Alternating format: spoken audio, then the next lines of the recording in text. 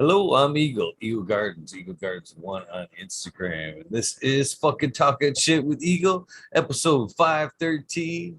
Hopefully, you guys have had a great Saturday. I know I've had a pretty good day myself. Even better now that we've got Thunder Dan with us tonight. How you doing, Mr. Dan? You want to tell us Oh, how you're doing and where we can find you, my friend?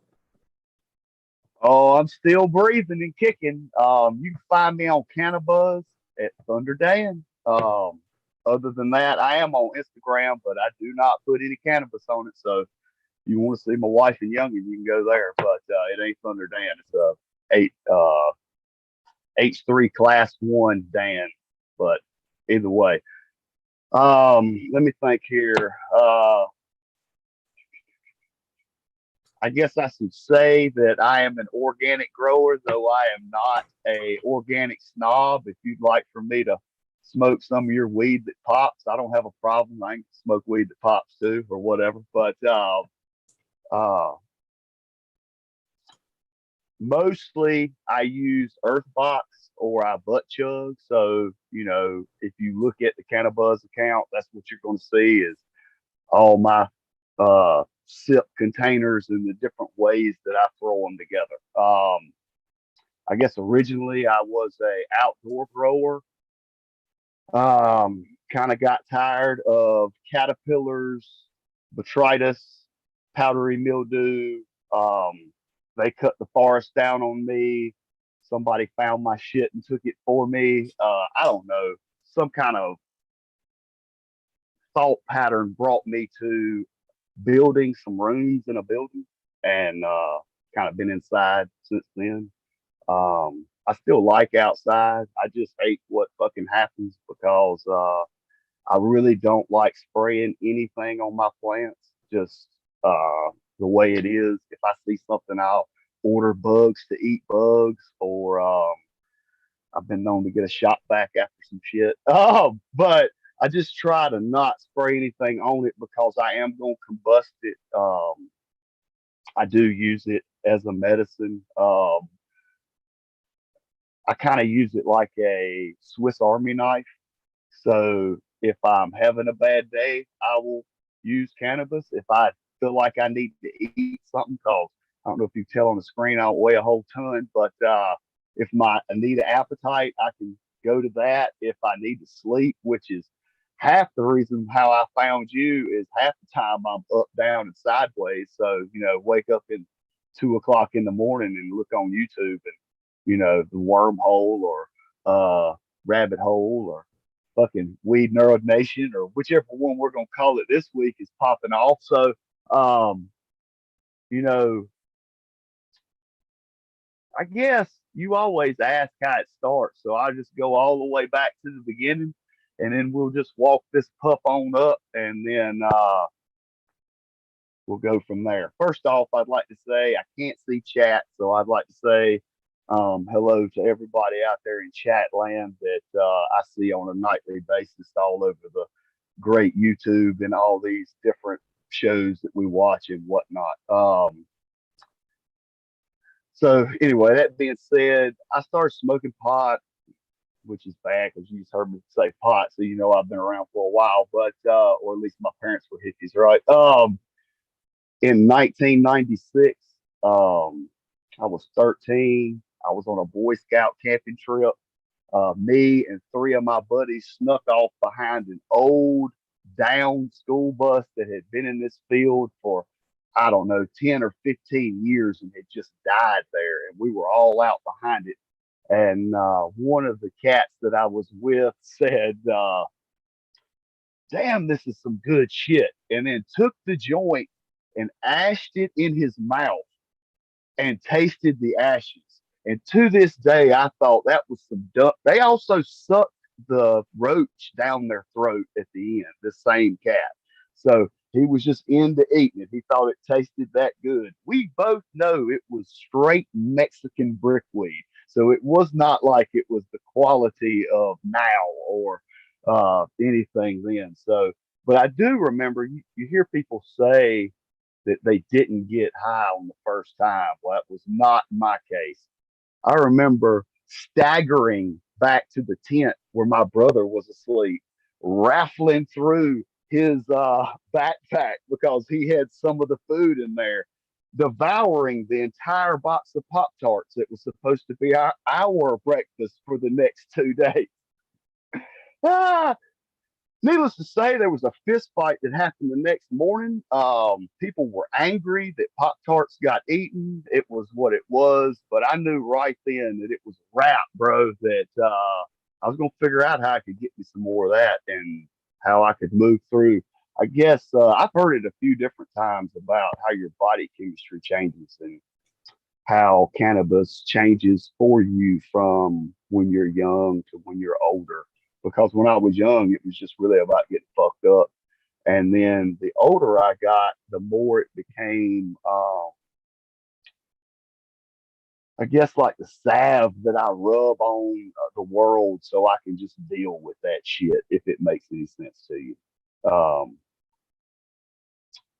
Let me think. Uh, so that was 13 then. I basically just did the same bullshit that most of my buddies did: buy dime bags, buy quarter bags, figured out how to peddle a little bit of something here and there. I remember when I was 15 was when I grew my first plant. Me and two of my buddies decided that we had snagged some High Times magazines and thought that, we had the growing knowledge down pat. I also was raised on a cattle farm, so I've been growing plants my whole life. I got a buddy that floats around in here. Shout out to High and Type 420. That I told him I was born a 12th generation farmer, just straight up born a farmer. It doesn't make a fuck. We can grow this shit. So me and my other two buddies felt like that we had it down pat. My one friend grew a 9 foot tall male plant. Oh yeah, all year long, giant ass male plant. Didn't work out. My other buddy grew one that was in some just straight up red clay, got about 6 inches tall, straight died. He didn't do anything. I grew um, the airiest bud you've ever seen in your life. I mean, you could hold it up to the light and the light streamed through all of it. It was just probably the worst thing. Anyway, we smoked it. We did whatever. It was some dumb shit. I didn't grow anymore for uh, a long time. Ended up getting in trouble, going and traveling the great state of North Carolina, or where I live, one little spot at a time for about 8 years. And then I popped back out and things had changed. Of course, you could still get the stuff from Mexico, but everybody was, well, they called it kind bud in the 90s. And then they started calling it what, loud and gas and all kinds of crazy and inventive names that you can think of. And I would get some of that just to, mull around. And I thought, God, it costs an awful ton. We might as well just take these bag seeds and flip them out here in the ground and see what happens. And that's how it all started. Bag seeds, everybody says bag seeds, but hell, they're free. And well, they're not free, you paid for them, but and they work. And I grew with salts in the ground like a idiot, man. Just went to the hydroponic store up the road and they sold me all the dreams I needed in these bottles, and I just mixed them all up, poured them in the ground. But um, what I grew was still better than what I was buying. So kind of like, what do you do? I figured it was 2010. I just said, the hell with it. I'm just going to be a renegade, which has kind of been the story of my life, to just kind of throw shit in the wind and just get all kinds of crazy. That's part of the reason why I got the Thunder Dan name. It's actually a bluegrass song about a man that kills a preacher, though I have never killed a preacher, I promise. But it's just about an attitude, dude. But so I said to hell with it. I went online. I ordered some seeds. I got, hold on a second. I'll show you.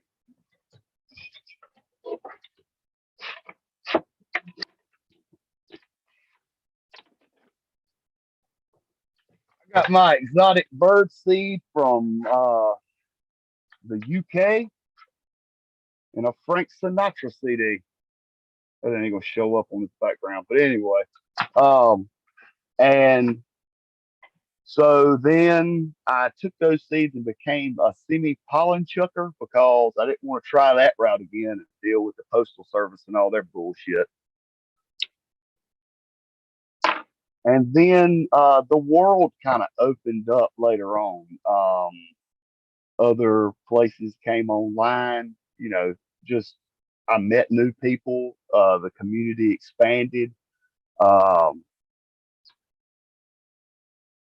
to where I have the genetics that I have today. But the beautiful thing was the doors that it opened up to me. I mean, everybody's watching the show. That's why I don't have my mask on or face covered up, because I figured if you're watching this show, you're probably not going to send a helicopter after old Dan. If you do, fuck you. Just sorry. But so I met wonderful people. Really, let me say this. I've met wonderful growers. I am fine if you're just a smoker and you like to hang out and you want to burn one, that's cool. But I really want to talk to you about what your fucking plants are doing. What you got coming down, what you'd like to pop, uh, the joys of growing the plant. I just sit in the room sometimes. I feel like I'm just huffing on them so they can get some carbon dioxide. I don't care. But it's more of I guess it's really the medicine. I've heard people say it before. If I had to choose between smoking and growing, I'm definitely growing, man. Not just that. I mean, if you look at my shit, I've got pineapples. I grow asparagus. I grow um, strawberries. I grow a full garden every year of tomatoes and squash and cucumbers. And I really like to be or try to be self-sustaining just because, um, if it all goes to shit, the organic farmer, he's still going to be able to do his thing, man. They turn the fucking power out. So, um, and I don't think they will. That's conspiracy theory out the wazoo. You can save that for a later time than the 12 o'clock time. But I, I like to see life develop. I guess you could say. And I like the fact that most of the people that I have met so far in this journey that are in this community, they also like to see life develop. And they get that same jazz about something growing. Um, you know, what's it look like? What's it smell like? What's the structure on that? And I mean, uh, it might not even be what you like, but you'll sit there and listen to it and be interested, probably want to fucking smell a bud and smoke a joint.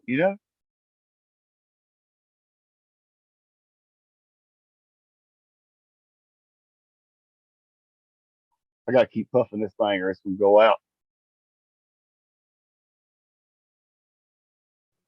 What are you smoking on? Well, so a buddy of mine, shout out to King Fisher, he grew a auto flower that is called, what was it? Durban Poison. And it's a really like I guess a more of a sativa leaning auto. I've never grown an auto. I've never been on the auto kick. I always felt like Ruderalis was the redheaded stepchild that we ought not fuck with. But he grew some, and I happened to he gifted me some. So it's really keep you up. So I got some coffee in it going right now. I actually rolled five. So as it gets later, I've got more devastating ones. But I've got my Banana Daddy. I've got some Storm Shadow that F2 or it's seeded. So just like you were doing the other night, I just go through and knock the seeds out and just roll me a doobie out of it. It's kind of this head stash stuff. But I wanted to F2 the plant because I really like that plant and I wanted to see if I opened the population up if I could find one that was better but still had that funk because it's got I don't know just a really unique smell. It's kind of like I don't know. I tell people that the stem rub in veg kind of gives you kind of a barf smell, kind of makes you go, man, I don't know about this motherfucker. But by the end, when she finishes out, it's more just like funky funk. And when you grind it up, it's got an incense tone to it. And then when you smoke it, it's so I know everybody's got their own way of doing shit, and I totally fall into that same category. If you stay in my garden, it's because when I smoke a joint, you can taste the joint the whole time. I don't play that. I lit it and it went to that, you know, I guess homogenized taste or whatever of dirt weed. I don't know how else to describe that, but it takes me back to like 97. And though 97 was a good time, um, I don't necessarily want to smoke 97 weed, not especially if I took time and cultivated it. It's going to stay in my garden. So anyway, that's why that I guess my claim to fame is the Banana Daddy because it is so strong all the way through the joint. Claim to fame, I guess.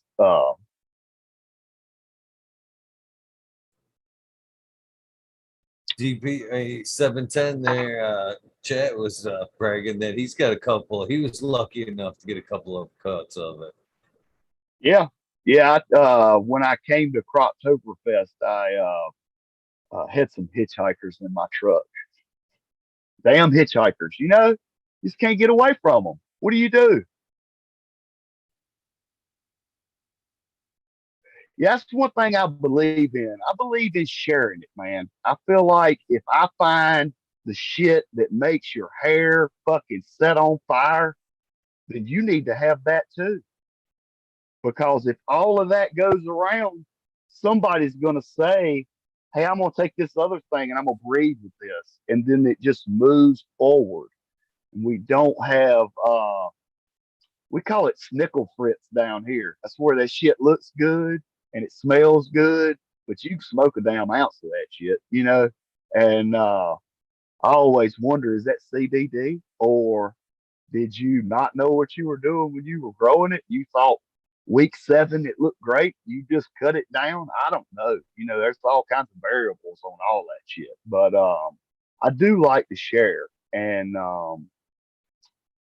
even though some people in our community don't like that, they like to, hang on to stuff because they feel like it's special. But man, that's enough beans. We're gonna find exactly what you got. Oh, you got a cherry?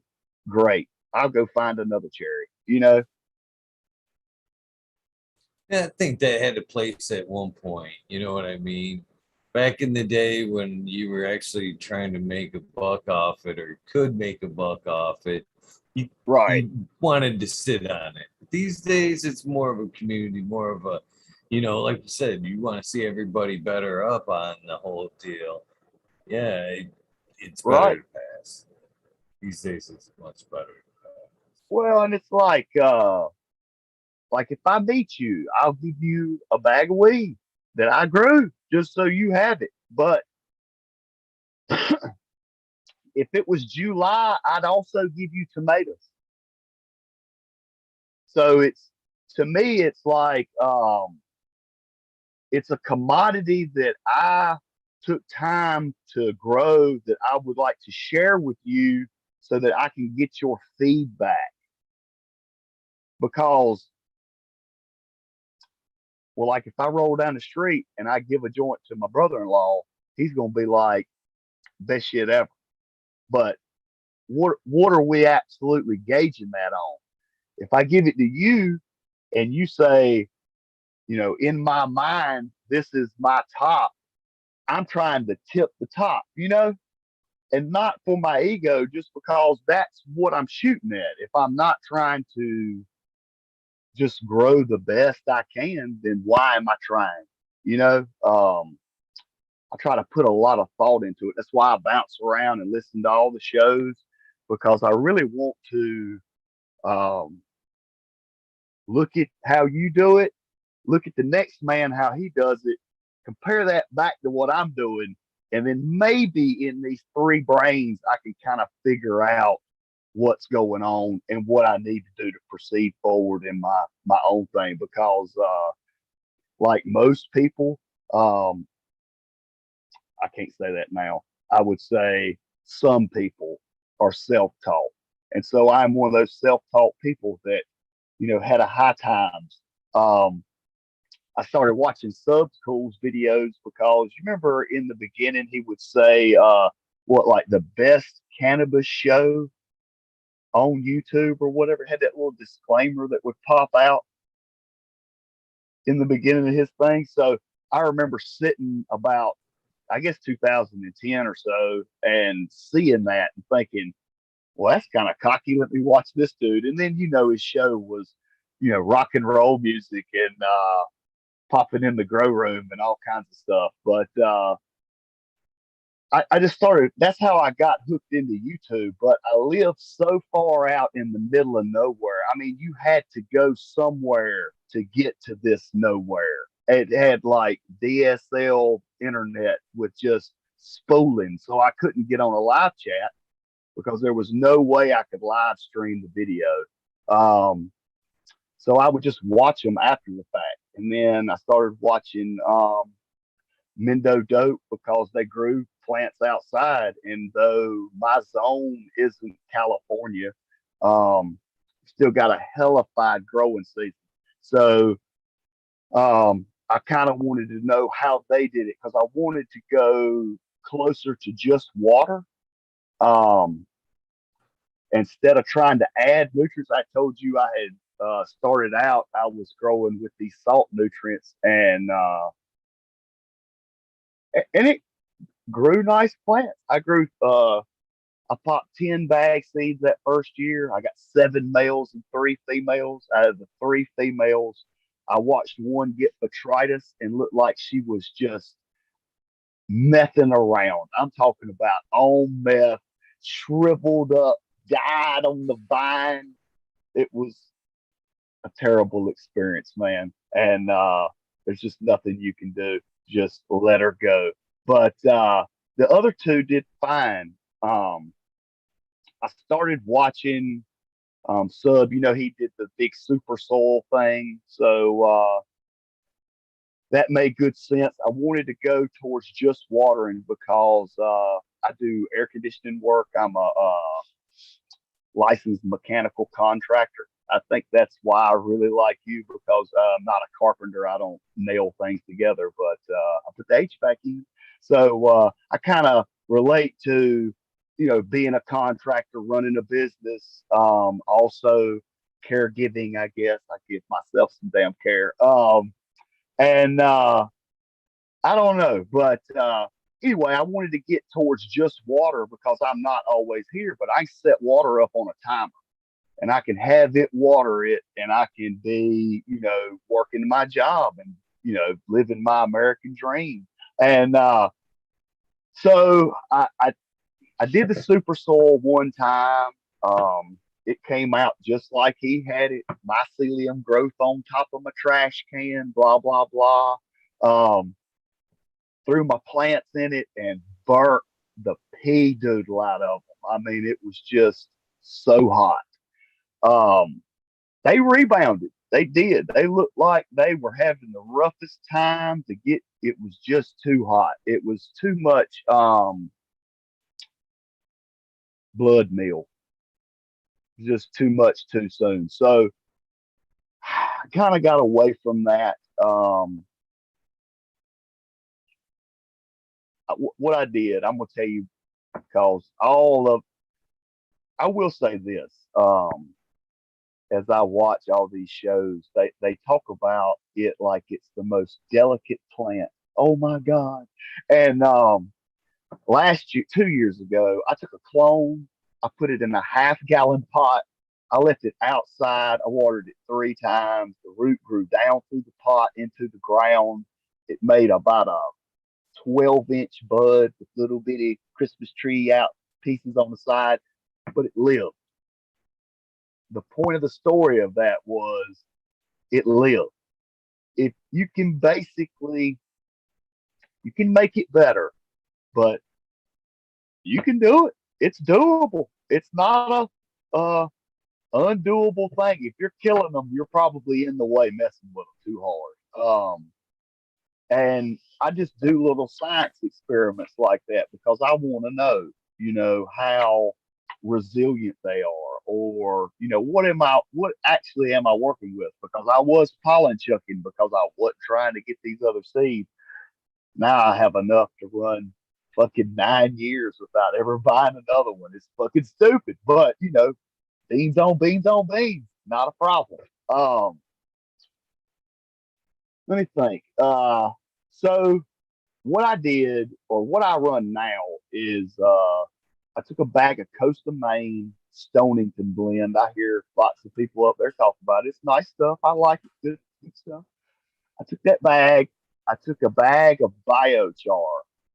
I put a bag of earthworm castings in the biochar for a month and let it just sit. So what it does is you kind of chew that around inside there. It just basically all looks like dirt, but it supercharges the biochar with the microbial stuff that's inside of the worm castings.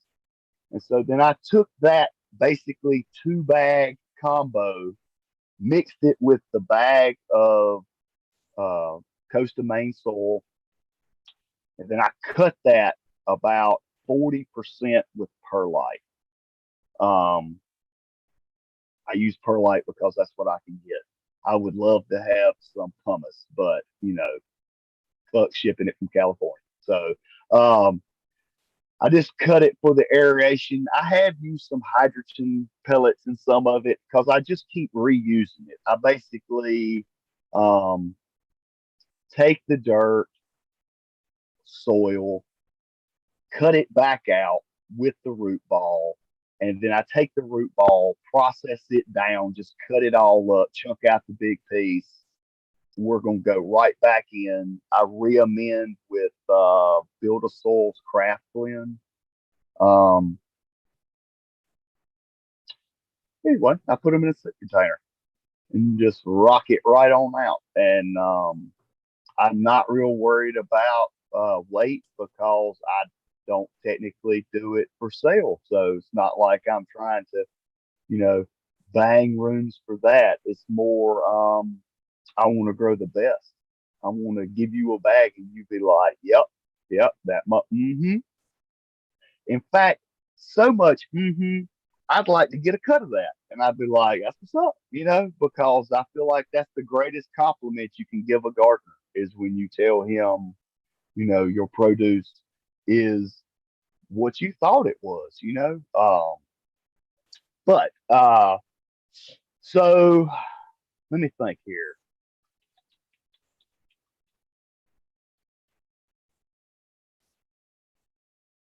So anyway, I built rooms. I have 2 rooms. I also have a tent because I wanted to try the tent. I will say I don't much care for tents. And the reason I don't care for tents much really is I had my tent about 2 weeks and the damn zipper broke. And it's like, what do you do here? Damn zippers. So now I built a black iron contraption around it and put up just blackout curtains on the black iron rods. And there we go. Put a piece of duct tape underneath that zipper every time I take it on and off. Gorilla I tent. have been there. I, I bought it because the picture had a dude hanging on it. I was like, oh, that's what's up. No more me being a it was a carpenter. Okay. gorilla tent. Yeah, Gorilla tent man. did that. Yeah, the bottom. Oh, Now, disclaimer, 2x4, and I have 8 7-gallon fabric pots in it. So she is maxed out fat bottom girl. But yeah, rough, bro. I've had pretty good luck with the tents myself, but I have definitely blown out a zipper and done exactly like you said, just kind of pinned up a fucking blackout curtain with it every night, zip it as far as I can, throw the curtain over it. Yeah. I find that I've made some pretty decent patches out of that aluminum. You're right up here, the HVAC tape, the Yeah. aluminum, just one on each side, just kind of like yeah. There you got the wide shit. You got the Yeah, man. yeah. Actually, mine That's reinforced. It's got the string uh, inside of it. It's what's made for wrapping the insulation around up. But yeah, um, absolutely, man. The rooms that I built, what I like about them is I make that motherfucker what I want it to be.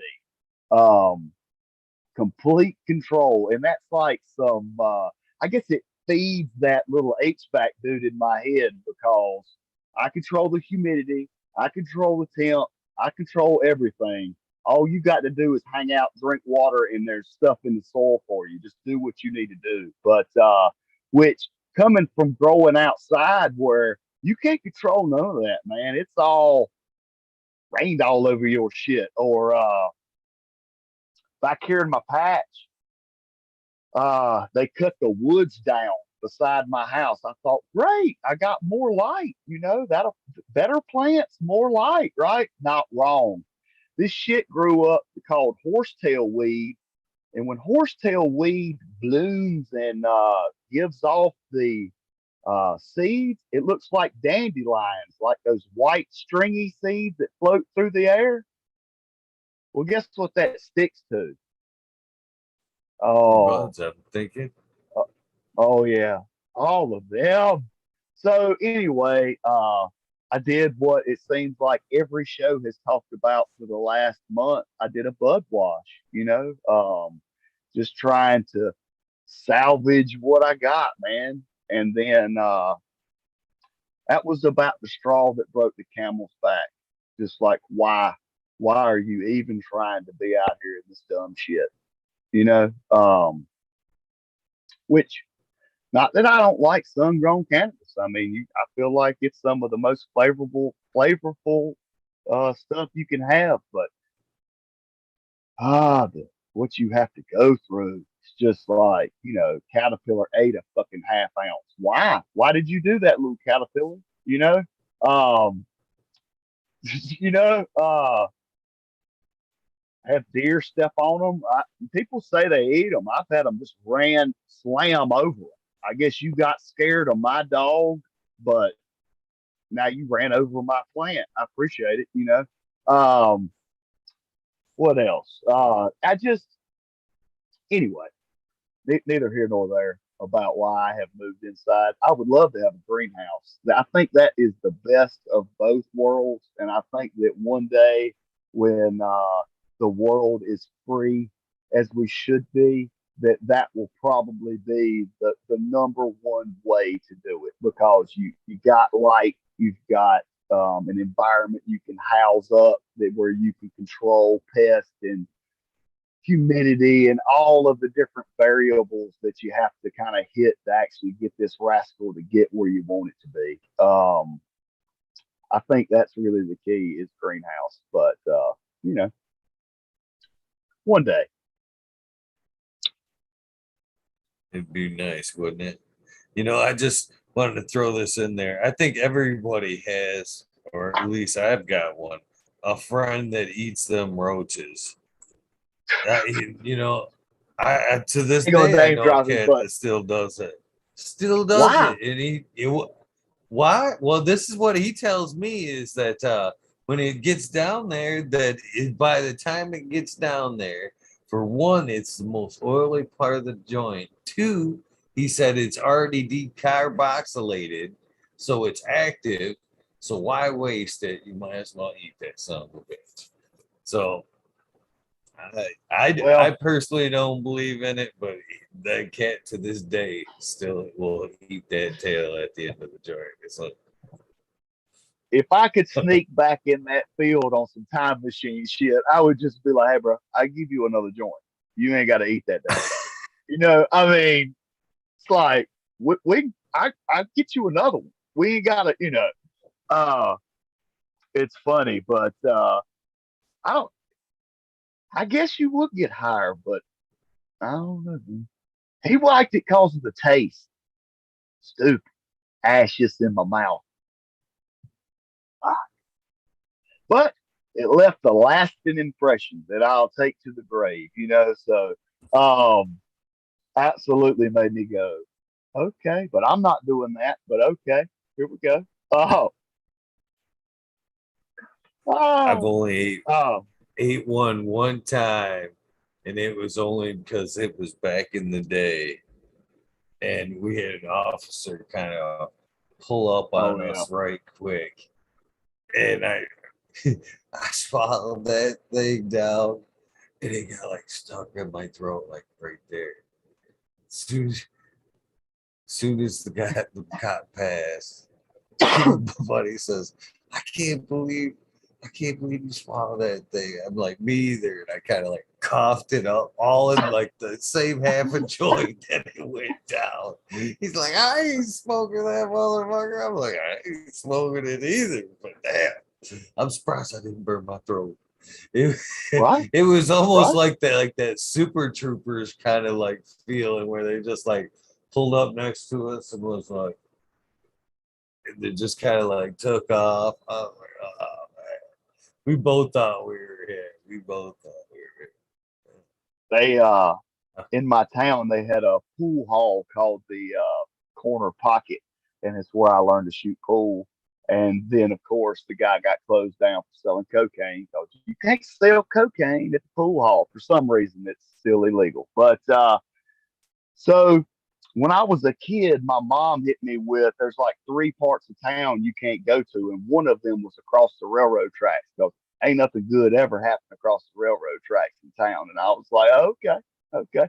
Well, when they closed my pool hall down, the only place I had to shoot pool was this little corner store that had a little pool table inside of it. So we'd go over there, just rowdy kids in the 90s, back before people were videotaping shit and you could actually, get into some shit and nobody would tell on you. I'm sure you can relate to that. We would go over here and just be hoodlums, basically. And one day we were leaving and the cops pulled us. And when they pulled us, we're loaded, man. We got this bag. It's got a bud in it that's all the way across. I was so stoked about getting scoring this bud because it wasn't flat. You didn't see a whole lot of not flat weed. Everything was flat. You got a round piece. You were like, round piece. Okay. Um, they just took it, told us, y'all get on home now. Took the bag, put the bag in their pocket, got back in the cop car, drove off. Straight, I took your weed.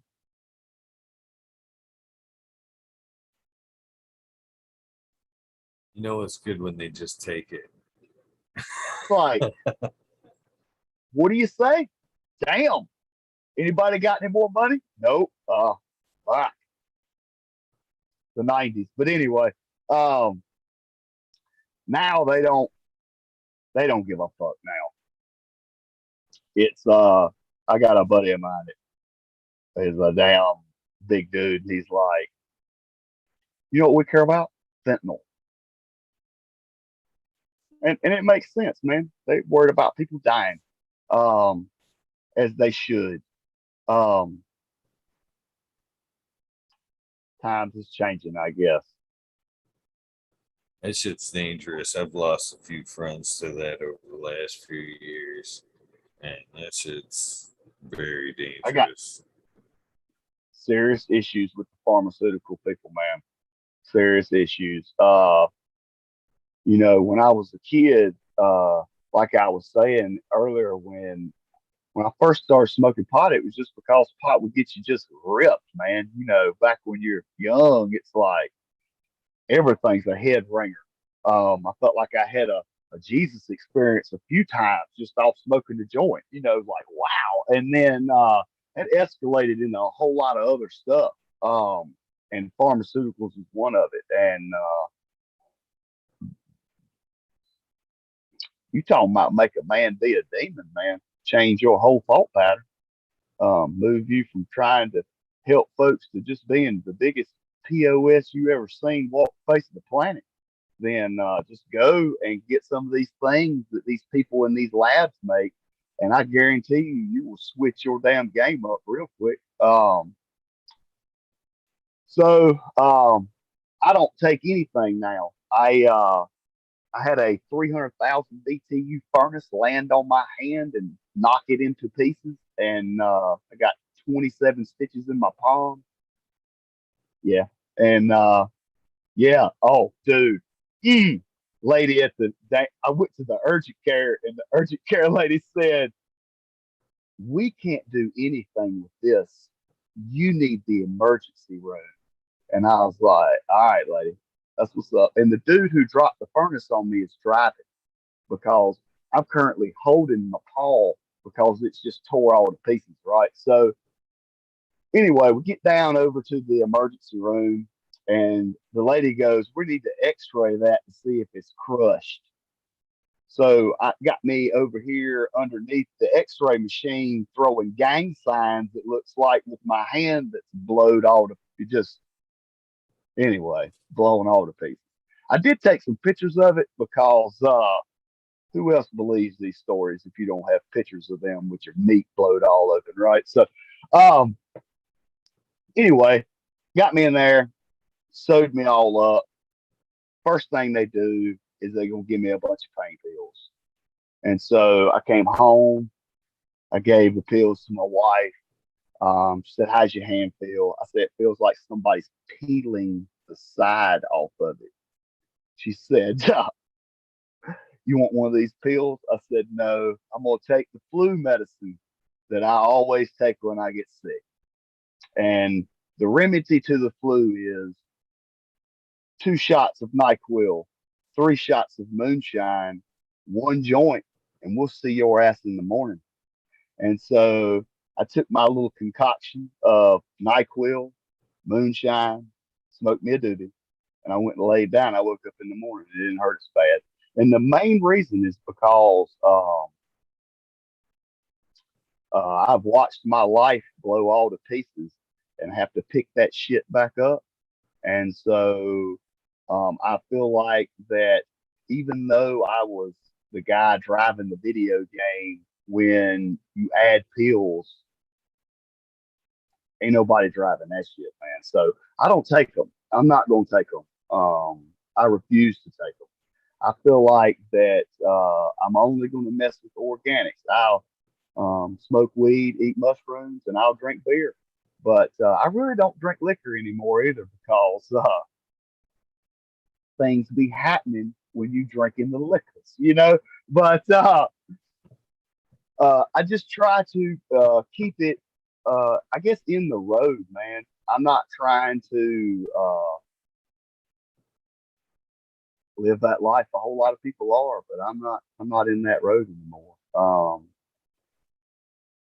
So kind of sucks, even though I tear up the ship from time to time. Um, you know, 2 shots of NyQuil, Man, 3 shots of moonshine. I'd rather see you do that, and I highly respect you for that shit. To be honest with you, because man, I've seen that's my biggest reason I'm an advocate for cannabis. To be honest with you, yes, I've used it. Yes, it's been in my life, but moreover, later in life, I've seen how I've lost my mom, my grandmother, my aunts. I've lost uncles, friends, all all of them due to pharmaceutical dependency and addiction. All of them across the board. And at one point, I've told this story on the air too. You know, at one point, I came home from a bilateral hernia surgery, and this was like one of the defining moments. You know, when I seen pharmaceutical addiction at its worst. Like I was fucking just home from a bilateral hernia surgery, couldn't get off the couch, laid up, and my mother and her boyfriend stopped in and robbed me of every bit of pain medication I had because I couldn't get off the couch and I wouldn't know any wiser until they were long gone. And at that point, I seen, you know, how bad it could be. And Yeah. that was, you know, I never wanted around me ever since then. I didn't, you know, I seen that it could possibly or did run into my family, that kind of addiction. At that point, I'm like, I don't even want it around me. I ain't taking aspirins. Now, I take vitamins, but I don't even like that. It's more of a health issue than, you know, it's to stay out of that chain, Yeah. basically, you know. But yeah, you know, so hats off to you, man, for knowing the road and staying off it, man. Shit, yeah, I appreciate that more than you Hey know. man, I know where it leads, bro. I know where it goes. Um, it's only two places that can even lead you, man. It's either gonna kill your ass or you're gonna go to jail. And I already played that game, so definitely not gonna do that. And plus, I figure it's like the precursor to how you fuck your life up. And the issue I have is that's what they want to do. They want to give it to you. They want you to take it. They've already proved that if you take an opioid over 3 days, you're going to be basically addicted to it. And they give you a 10-day supply. The fuck? How can we fucking compete against that, man? People that I know that are just straight arrows, they're going to take the 10-day supply. Yeah, and Hope that's they the make it bitch back. about it. Yeah. The bitch about that is exactly what you're saying. It has taken them far enough for the medicine to kind of pull in that addiction kind of thing, feeling, Yeah. and the aches and pains and shit that go with them of opiates. And then they fucking that's the trap right there is they go, wow, I think I'm feeling better. I'm gonna, I'm out of medicine or I'm gonna stop taking that medicine. And they go, oh my God, my body hurts. Oh, I feel sick. Well, guess what? Your body's more than likely has healed, but now you're going through the withdrawals from the medication. And then they Right. think, oh, it's their body or the injury, so they better get back on that medication. You know what I mean? Oh, Yeah. I'm not ready. I'm still hurt. Well, no, it's the sickness from big pharma that's coming at you. So yeah, Exactly it's right. sad to see. And then, I guess the next roller coaster to that is they go back and try to get some from the doctor. The doctor goes, we can't really do that anymore. They go home, bitch about it to somebody they know, and somebody they know gets them some. And then it's over, man. It's like, so I've been working on it. I'm working on it constantly, I guess, but I still smoke cigarettes. I've been smoking cigarettes the whole time that I've been smoking cannabis since I was 13. Um, it's what gives me that nice southern drawl with the deep in the back. Boom, boom. Anyway, but and I use one of them little jewel things to try to wing off or whatever, man. It's just rough, but it also scares me because I like them so much. I try to stay away from the other shit. But you know, just knowing that it's the demons that we know and how hard they are to get away from. Um, I know tobacco is just a nail in the coffin, but it's just one of those vices that I have. So I'm gonna go the other route, man. Stay where I'm at. know my lane. Um, play the role, I guess.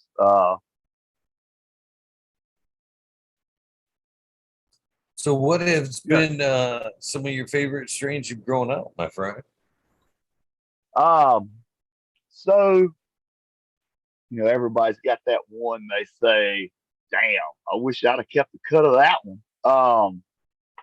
So in that CD that they sent me, the Frank Sinatra, which I should probably play for the plants. They probably like that shit. I bought a LA Confidential, and the reason I got it was because the packaging was showing that the flower would turn blue. And so I had seen like, purples and then like fruity pebbles where it had like little dots of colors on it. But I hadn't seen a blue one yet. And I was like, man, I wouldn't mind growing some bud that turned blue. So none of it turned blue. Damn lying ass. Anyway, I don't even exactly know if it was what they said it was because the baggies that came in the back of the CD case just had initials on them. So that would just had a LA on it, and then I got Durban Poison, THC Bomb, OG Kush, and they sent me an Aurora. Anyway, but I had one that smelled just like kerosene. I mean, kerosene, beautiful kerosene. And by the time the kerosene smell came, it already had like golf ball size nugs. And so I was like, I'm not cutting you or trying to keep a cut because earlier in my time when I had grown some bag seed, I had found a really good plant and I had cut a clone. And we were staying in this little single wide trailer that had a little closet that had used to have a water heater in it. But I guess it had erupted or whatever, and the guy had put the water heater in the crawl space, so it left me a cavity. And I bought a blurple light because that's what I do with cavities and closets. I put blurple lights in them, but not necessarily to grow in, just to kind of like because I really like this plant. I cut a couple of cuts, went to Home Depot, bought a 5 gallon bucket, made the whole contraption with it, spraying water up from the bottom every 30 minutes on, every 30 minutes off, or whatever, for just to make an aeroponic cloner. And then I put those cuts in the closet, and basically over winter, I made them live in the Mojave Desert because I hadn't figured out that that blurple light was going to make that room like 100 degrees. And anyway, it was not a good look, man. It wasn't a good look. Either way, they lived to about February and just were crispy, dried up. I had done like I usually do and just went to work all the time, man. Things break, I got to go. So anyway, I was reluctant to cut that cut, but it was, I mean, it was fire. You opened the jar up and people were like, oh my God. I mean, it was when people talk about a gas, that's what I think about in my head. Like you could smell it 50 feet away in the woods. It was rank. It was on. Anyway, actually best plant out of all the seeds that I ran out of that whole little concoction. I tell this story to the guys when we're hanging out, but because I didn't know that you're supposed to at the time that you might want to top that plant before it gets 6 foot tall. I actually grew a 14-foot tall plant that produced 4 ounces of leaf. Um, things you learn across the journey, right? You might want to hit that rascal a little sooner than 6 foot, but anyway, life. Was that outdoors? That outdoors and still Yeah, that tall and still got four? dude. That seems Just like a all at cruel the trick of top. nature. Just all at the. It was just all at the top. I've got a videotape of it. I really thought it was going to just be amazing, but no, no. Um, I mean, I have had some really big harvest outs. So I don't want to act like that one wasn't, but it was just all stalk. It went straight up. And then at the top, it's like I got a picture with a 6 foot ladder sitting beside it, and it's just, but it's real funny. But what I had started is I usually like to start plants in February and then walk them outdoors in May and then let them get May and June. And then about July the 20th is when it'll flip over. And then July, August, September, and then into October to finish. It's not a bad thing if you can keep the bugs off of it. Like I said, like right now we're just rainy as shit. We've been rainy as shit for the last week and a half. Just bands of rain coming through, just dumping. So, you know, normal. We ain't cold. I went to Michigan and y'all broke. I'm talking about broke me outside with some wind. Um, I never knew it was that damn cold. The humidity dropped out. It was like 40 degrees. And I had on 4 layers and was dying. I was like, this is not the place for me, bro. I like y'all, but I'll come back in a warm month. Um, you've been to that racetrack, haven't you? The Auto Speedway? Oh, yeah, I used to live right close by there before I moved up Um, here. you know how the gate opens to that infield? Just swoops right in there. I swear to God, the wind was coming. My phone said 14 miles an hour, but I swear to God, it felt like 20. It was cold. Woo, woo. I did smoke 9,000 joints, so still was cold It's though. good. It's a good time. I heard that one, this in particular round wasn't a very big event, but hopefully you do come back up during the summer months and check Yeah, out some of them events because they're usually a lot of fun. There's one up in my neck of the woods up in like June, July, where it's the Bigfoot lodge there, where it's a campground like experience there where you can lodge for the weekend and hang out. That one's fun. This last one, man, it was 2 days of camping and then Sunday when like all the vendors and shit packed up and was like fixing to leave, they all went tubing for like 8 hours, man. It was like fucking and they picked you up at the campground, dropped you off at the river, fucking cannabis and tubes, and then the fucking picked you up a little while later, brought you back to the campground for your farewell and one last smoke off before you hit the road. good times. Warmer weather, It's yeah, yeah, for sure.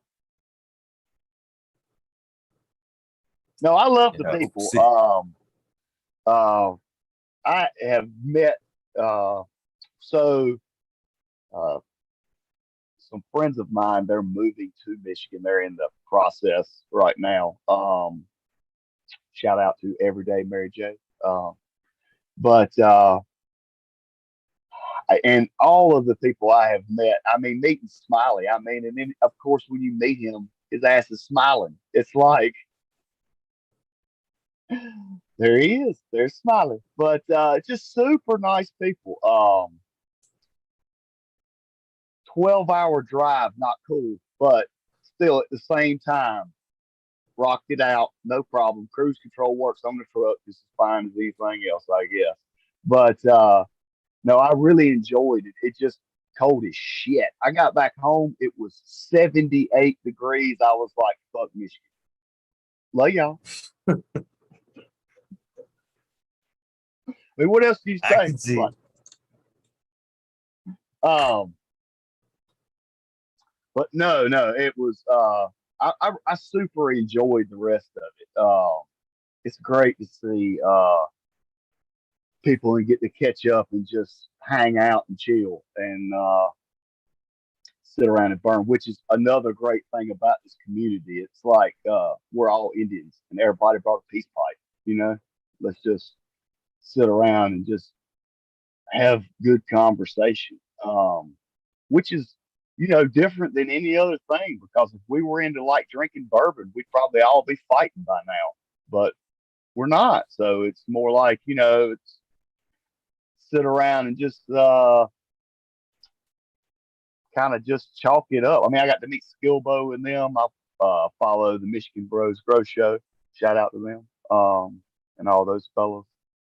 But I really enjoyed meeting him. I mean, Skilbo, so you get to talk to him, and he's all, radio voice man, like a 7 foot tall. It's like son of a bitch. Anyway, um, Yeah, he is pretty tall, dude. yeah, trips you out when you see people sitting in chairs. Like I'm gonna tell you, I'm like 6'5", but it ain't happening, bro. Meet me in person, it's gonna be 5'9". But just sitting in a chair, you can be anything you want to be. I remember my dad's 5'7", so me being 5'9" is amazing. I am actually the tall one in our crowd, and that would, it's just how it works. But he said, I'm gonna tell the man at the DMV to put 6 foot on it next time. And I was like, how you gonna put 6 foot on your license? He was like, the man don't know how tall you are when you're sitting down. You can be what you want to be, bro.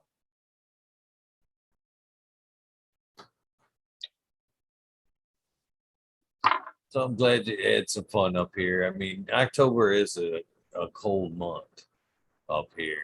And even I like the last couple of years when they've announced the October events, because they had one like down towards Pawpaw, I believe, Rainbow Farms, like Yeah. just last weekend. And I was like, holy, and that was a camping weekend. I'm like, get a little cold for that shit. Yeah. Well, um, you know what really and the people I was with, I just kept saying it and they just laughed because they knew I because I'd never been on the other side of West Virginia, so no Ohio in my life or Michigan, but how flat it is. Just I was like, damn, y'all's car break down. You don't even care, man. Y'all just walk easy down the flat road. Ain't no hill in your life. They said, yeah, I guess there's some upper as you get farther up, but I was amazed at how flat it was, which of course helps that wind factor because it was coming off and just biting. And I felt sorry for a lot of people that were there that didn't know. I at least had 4 pairs of clothes on to try to, stifle that shit some. But like I said, good people will make you stand out in bad weather and smoke doobies.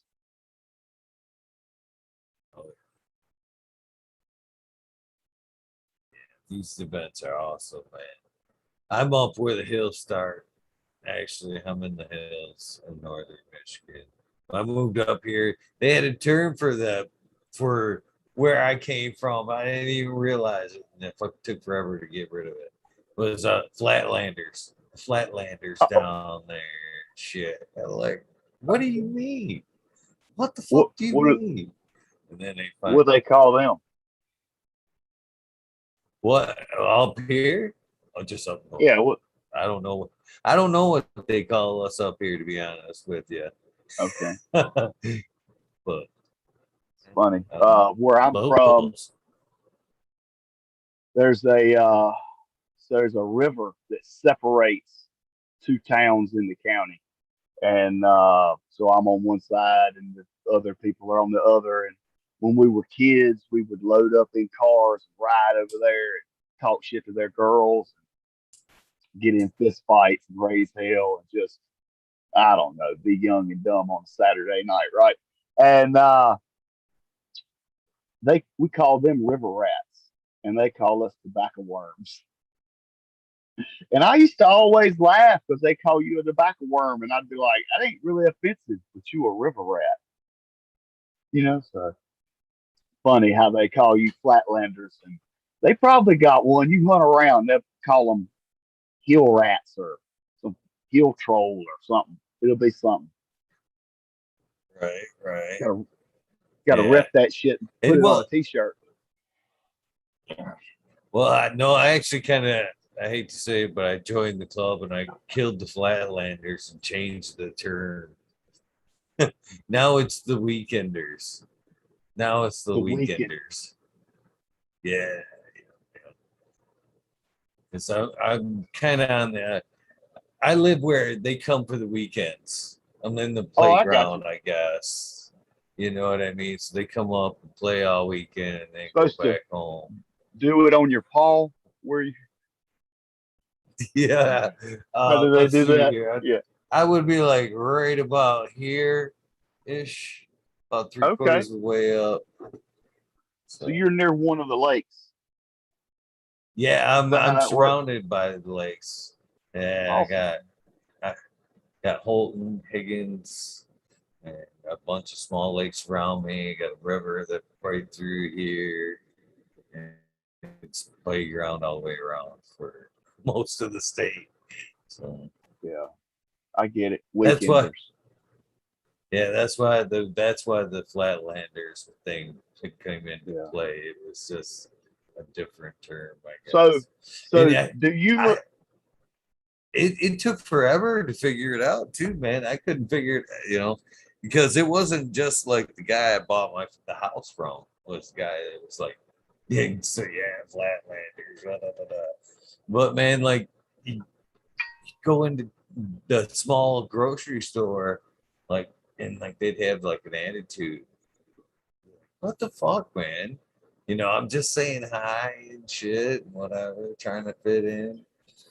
And then they start seeing you through the week, and it took it still a Yeah. little while to kind of let them know that you were finally a local and whatever.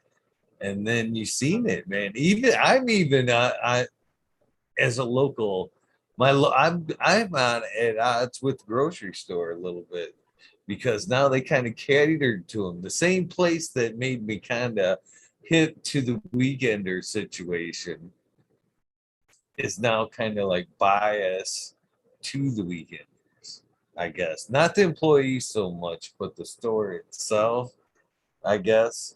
Because like it, and now I see it. See, like it's such a small town. There's like this teeny tiny grocery store, a gas station slash fucking McDonald's, another gas station, and that's it. It's campgrounds. Like, people drive their four wheelers up and shit. You know what I mean? The side by Okay. sides and fucking. So people come up on their weekend vacation, and the whole family goes to the grocery store because there ain't nothing to do. But if you're a local, you know what I mean? You're just coming up for that one item. Now you gotta wait because everybody's Yeah. daydreaming in the aisle and all that. So that's where that came up to. But I've noticed that the same grocery store like only puts out like the better stuff Friday, During that Saturday. time. Yeah. Yeah, you want that good shit during the midweek Fucking and assholes. shit. You're like, yeah, I've actually like, what the fuck, man? What, they don't go on. I'm like, you trying to tell me them good pre-made hamburgers don't come out until Friday? You know what I mean? And then just kind of go back off the shelf again until Friday. You try to tell me that don't happen. What? Yeah, yeah, yeah. You better talk to somebody because that really happens. So great. So do you look forward to winter when they're gone?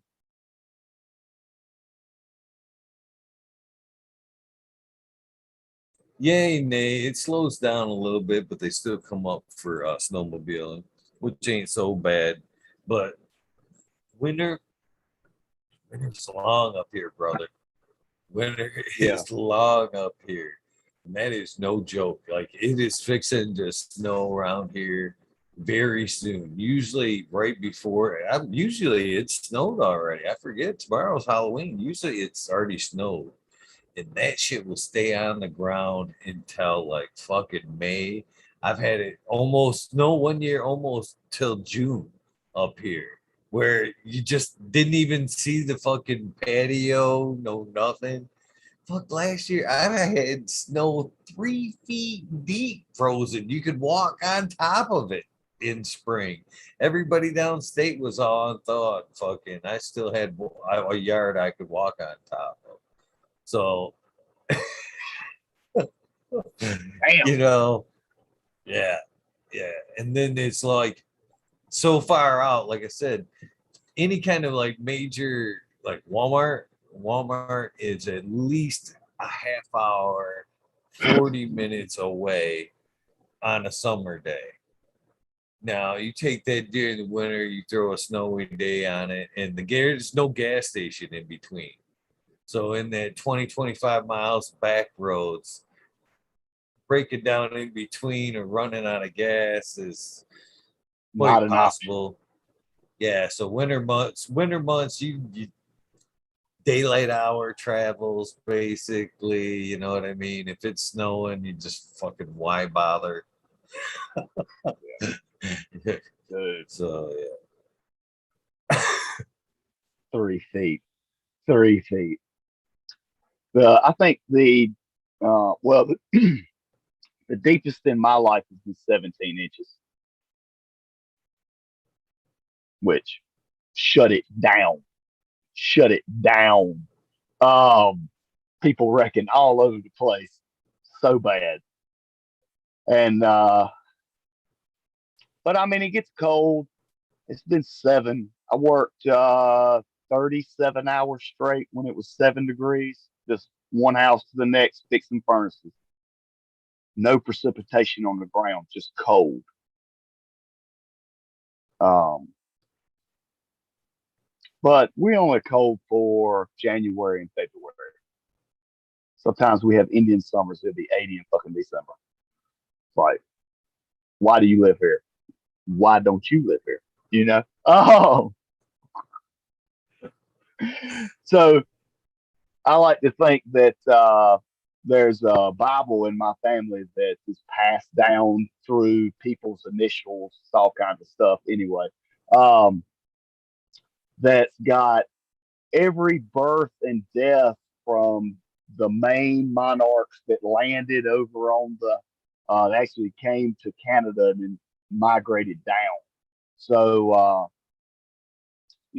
all of them to these people, I like to think they stopped because it was warm enough to where you didn't die, but you hadn't hit alligators yet, and all that other shit that you get as you go further down south, and giant mosquitoes that take you off, and blazing hot summers. And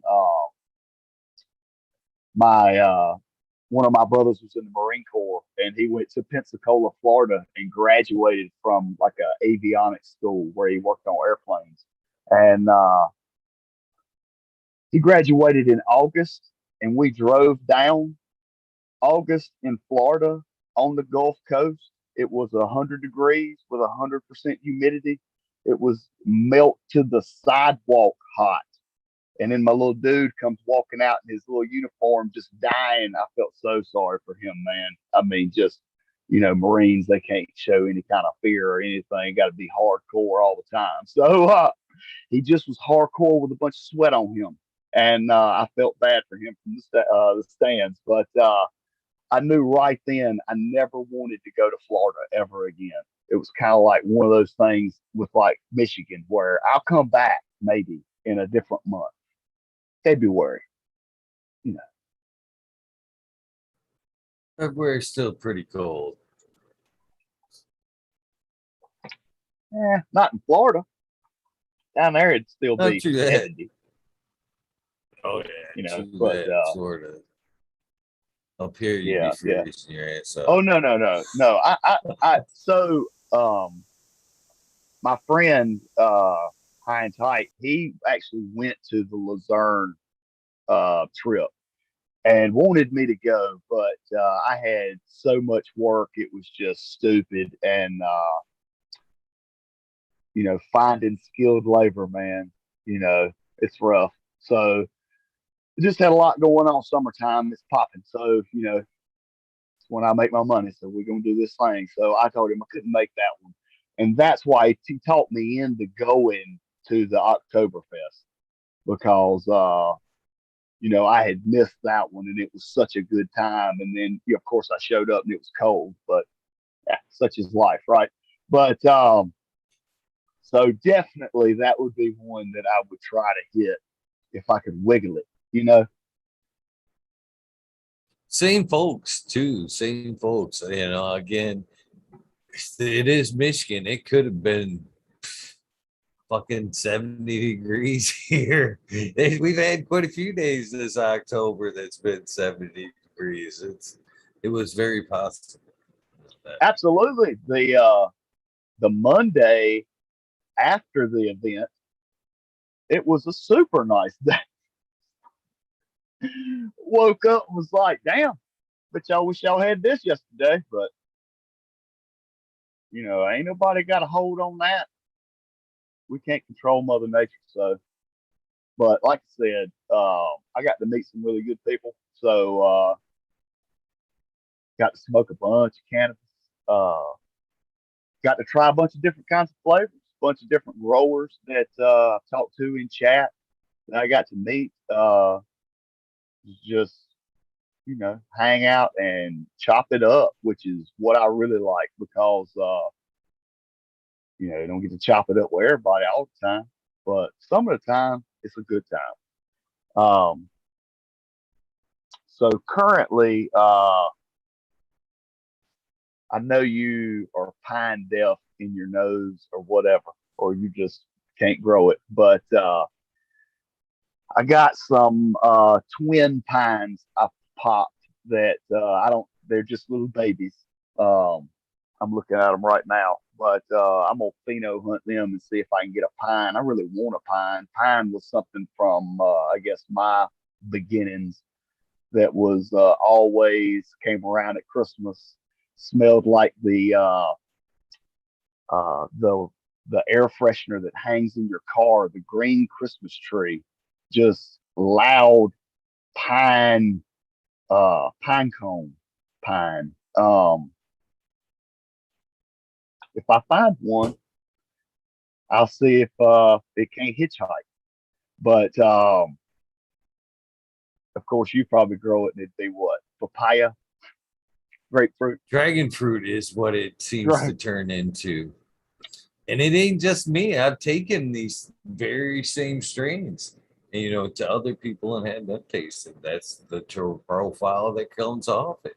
And again, like say the J1, Jack Greenstock sent me a J1 from California. That's pine. This is well known here in California. I grew it out here, same shit. Dragon fruit. Dragon fruit. I don't know what it is about this in particular environment that is suppressing that terp profile, but I'll be damned. But I've got this Columbia behind me. I'm hoping like this is the second run from seed. And I noted some hints of it the first time, and I hope I still got dragon fruit. Still got dragon fruit out of it. But I got this big grower right here behind me. And I just started beating them down earlier tonight. These big girl right there, fucking beating her down today to fucking get her ready for flower. And she smells of pine. She does have a pine smell to her. I don't think I'm up to it by any means, but it is possible. Just like the sense of your own home. You know what I mean? Yeah, You don't recognize the sense of your own home until you take a break, come back in, whatever, for a long time. You go, oh man, what the fuck is that? Or whatever. Yeah, it yeah, hits you but differently. when it hits you, do you say pine? Yeah. Oh yeah. I think that's what your brain says first. Yeah. When I get pine, I know pine. I like incense and shit like that. Then somebody put a pull up in the bathroom the other day that was pine, and I was it. man, where's it coming from? I was actually, because that room is like on the other side of that wall right there. And I was like, is it coming through? You know what I mean? What the Yeah. fuck? Damn. Like, you know? Yeah, it Finally. was on the back of the yeah, it was on the back of the toilet.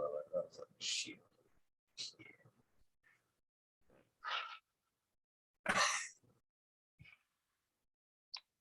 Yeah, It's so Smiley, bad. he was good call. By the way, he spoke highly of you. That's what one of the It was reasons too excellent that meeting it was him, so man. easy to reach out, man. He's like, man, he's cool dude, man. You should get him on the show. I'm like, and then it just happened to work out that in chat later, a couple days later. So thank you again. But yeah, this is one of the girls. These two right here were one of the possibilities that I was gonna pass him for the Columbia uh project For the there. seeds. Eh, Yeah. Yeah, and this guy right here, he said he was gonna put another fucking 6.5 weeks on one of the whatever I'm gonna send you. And this thing right now, hell, I give that thing a week and it'll fill out a 4x4 by itself. By itself. You So, ever think that uh, Smiley Smiley might be trying to start a seed company out of all them seeds? I don't know. I don't know. He may be. I Bro, don't know. bro. He's Because you he's know how definitely many got a seeds that's gonna make? library. You know Oh, how I many know. seeds that's gonna make? You grow out a four That's what by he four said. female? That's That's what he said. And I want to make a bunch of seeds.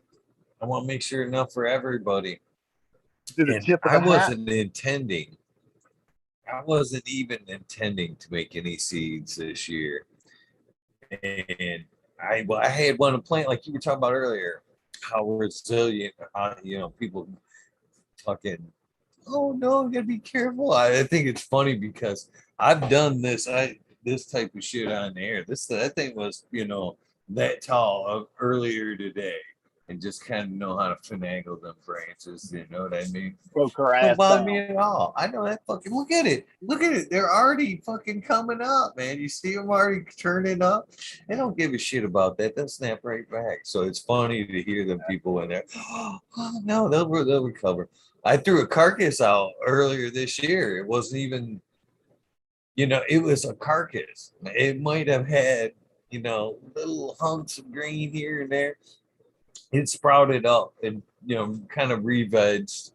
I left it. I'm like, I know I ain't gonna get nothing out of that, but if I do, fuck it, I'll smoke it. You know what I mean?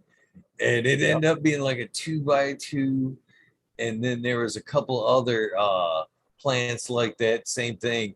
Here in Michigan, we have right now they're trying to take this shit away from us. We need to fight to keep this shit, but we can have ourselves plus 5 patients, so 12 plants per, and then we're allowed to have our recreational 12, but they can't be in the same area. La, la, la. But so I don't necessarily fuck with the recreation 12 because it's whatever, you know what I mean? I'm not Right. setting up another space. I don't necessarily even have anything outdoors because I figured because I'm a perpetual grower, it's just inviting. It's inviting Yeah. for future problems. Yeah. So I threw out, but occasionally what I will do is kind of like fucking laws have they like their own loopholes. So I like to use loopholes sometimes if I can. So like Right. say if I've taken something down and I don't, I want to re-veg it, but I don't have the room for it in here and I don't want it to be part of my medical count. Well, lo and behold, they'll pop up outdoors in the recreational side, and if the Michigan sun re-veggies are out there, and I can take a couple clones off her later on, well, so Yeah. be it. So be it. And that's what I did this year. I had the one that re-vegged, and then I had a couple out there, or on its own, and then I had a few out there that I for re-vegging purposes. And then I threw a male out there didn't think nothing of it. I was gonna just let him go until he started showing some flower, and then I was gonna cut them and try to save some power. But shit happened, whatever. Things got out of control. I wasn't here for a few weeks. He fucking pollinated all over fuck. So I had one that was just right next to it, a 2x2. 2x2 plant. It's just that's what earlier I was sitting here fucking pushing out seeds while we were talking. And then Smiley, we're talking about making seeds, just like you said.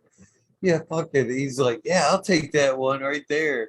I'm thinking, Yeah. holy shit, man, you're gonna have fucking seeds fucking coming out your ears, man. If this little 2x2 produced, this, then, oh man. But Unless it's yeah, like Mac he 1 says and he it wants just to make don't sure and have pre-seed. enough for everybody. Yeah.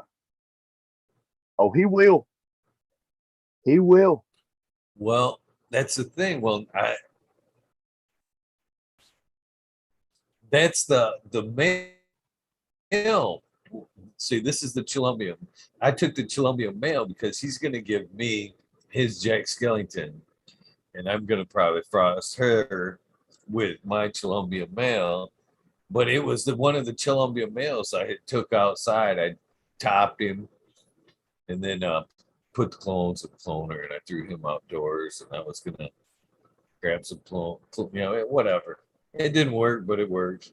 But that one, that thing, one right next to it, it was right next to the one that re-vegged, and I thought to myself, I don't know how that thing didn't get pollinated because it didn't show any sign or very little sign of having seed. It was like right next to it, and the other ones were downwind fucking 60, 70 feet, and they were showing big signs of seeds. And I was like, how the hell does that happen?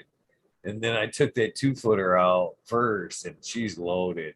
So that Yeah. Columbia male, he's got some stud power, I guess, because man, he threw a shitload of seeds. Yeah. He It pollinated. don't He did take his much. job. The um so because I had my females all in the building, I ran the seed run outdoors because ain't nobody else going around me. Fuck them if they are. And which is probably not the greatest attitude on that, but I took a Storm Shadow, which is Irie Genetics. It's a White Widow times the rise, it's that funky one. And I took a male from it and the female and set it outside. And then I took the Banana Daddy, which is an Ethos genetic, which is Granddaddy Perp times Banana Hammock, and took my number 2 and number 3 cut and went ahead and pollinated them. So I took a male that was probably 18 inches tall with 3 branches. I mean, he wasn't big at all. Time he grew out, he had 3 little nubby things. He dumped, I probably have 2,000 seeds. Stupid, stupid. Just don't take much. They get down. So when I see a plant that you're talking about, a 4x4 worth of a plant, and the females I had were probably 2 foot tall, I don't know, not big plants, probably 2 ounces worth of bud seeded, produced 500 to 700 seeds per run. Still a lot of seed. Still a lot of seed.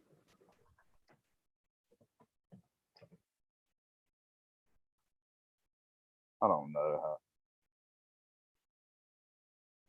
Seeds, seeds.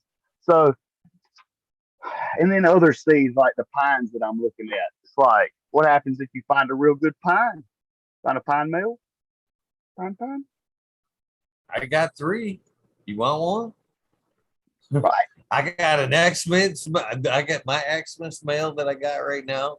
That dude, fucking, I can beat him up all day. Pine. I run his Sisters, I ran out. Grapefruit. Grapefruit. Very little pie. I've What's the had, I cross don't on know that? how, on the Xmas or on the Yeah, Slovia. I'm not on the sure on X. the Xmas, to be honest with you. Somebody sent them to me and I just ran them out.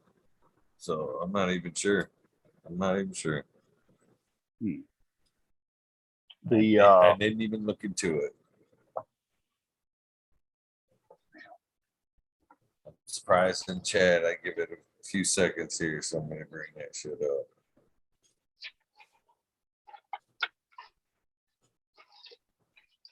I've ran a bunch of fucking so-called pine strains from seed. From seed here. I'm trying to find the damn pack. I guess I collect fucking seed packs like baseball cards. Like can't throw shit out. Oh, here it is. The Twin Pines is from the Source Genetics. It's the mother is an uncirculated OG times PSA, and the father was a pure Thai times face off, number 4. I don't know. Thai weed. Does that mean she's Hopefully you stretched? get it. Put her in the Sounds like tall it could room? be. Sounds like it could be sativa-ish, doesn't it? I guess. I don't know. You never can tell. You know, they lie to you on the pack. It says 9 to 12 weeks, so probably be longer than that. I've never seen them hit it I right. I like to let mine go a little bit longer. A little bit longer. I Yeah. let them finish out swell, Yeah, I do natural swell.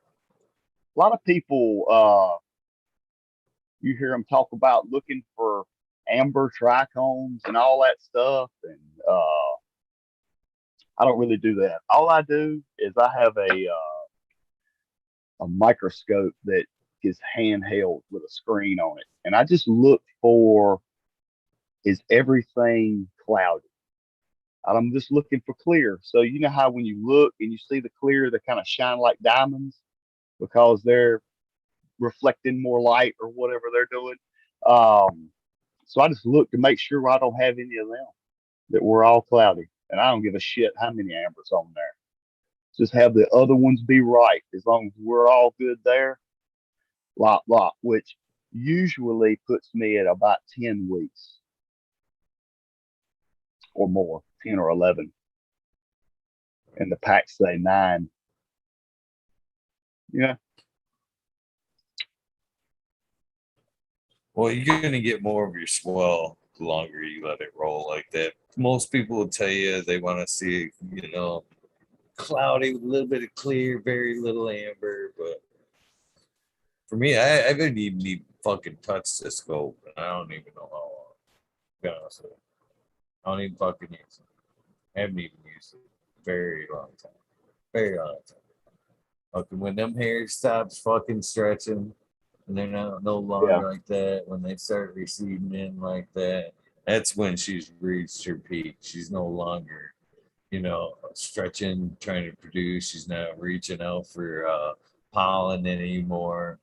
At that point, them hairs are gonna turn colors very rapidly if they haven't started already. And by that point, by the time the most of them have stopped reaching, your bud should be 60%, red to orangish hairs anyway, and you should be Yeah. at your max well at that point. So, you know, amber trichomes, bigger trichomes. I stopped looking at this and wrong. For real.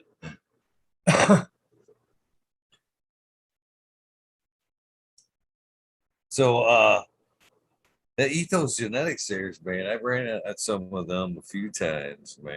And some of that shit, man, you can't help but wonder if that shit isn't fucking GMO, man. Some of them strains are fucking just go, go, go, go.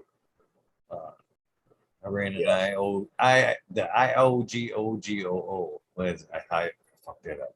IOGOGO. There we go. And that one I was a got nice two. strain, man. You got that one? Yeah, I got It's a two of good them one. going right now in the damn 2x4 fucking zipper tent, we'll call it.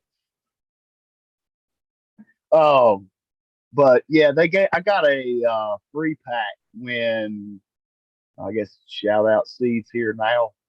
You need something called Seeds Here Now, bro. But they sent me.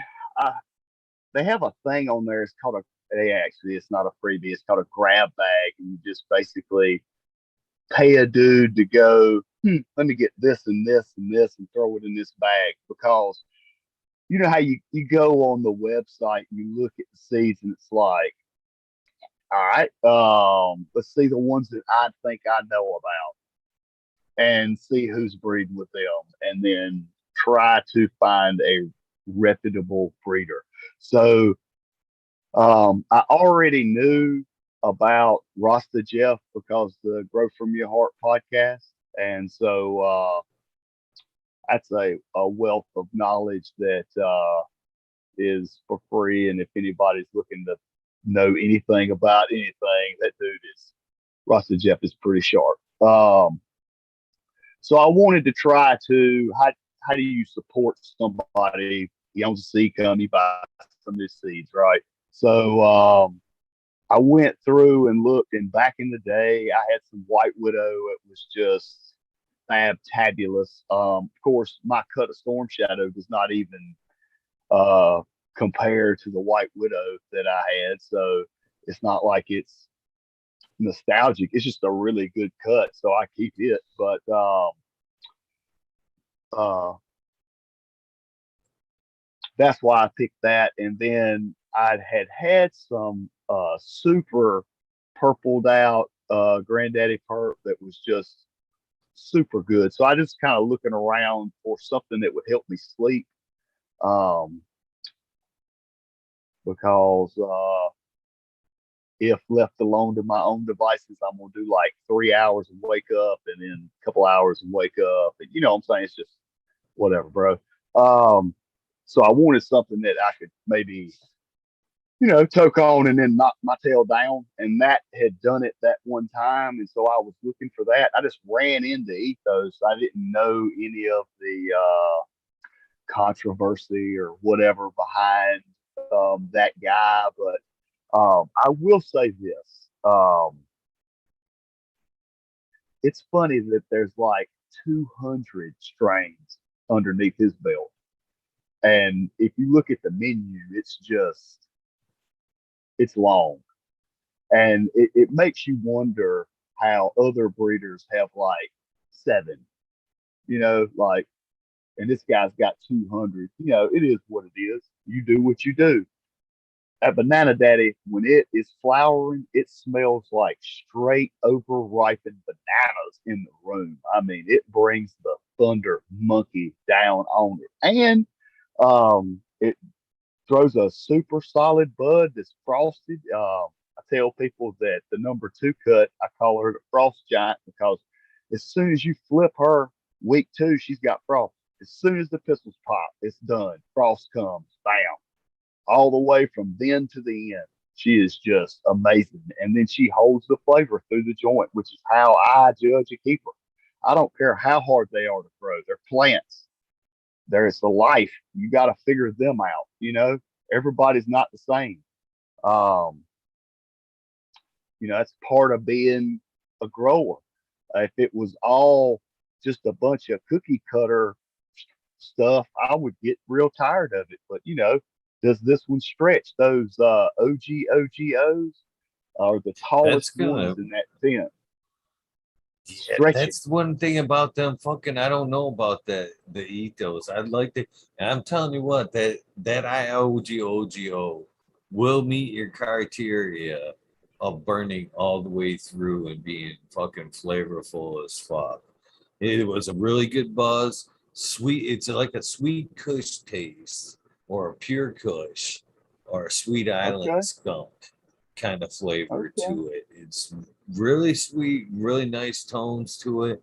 But that's one of the ones. If I were going to go back to any of my Ethos gear, I would re-drop that one, no doubts. Okay. It was the fucking one that that one. I had some stretch, but I grew it mainly under the LAD, which kind of helped tame, the stretch on her. But man, that fucking I grew the insane in the membrane for that Okay. from Ethos. That motherfucker, you could flower that thing at fucking 6 inches tall, and it would hit the top of the tent and bend over a foot every fucking time, and just throw out big old buds on it. That one, I got rid of that one. The last time I ran it, I ended up running it under a scrog and fucking under an LAD, and it was the only way Okay. it could be tamed. It was the only way it could be tamed, and it fucking ran like a weed through that fucking net, man. Just to fucking full. That was the only way it could be tamed. It was no, I ran it under LAD straight up. I ran it under HPS. Scrog was the only way, and it picked up. I actually had to fucking this no word of a lie. I had to fucking I had a scrog net, had it in a scrog net, and I had to throw weights in the corners because it actually like picked up the scrog net, and it was fucking just trying to heave everything. And I ended up just throwing some weights in the corners just to kind of keep it where Hey, she was Eagle. supposed to be. Yes, sir. I need to go let the coffee out. I'll be right back. Talk to No the worries, people in the brother. chat for a second, brother. No worries. I'll take care of that, man. Cheers, everybody. Weed is 207 DP 2372. Alberta Cannabis Grower. Cheers to you, Mr. Nowhere, man. The 9G20, the 9G007. Sorry about that. Cheers to you. Why do I think I got you? I don't know. I have to check my list. You're on the list, though. Miss Lexi, my beautiful baby girl, how you doing? SoCal Weed Nerd. I was wondering about you last night. Bingus. Been a minute, my friend. Hopefully you can pop in and on the Weed Nerd World tonight. Dog Pounds, cheers to you. What else we got in here? Chat, of course, Johnny Candace. Nice to see you. Work myself today. Which is so have a good night, Johnny. Hopefully you'll feel better tomorrow. Dutch Grows 420. Nice to see you in chat as well, sir. How much respect to you, good sir? That's Kazoo. Always love to see you in chat, man. Of course, supporting his version of the shirt here. Nice to see that. Think this. Everybody loves this design too, Kazoo. By the way.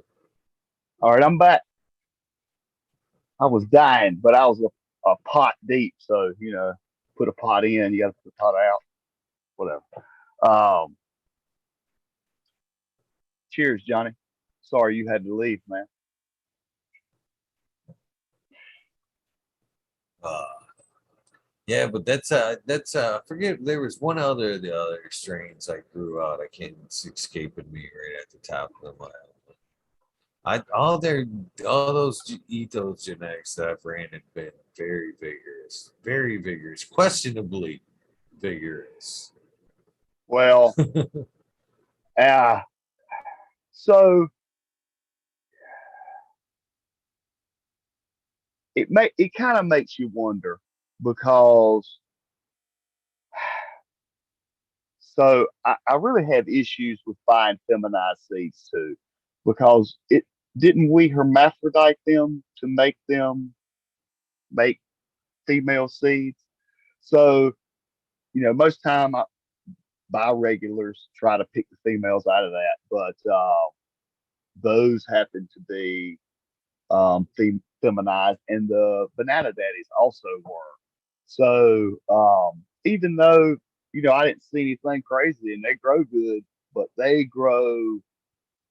So the ones in my tent are probably 8 inches taller, and I'm popping them.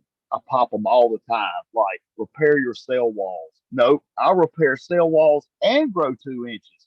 So if I wasn't popping them, they would be out of this tent. that's the other thing is how short tents are. That's the limiting factor in them is you got to work them girls down. And I've got them all in the oh, that's how you do that.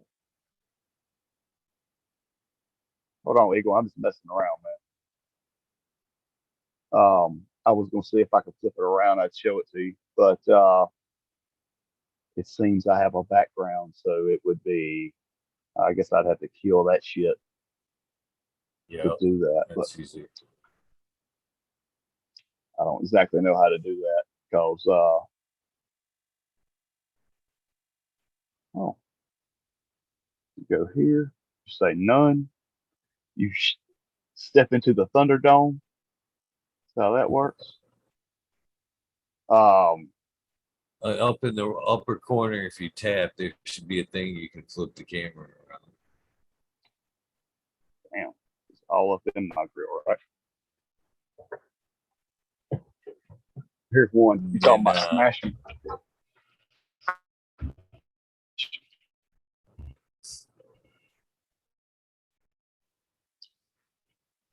You like to smash?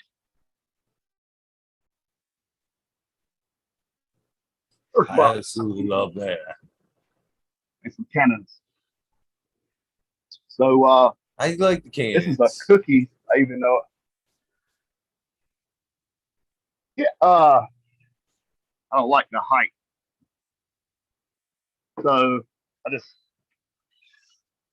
I just built this light. Hold on. Let me get you up here.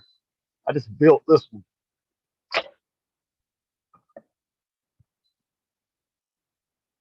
That's a chilled LED. But the problem is I was gonna put it in this room, but my restriction is the sidewall is not wide enough to support the 42-inch frame. So uh, I've got, I don't know if y'all know about, they're called ducted mini splits. So it's basically same mini split technology, but you build a duct off the front, you can pipe that out, and then that's the return in the bottom.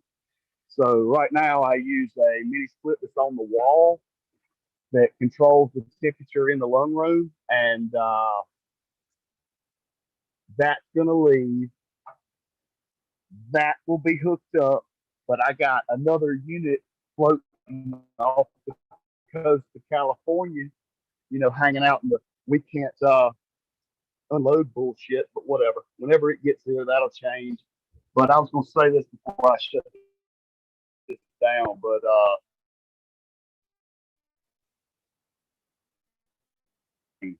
it's another one from Canorano or Canorado or whatever the F that is. But it's Cookie Crisp, animal cookies times Cookie Crisp. But look at that leaf. They're like all hang together. How about we just take you, bring you over here. See how that looks? Like she's just weird. Oh. So who knows about that? But this will change. I'm gonna build a pocket door to go here. This will come over to the side wall where this 10 is. I'm like, damn, this thing is zoomed in. We could back this thing off some. But and then I'm gonna make this hang right here, and that'll be like a 4x6, and it'll hang straight. And I'll drop that down and move this over. But anyway, welcome to my life, Eagle. Here's my gorilla tent. It's amazing. To all the tent growers out there, I would say much love because shit be bullshit sometimes. But here you go, OGO. I'd be stripping her down. They're about 15 days. That's ABC Company's monkey bread, which is grease monkey times platinum cake. 1, 2, 3. OG, OGO, OG, OGO. It's a shorter one. Goat monkey seeds, cherry berry, cherry berry, cherry berry. 8, 2x4.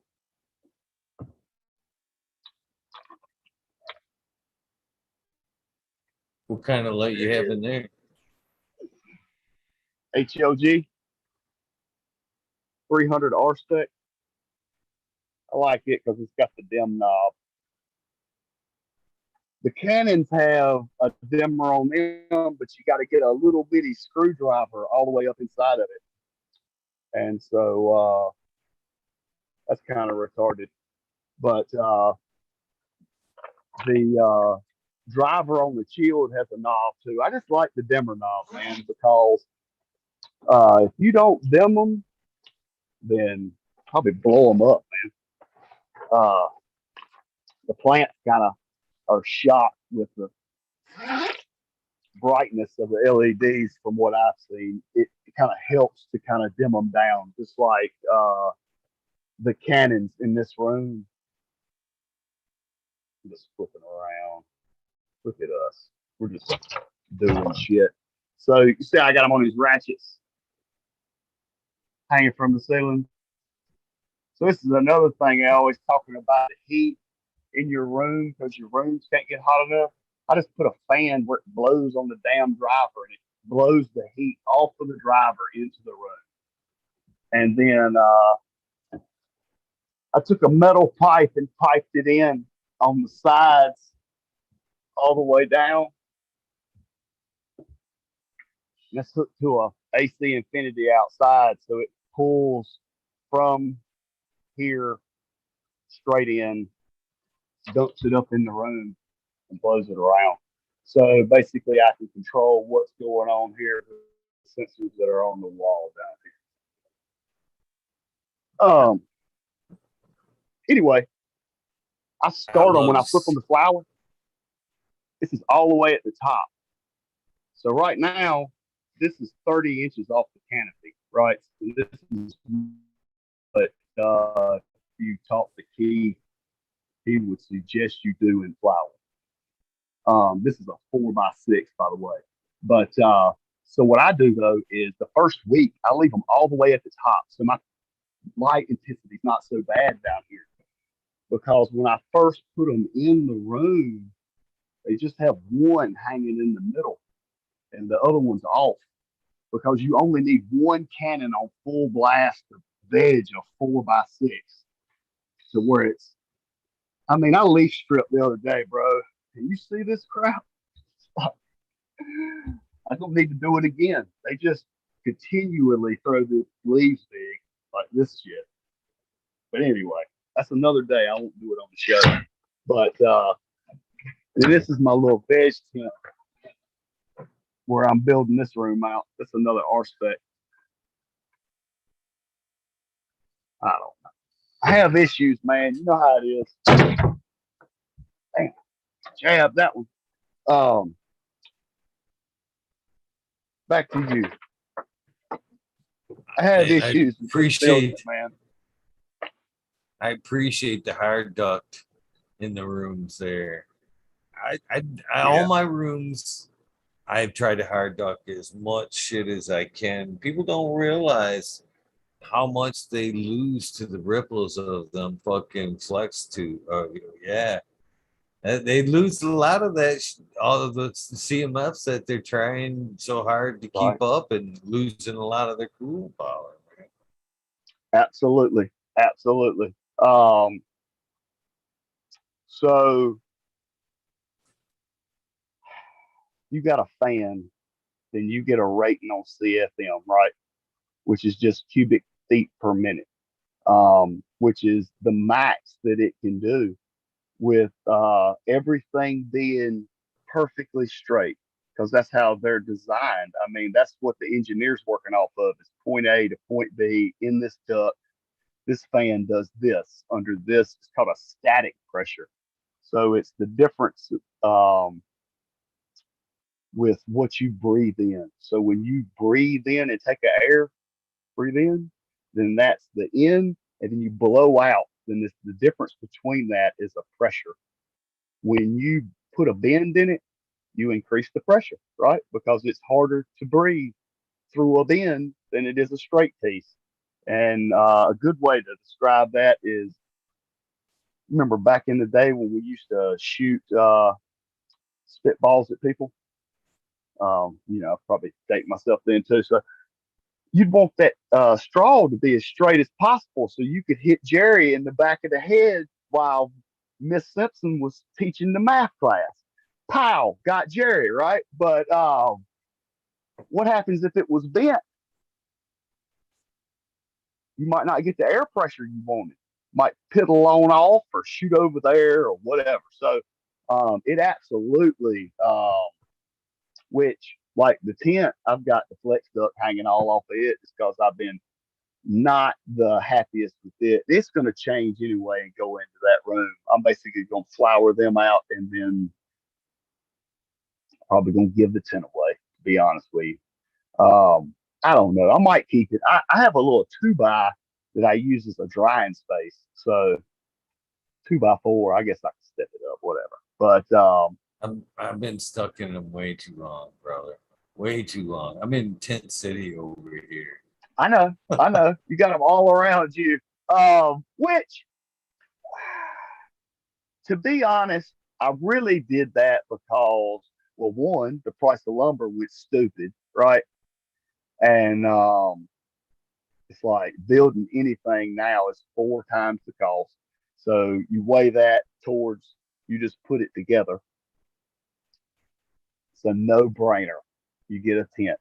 But um, there's limitations in that. Like I worry about light leaks and all kinds of other jazz. So I wrap a curtain around it, you know, try to be overprotective or whatever. But I've never, to be honest with you, in all the tents I've had over the years, I have never, ever, ever put the money into one of the high end tents. Every one of them here that I'm surrounded by is one of the fucking eBay cheap ass, really, lowest I can get, four and by your zipper eight. still work, Fucking right? fuck, some of these tents are good 5 years easy old. And the only time I've ever had a real problem with the zipper was the one tent. It was because I ran these. A company sent me these couple of these fixtures right here with the T5 LED replacements, and I ran two of those units side by side on a scrog, and they're fucking 4 foot to the nose. You know what I mean? And it pulls the tents out every which way, side to side with them, and the lengthwise is the way they were because they had to see the bulbs. The manufacturer was fucking very adamant about that. When you open up, Yeah, take the picture, you got to see the bulbs. So they were lengthwise, and it stretched the fuck out of that zipper to close it every time, and end up blowing it out. Like I said, I end up doing the curtain just like you're doing now. But other than that, if I use the fixtures that fit like they're supposed to, yeah. 5 years easy. And yeah, I've never paid that extra. It's always been them cheapos. And as long as they don't have them plastic corners, you're fucking good, man. Yeah, well, I was just well, you know how it is. You do your research, you think, I'm going to go with a reputable brand because, they've been in the game the longest, blah, blah, blah, blah. They got a picture of a dude that's twice my size hanging off the bar. In which I'm not saying the bars aren't super sturdy because I haven't had any problems with them. They look really nice, but the bottom zipper missing teeth. Did I eat my Wheaties that day? Did I jerked on the zipper? Did I knock its damn teeth out? I don't know. Questions that I have. But I currently keep a piece of duct tape on. That sucks. That's why I was so surprised when you said it was a gorilla tent, I was like, really, man? One of the higher end tents you've had that kind of problem with? Yeah, That's why I was. yeah. That's seriously why I was so surprised. Because man, I ain't blow up my tents, man. Well, I mean, it is what it is. If anything, it wouldn't make a bad veg space if we built a rack in it or something, because I kind of treat the veg plants like, they stole something. Like you just sit over there and just hang out till I'm ready to talk to you again, because, I'm just looking to, so my earth box set up, I run two boxes on each side, right underneath those cannons. And then the plants in the middle, I always just throw something in a 5 gallon bucket. Basically, it's a fabric pot. It's got a PVC pipe that goes all the way down to the bottom. There's a rock in the bottom of the bucket. The pipe goes all the way to the bottom. And then it's got on the other side, there's a 2-inch PVC pipe that goes all the way down to the bottom, that's cut on a 45-degree angle, that's packed with cocoa all the way down it. So that's the wick that wicks the water up from the reservoir up to the top, basically the butt chug method, right? Because the roots grow down into the reservoir after they get long enough, and then they pull up water and the nutrients is in the top. All the jazz about sip containers. But so I usually run two plants in the middle just to make my life hard when I'm trying to water that earth box that's on the other side, because it's only fun if you play obstacle with giant colas, right? I mean, that's how I figure everybody does it. But it's funny, my wife always says, you haven't figured out how to automate watering, but I do like hanging out in the shop. So, it's a toss up there. If I don't have anything to do, I'll be back inside working on something inside that's way less fun than what I'm doing out here. But anyway, they I like to run two plants in an earth box, because basically I like to veg them to be 2 foot tall, and then I'm gonna plant them in the earth box, and then I'm gonna let them go another 4 weeks, so they'll be a little bit taller, about that 3 foot. I can kind of mash them down, kind of like you do, and kind of get them ready to go. And then, like the ones in that room with the cannons, that's like day 14. I put them the 2 days after I got back from Croptoberfest. Came home, gave them a haircut, mashed them all down. That bamboo, um, even though I know there's a lot of war stories on the bamboo and the eye sockets and all that, and knocking your eyeballs out. But just try to go slow, right? Don't stick it in your eye.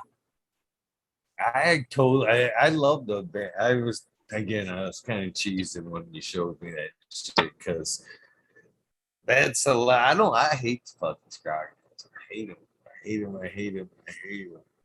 I You would know what? much rather do the So, bamboo method, like you need, lay them in there as you need them, tie them into yep. place.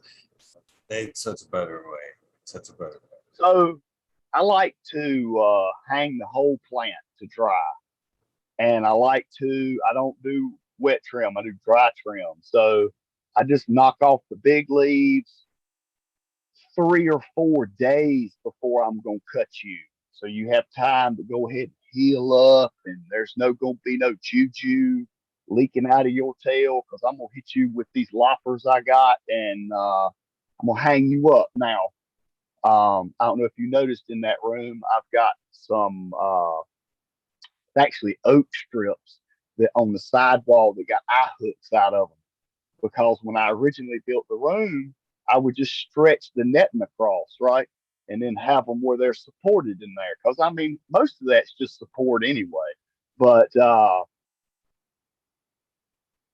dude, then you got to try to cut that mess off.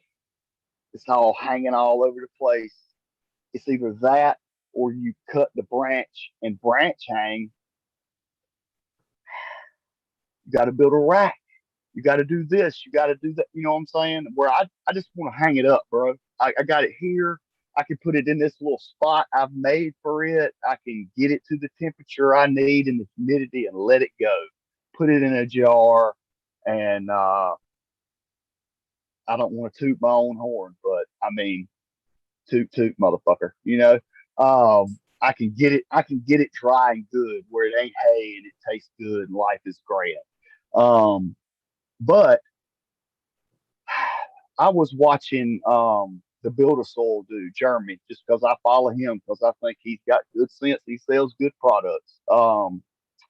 And he was doing that bamboo, and I thought, that's pretty slick because you could just untie it at the end, slide the bamboo pole out, flick it off behind you, go to the next one, slide them all out, and then boom, you got it. Bang. Um, which made more sense to me, and then you can reuse them. And I use my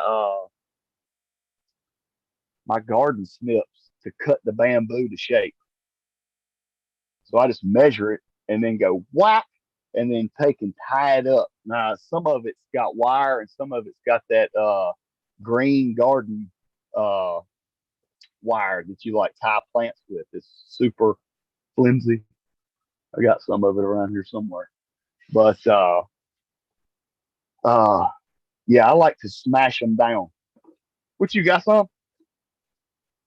Oh, this is the green tape, not the wire, but I know what you're talking about. The wire pull out. I get Yeah. all my supplies like that from the same place as fucking Dollar General. You get fucking the 2 packs of them wires. It's 2 pack fucking for a buck Yep. for these.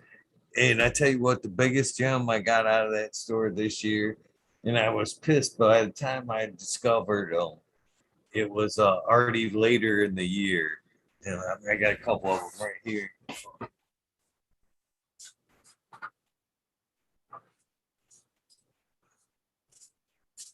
These fucking things right here, they come in a pack where you get different sizes with them. Get 3 different sizes, but these little guys right here, which work Okay. great for the bamboo, you get fucking 20 of these for a buck at the Dollar General. You get this size and you get a smaller size. You get 10 of each, and they work so great on wrapping around that bamboo and just wherever you need them. Who would And have they're known? The Dollar reusable. General. I know it, right? Ain't that? I mean, this is a good Dude, size one right here. what's it You know, what's it under? Like chip bag holder? it's just a plant holder. That's just a plant holder, is what they call that. Plant clip. Plant clip is what they Okay. call that. And I couldn't believe it, That's man. pretty I got a couple of packs of them things, and I was like, "Oh shit, these are nice, man." And I went back to go get them, and it was like end of season. I'm like, man, I need to get online and see if I can't order them right, like online from them, because they're all nuts. right. They're really nuts. No, that's cool, man.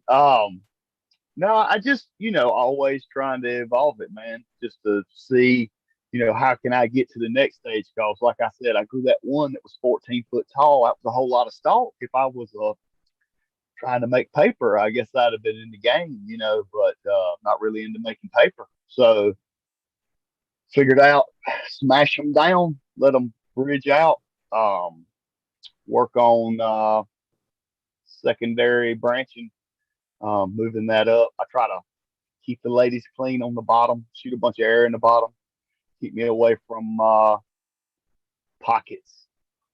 I got a infrared thermal camera that I use for work for like if you called me and you said, so the thermostat says it's 82 in my house, but as you can feel it, it's like 60. What's going on with my machine? Why didn't it stop running? And it might be like you got a pocket in the wall that lets heat come down from the attic area and it warms up the back of the thermostat. The thermostat gets a false reading, right?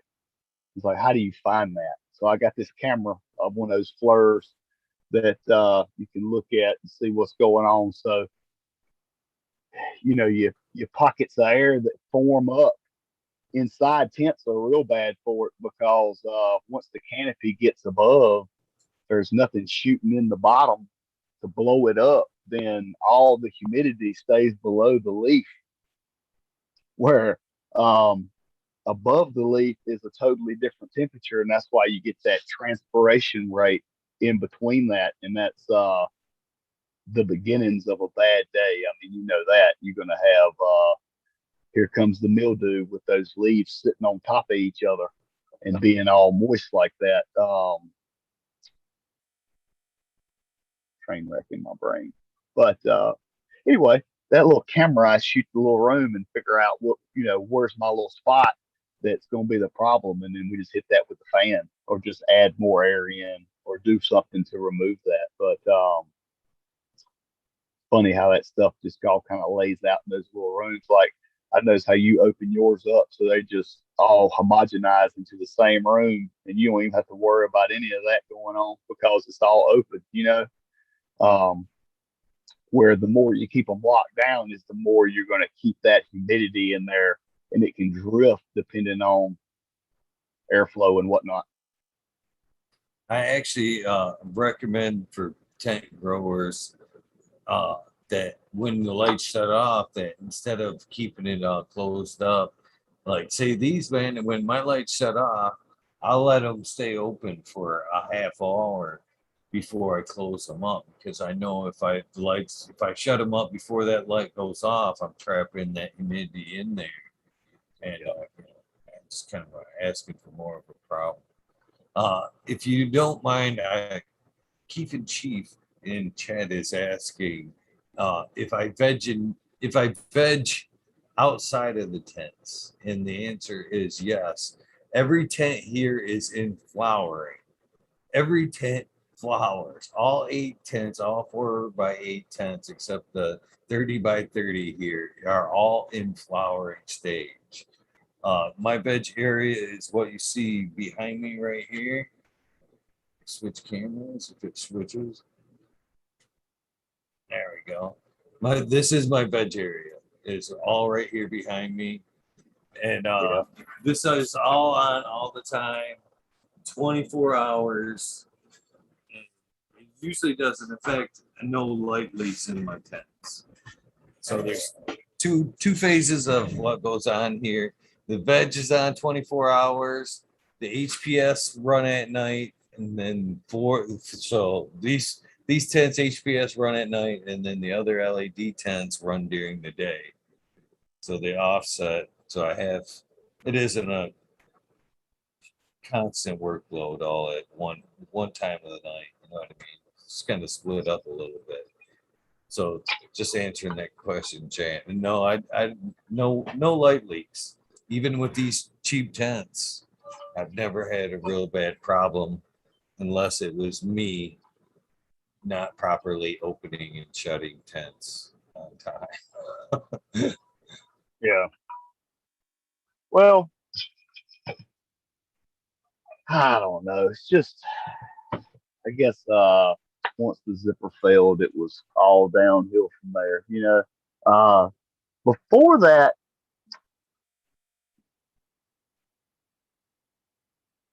I don't know, man. I see the value in them. I mean, if all you got's a closet and, that's all you can do, then absolutely. I mean, it's funny. Another show that I watch, Caribou Heart TV, they, Uncle Rick's got his little spin-off show. What is it? Just Be Buds. Let's Be Buds. And he's got a 4x4 where he's going to grow 4 plants because in Canada they can all grow 4 plants, and he'd like to show them how to do it. But I mean, that's the simple method of it is you can get into this for cheap because or you can jack up a bunch of money. They'll it's a hobby at best, right? And a lot of um, the people that sell us products look at it as a hobby market, and so they mark up the products because it's you know for cannabis. It's your, what else you gonna do? But like you find it at the Dollar General, you can find, plant supports for almost nothing, or you could go to the hydroponic store and buy those same ones or ones that look similar for what, 12 times the cost. Probably. Just because you in the wrong store, homie, buying the wrong stuff, and they'll let you buy it, which is another shame of the game, I guess, because like if you go in the hydro store that I go to, they got every kind of bottle nutrients you can think of hanging on the wall, bro. Like, come get the 87 part mix with the cherry on top, and I mean, they have other stuff too, but they also have that because that's how, advertising goes to get you a nice looking chick on the bottle riding a tiger and roll out, But I like the way oh, they sell you those packages, like you're telling you there. We've got the 36 part, it's gonna do everything for you. And then when you kind of start getting hip to, I'm tired of this shit. And then you go, I'm giving it up. Soon as I run out, I'm giving it up. But then the system's set up to run out of gas in pieces, so you never really run out of everything at once. You're just like, okay, when I run out of this bottle, so you replace this piece of the puzzle, and now you've got 2/3 again, and it just never ends to where you can just kind of quit the fucking system and shit. You gotta just say, fuck it, I'm not doing it, and you end up with a bunch of shit you just never use again. so many, so many, so many bottles. They watch this.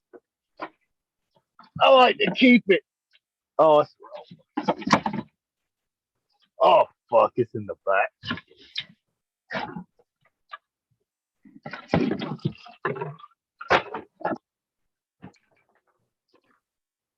I like to keep it for old time's sake.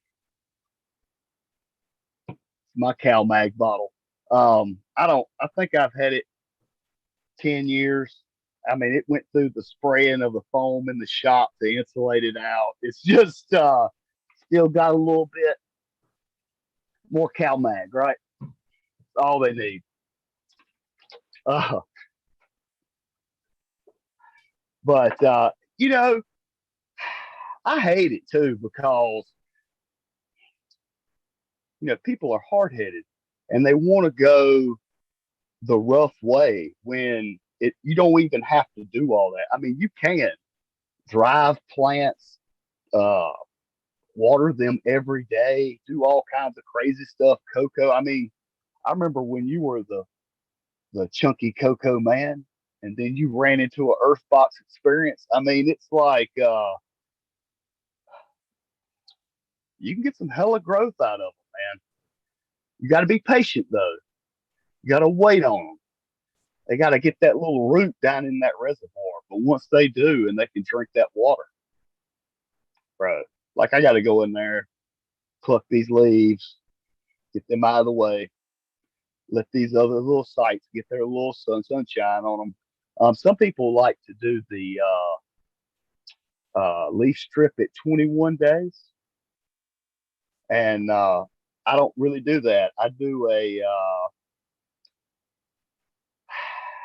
how do I explain this? So I don't cut my leaves.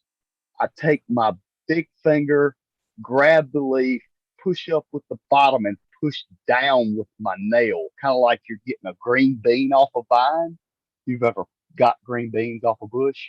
Um, because so when I was a kid, I grew up on a farm and we had cows. And if you study anything about cows, when they walk around and graze the land grows the grass. The grass actually reacts differently to something grazing it than if you cut it like with a lawnmower. Um, science, right? Whatever. So in my brain, I think when I nip the leaf piece and pull it off, then I'm kind of mimicking nature, an animal biting the plant, a rabbit nipping it, something just naturally doing it instead of a scissor stroke so precise right up on you. I left you know nothing, get you get you off there. If it strings out, I just cut the string. I get my scissors out and cut the string. I don't try to be pulling string all the way down the thing, but the key is not to make string, right? But I find that if I go in and like every 2 days, I take 7% of the big leaves off from the first day I flip to probably 3 weeks in, probably that 21. By the time I get there, the light has shone down to all the sites. All the sites have pushed up as much as possible because, in my mind, and it could be wrong, um, take the big leaf off, and the little leaf says, "Fuck you, homie. I'm going to be the big leaf now." And so it becomes the big leaf. In becoming the big leaf, it pulls all the nutrients to it, and all the little stuff behind it comes along, right? So my theory is I'm gonna pop y'all off all the way up to the third week when the stretch stops and all the sites are set, and this is what I got to work with, and then I go back down and clean up so that I can get the nutrients to, like, I don't know, the last 5 sites. I ain't trying to larf around, bro. Pocket bud is not a good look.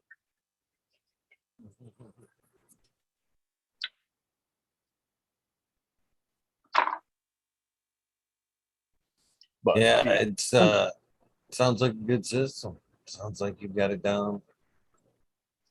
well, um, so like I said, I do the 2 boxes on each side, and so I try to run 2 plants in each box. Um, Except for the one, I got one in it. Well, actually, 2 of them this time in there, just because one of them is a cut I got from my homeboy. That's a 20 Mendocino's 2020s. What is it? Mimosa, Island Mimosa or something. Anyway, but I had already smoked the flower. So if I smoke the flower and it's good, then I will give you your own little earth box, flatten you out, let you be a little 2x3 flattened out spot in there, and beat you to death with this cannon. I really, really like them. I really hate how tall they are. I mean, in the beginning, it's novelty, and you're like, "Ooh, look at my heat sink," right? And show them to somebody, and they're like, "Mother, okay, look at what you have, a giant cannon to blast at them." But I also think, what could I do with another foot? Because, yeah, right. I'd like to have that extra space there. You know what I mean? Fucking flatten that out with an LED. I'd love to have that extra, you know. So I mean, it's the reason why the chilled LED light that I built is a bar. It's flat. The HLGs that I have, they're flat. I every now and again I'll talk shit to Keith because he's wolfed the plank, which is supposed to be his flat LED light. Um, because I so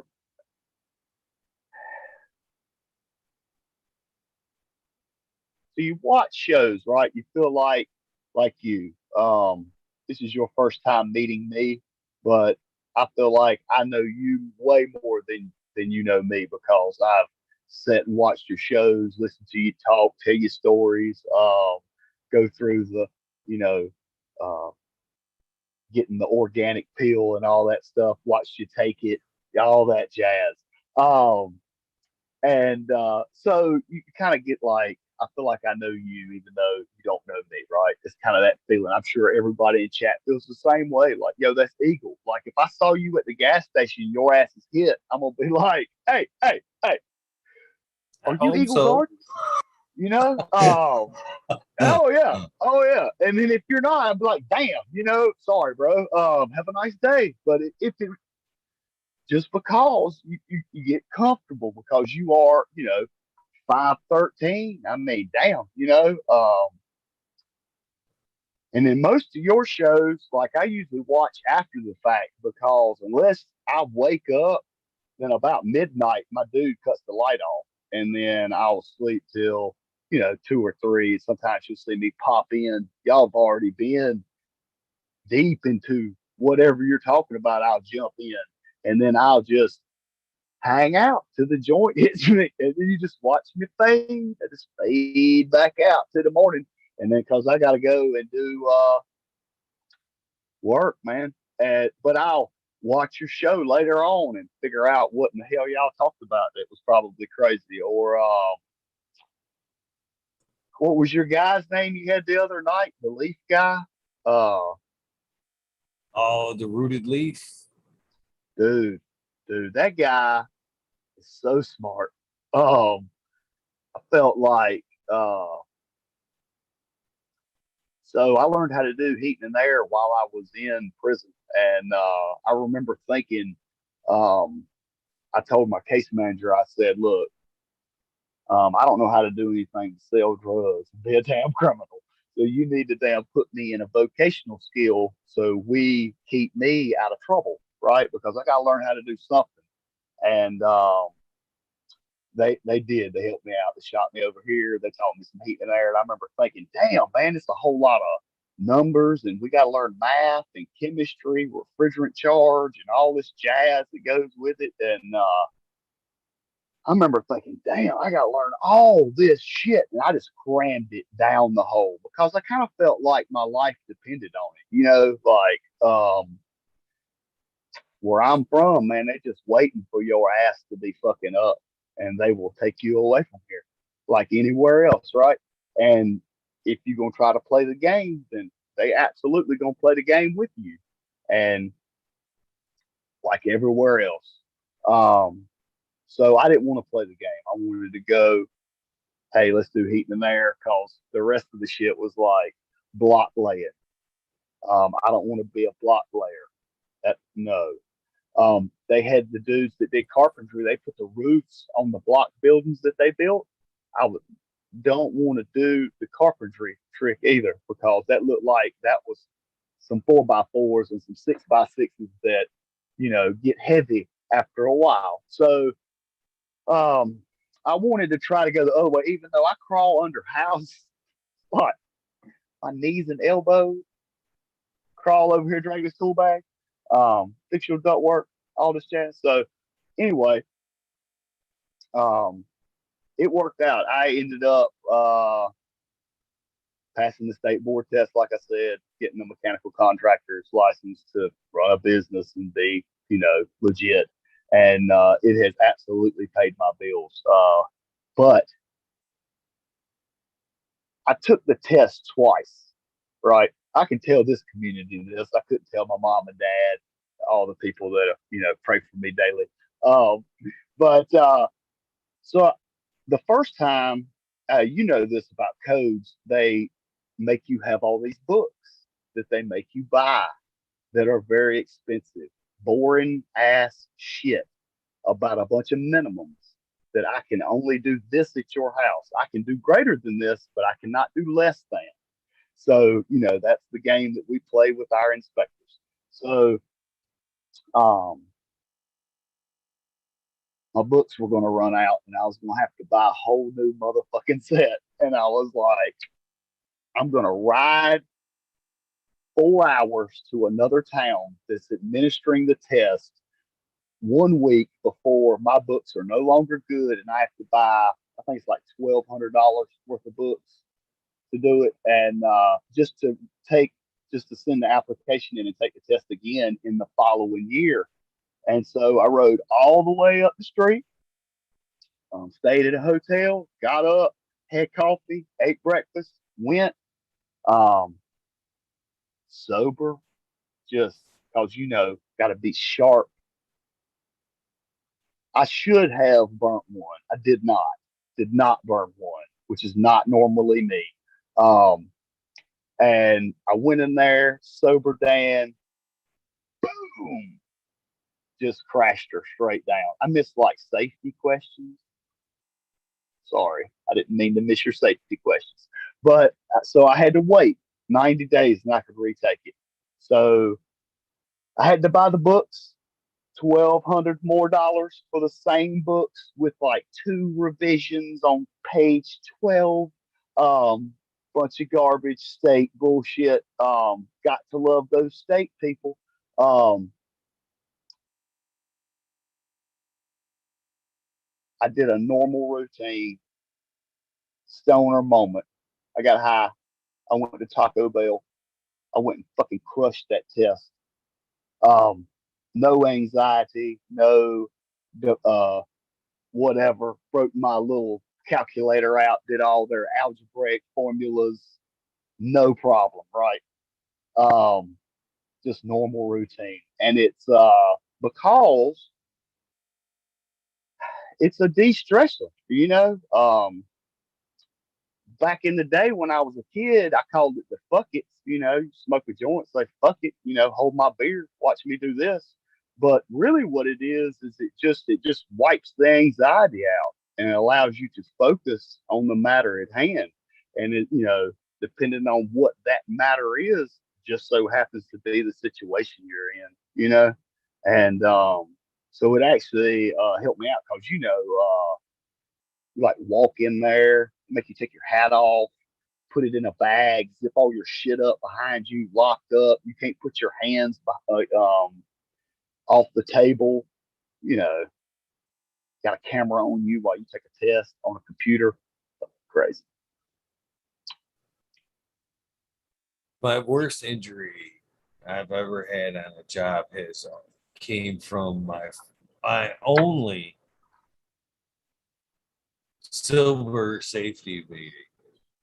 Came right after a serious, straight up no cannabis safety meeting. Ready, break, about chopped off my middle fucking finger.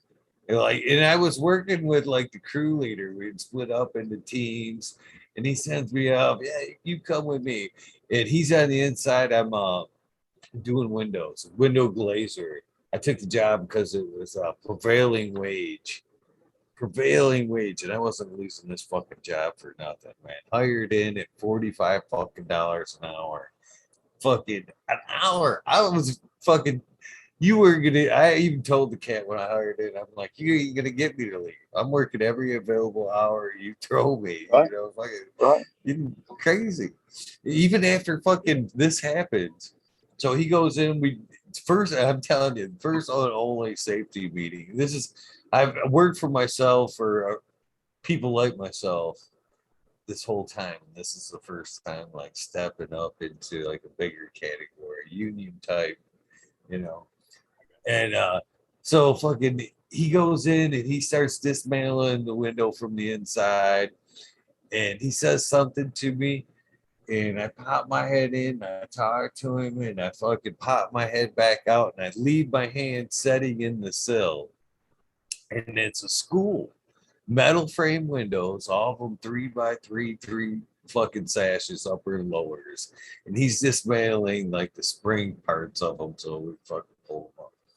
Fucking, he's already taken out the fucking parts of the window. And I'm like, I've got my hand in there. I just popped in. I'm like, okay, got my hand in there. Upper sash fucking shit comes down like a guillotine and tops off fucking most of this fucking finger. The only thing that saved it was at the time I had a fucking wedding band on at that point, and it stopped the window from going all the way, but it was hanging from like a thread. I put my Ooh, head in the wait. window, and I look at him. I'm like, he's like, what? I'm like, and the fucking just dangling there, and yeah, fucking. He's like, holy shit. And as we kind of like fucking, he's like, come on, we gotta find the boss. Fucking so we find the boss, we like look down the hallway, and here he comes, fucking walking with like the school superintendents and the fucking county guy. And fucking we're like, oh no. So he kind of walks by and fucking look kind of busy.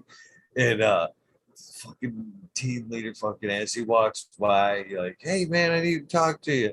He's like, yeah, okay. And he's like, no, yeah, he kind of grabs him and yanks him into the room. He's like, what's going on? It's like, he cut his finger. And he's like, holy shit. Get him Let out of them here. see that shit. Yeah, Yeah. get the fuck out of here. Yeah. They fucking sent me to the fucking after hours. They're fucking no drug test, no nothing. They fucking didn't want nothing to do with it. We're paying cash for this injury. I came back to work that fucking day.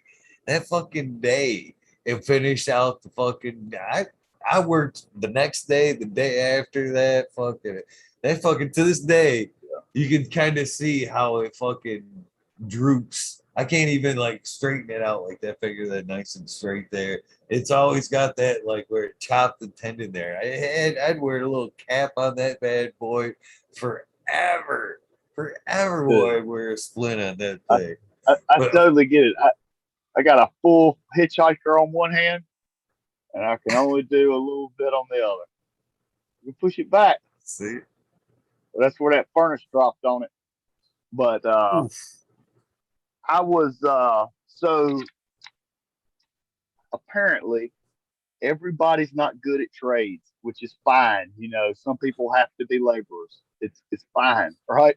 Um, I had gone to work for this company that did like grocery stores and restaurants, like big chains, right? And nursing homes, and they would do multiple units. I mean, just like my license is a residential license. I can do anything on a residence and light commercial up to 15 tons. So like a Wendy's or a Taco Bell. But this was like unlimited. Like I did a Kia dealership. On the back end of it, they had 18 stalls with lifts that they could work on cars as the cars came in. And the unit that sat on top of the building was big enough that I could walk inside of it. I'm 5'9", walk in and leak search a coil that was leaking Freon. It had 4 compressors on it. It was a 50-ton machine. It was massive. Um, Biggest unit I've ever worked on, but same principles apply to it that do little ones, whatever. But uh,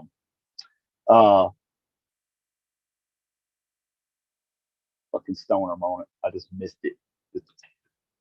I don't know where I was going with all that bullshit, but basically, so I was going to say this.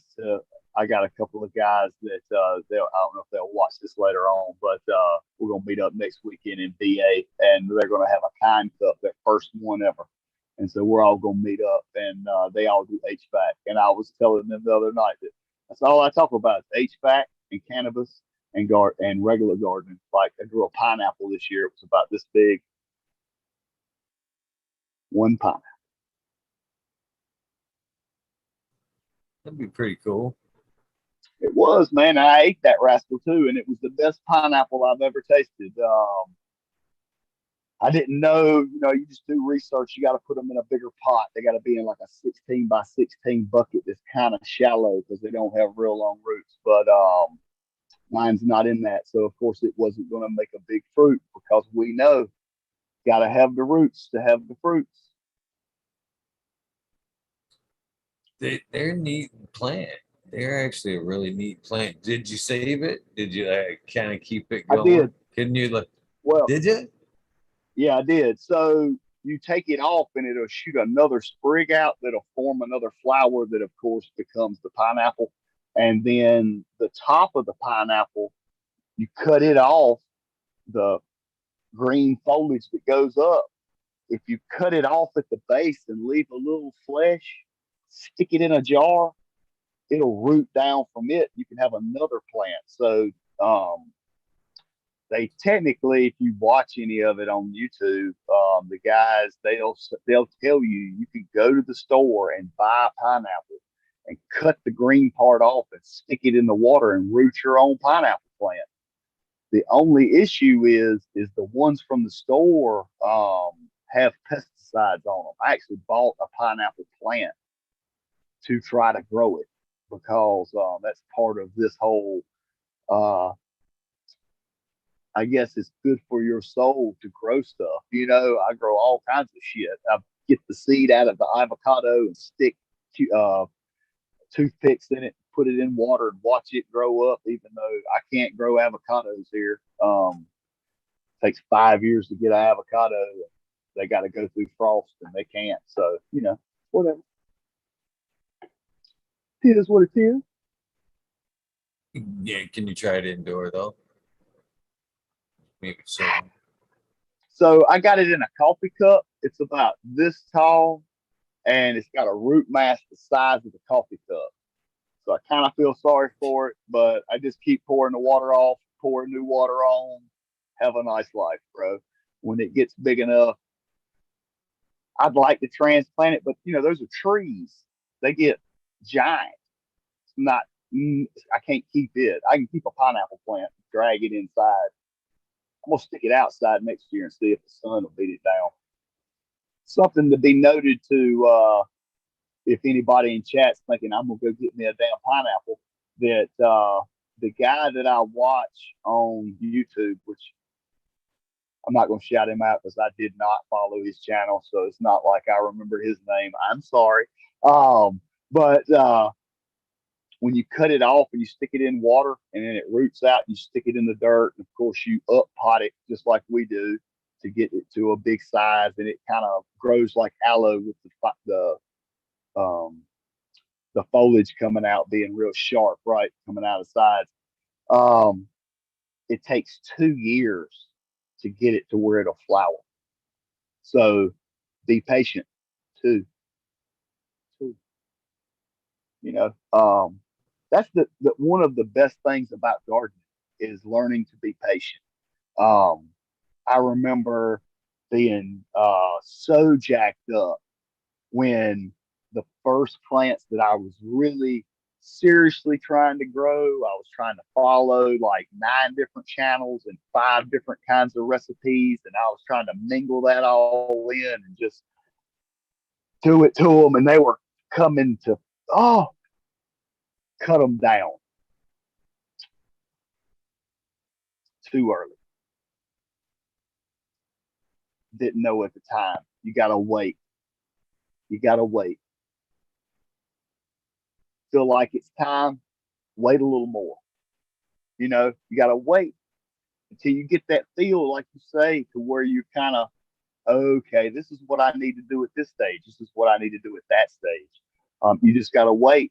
And in doing that, is where the gardener, I feel like, finds the peace in the plant, because in the waiting, um, we have to observe other things, and it's not so instant gratification.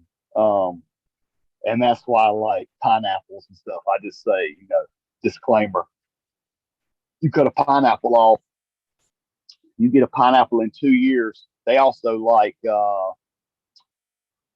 what is it? Full sun, 8 hours.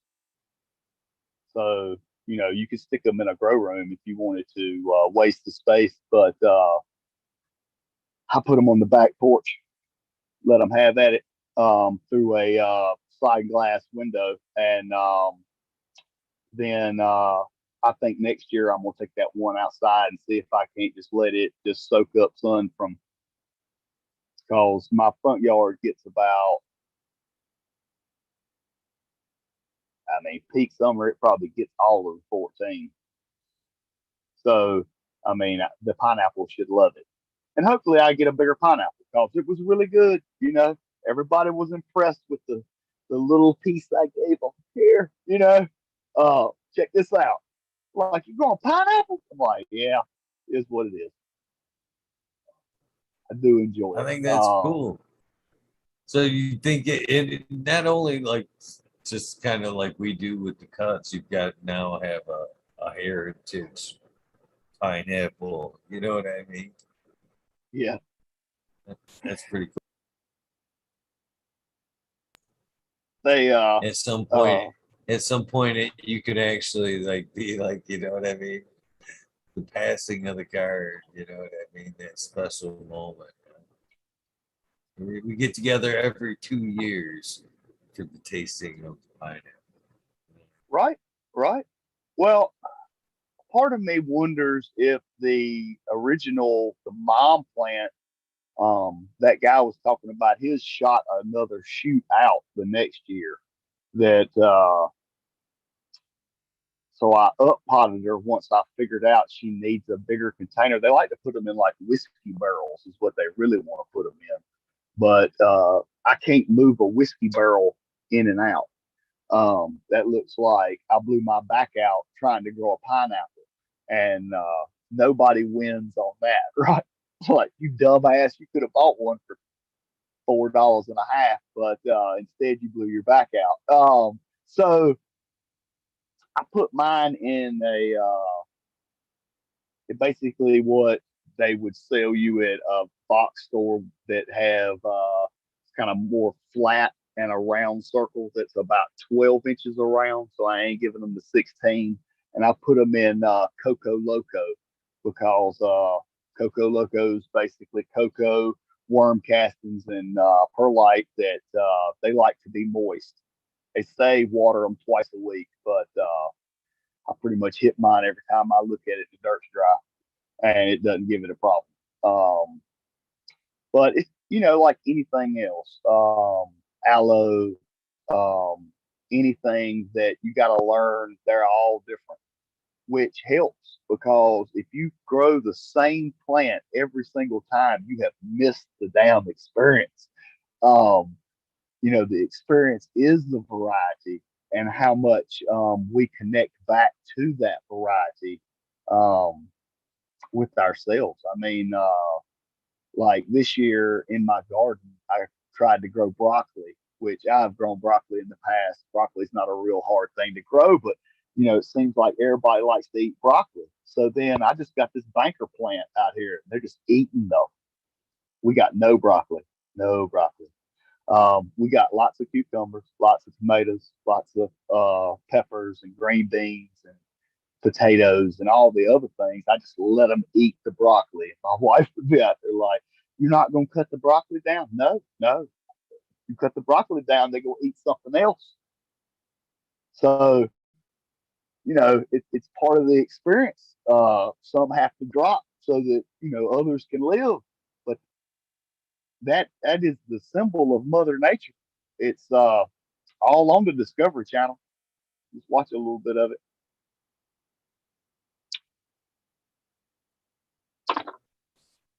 Back in the 70s, and this pissed me off when I found this out, to be honest with you, because I've said this a bunch of times. Fucking is, I really believe that as far as cannabis as a medicine, and as you're saying, it doesn't have to be cannabis. It could be fucking fruits, it could be vegetables, it could be fucking succulents, it could be whatever. But the time we spend in this in our rooms is like you said earlier. I could be in the house doing all this shit, but I'm kind of happy out here hanging out doing all this shit. You feel more at peace. You get things out of your head. Things get cleared. Fuck, when I was actually doing more construction work, if I had problems at work, as I was working in the garden, I'd be like, oh yeah, that's fucking what I need to do there. There's my fucking solution. You know what I mean? They found out in the 70s the therapeutical value of cultivating on a home level for PTSD and fucking addicts. In the 70s, they had documentation, white papers of this shit, and it got buried. Think of how many people from fucking 70s till now that could have fucking, taken up a hobby garden or whatever, and it been such a Dude, stress reliever instead of them finding other things or whatever, man. That when I found that out, I was really fucking mad because there is just so much about being the plants, growing the plants, you know. Just as your pineapple plant, say 2 years on that. How many for the avocado did you say? 5 Five. to be a And the tree, same thing, to I be a think. Sorry, to be a tree. Uh, the yes, same thing with bamboo. That seed, you plant a bamboo seed, you won't see any results 5 years. But when it pops through that earth, it grows 90 fucking feet in the first yep, year. So just like anything else, when do you give up a culture and your dream there? You know what I mean? Just because you're not seeing any results, throughout that 5 years or whatever, do you stop watering it? Do you give up on it just because you can't see the progress? no, no. When um, No, have you you keep ever the dream seen going, and then when it breaks through, you know what I mean? It's so worth it. what do Sorry. they call those millennial plants? The ones that only bloom once every 100 years. You know what I'm talking about? They look like succulent cactuses or whatever, and they shoot the one bloom up. And maybe it's not 100 years, maybe it's 50, whatever. Anyway, so when I was a kid long ago, we had a little beach dive at the coast, and we would go out there, and there was this old lady who had this tri bike. Her name was I ain't gonna say it. We're all she ain't got a screen name, but anyway, she ain't around no more either. But she had one of those at her little spot, and we would go over there and hang out with her, and she was cool and whatnot. And I was just a little kid, but I remember one summer that fucker bloomed, and she was like, came and got us, and was like, "This is something you will never see again, unless you go to like Arizona or wherever they're from." And actually, find an older one because they only do it ever so often. And I thought that was the coolest thing, man. That she had to wait however long after she bought it, hoping to live out to see a bloom on one plant. But I'm not much on botanicals like flowers and shrubs and let me go out here and landscape. I'm not a landscaper. Like I said, I grew up on a farm. We grew food, grew our own food. Um, And so I know the taste of real food, and then I know the taste of like Walmart food. And so I like the real stuff. And so I grow a garden because I like the real stuff. And uh, I like to think that kind of what you were saying earlier about how you think it's a little messed up how they do the suppression of the white papers, though they know things are good for people that have PTSD, right? Though they don't want us to do that. They would rather me take Xanax the rest of my life and deal with, you know, PTSD that way and not try to, you know, use cannabis and gardening as a means to work through the things that are holding me hostage that give me the PTSD, right? Because we all have to identify that bullshit and work through it. Um, they don't want you to do that because big pharma runs that shit. And if you're pumping into that, then they're making more money, which is, I hate to say it, but it's the American way, man. It's like capitalism all the way. They don't want you to grow your own food. They'd like for you to go down here and buy it from the Walmart. Absolutely. Because profit shares go up. You're stuck on the grid. They make you eat what they want you to eat. They spray that stuff with gas to make it ripen in trucks as it comes to you. It's not how it works. Um, when I was a kid, young, we used to take cows to the sale and sell meat. Like my grandpa bred the cows. Calves would come out. We'd load them on the trailer when they got 9 months old. They'd weigh about, I don't know, 400 to 600 pounds, and then they would sell them. And some people would buy them, and they go to their farms and hang out and be cows. Sometimes they get bought, go to feedlots out west, and they had this big arena that had these two auctioneers up top. And my grandpa would give us this big speech about you can't fucking move and don't fucking shake your hands and don't do shit because that dude will think you're bidding on a cow, and we ain't buying anything except for this kind of bull or whatever. I'll tell you when we're gonna bid, because they'd run all kinds of cows through there. So we'd have to wait and pick the one that he'd want. But anyway, he'd always say, look at the McDonald's man down front. And it'd be a dude. He'd have a Mickey D's hat on. He'd be sitting down front. And he would pick all the old cows that came through, all the bad cows, all the you didn't want to bid on it, bone showing, not good, bro. Bottom of the barrel, cheapest thing he could find every single time. And my grandpa would hit you with, when they leave here, they're going to debone him, and everything that's edible is going to be ground into patties. Go get you a Big Mac. Needless to say, I don't eat McDonald's, bro, because you think about it, they don't care what happens to you as long as you buy a cheeseburger. I mean, I'm a contractor for a living. I basically make a living off people being uncomfortable. Your shit don't work. You're hot. It's summertime. You call me. I come make money off you. You don't want to be hot. I got you. You don't want to be cold. I got you. You know, um, it's America. It's where we live. But the problem is we will absolutely destroy ourselves for money, for the greed. And it's a shame because you read in the books and it says it won't start it out like that. In fact, it was very much the opposite. I agree. I agree. We weren't said it wasn't supposed to be a working most of your life to put a roof over your head and shitty food in your mouth. That's what It's really not, but I mean, we like for things to be easy, and as they get easier, they're gonna get harder, man, on other aspects of us. Why do we die from 57 different kinds of forms of cancer now?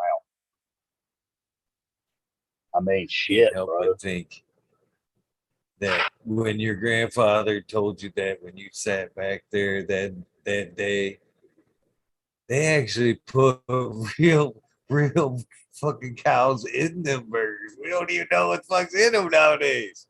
They may not even be this crackly cow in this shit. Right? Right. They done stretched that shit way on out, bro. Yeah. Stepped on it 2 or 3 times.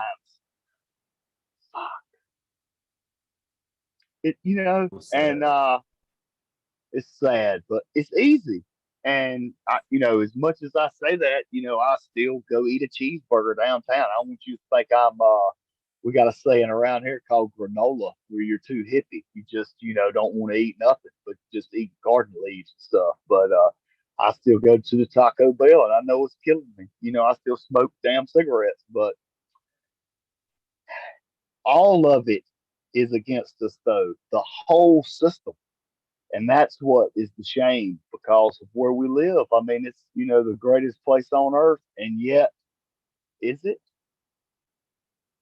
So, I love it. I don't want you to ever think I'm not going to raise my flag and be patriotic. But at the same time, I'm like, if George Washington was here, me and him would fucking have a talk and he would be pissed.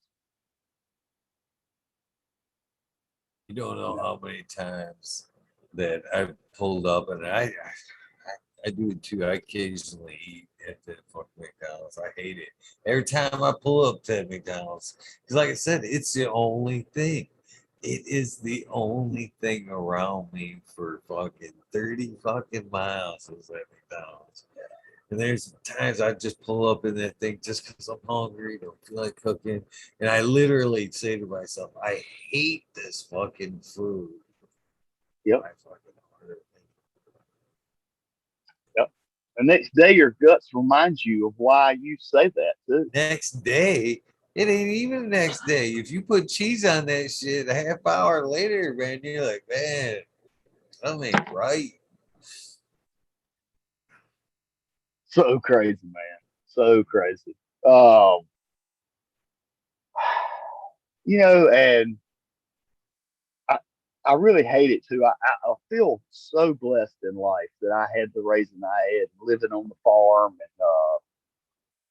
kind of hanging out with my grandpa, who was a Depression era kid. So he was all about like, not being wasteful and, being mindful of the stuff.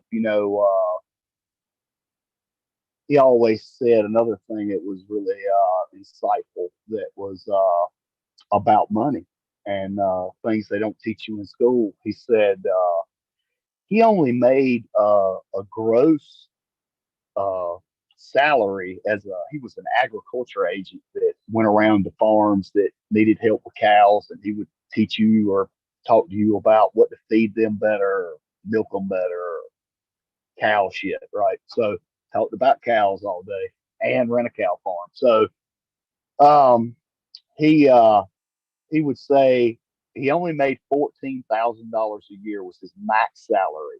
He retired in like 1972 or some shit, right? So it was a different time frame. Money was different back in the day. But he would say, it's not about what you make; it's about what you keep.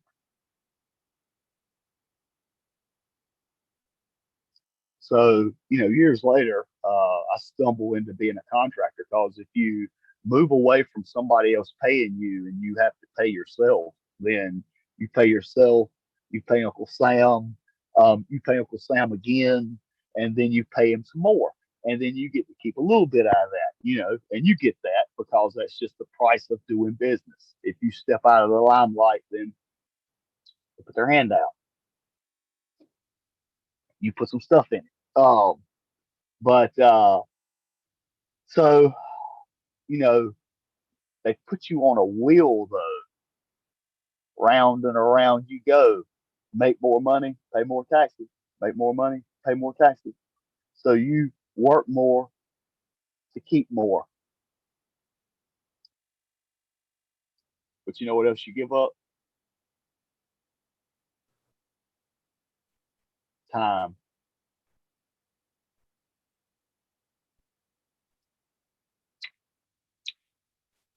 So let me ask you a question.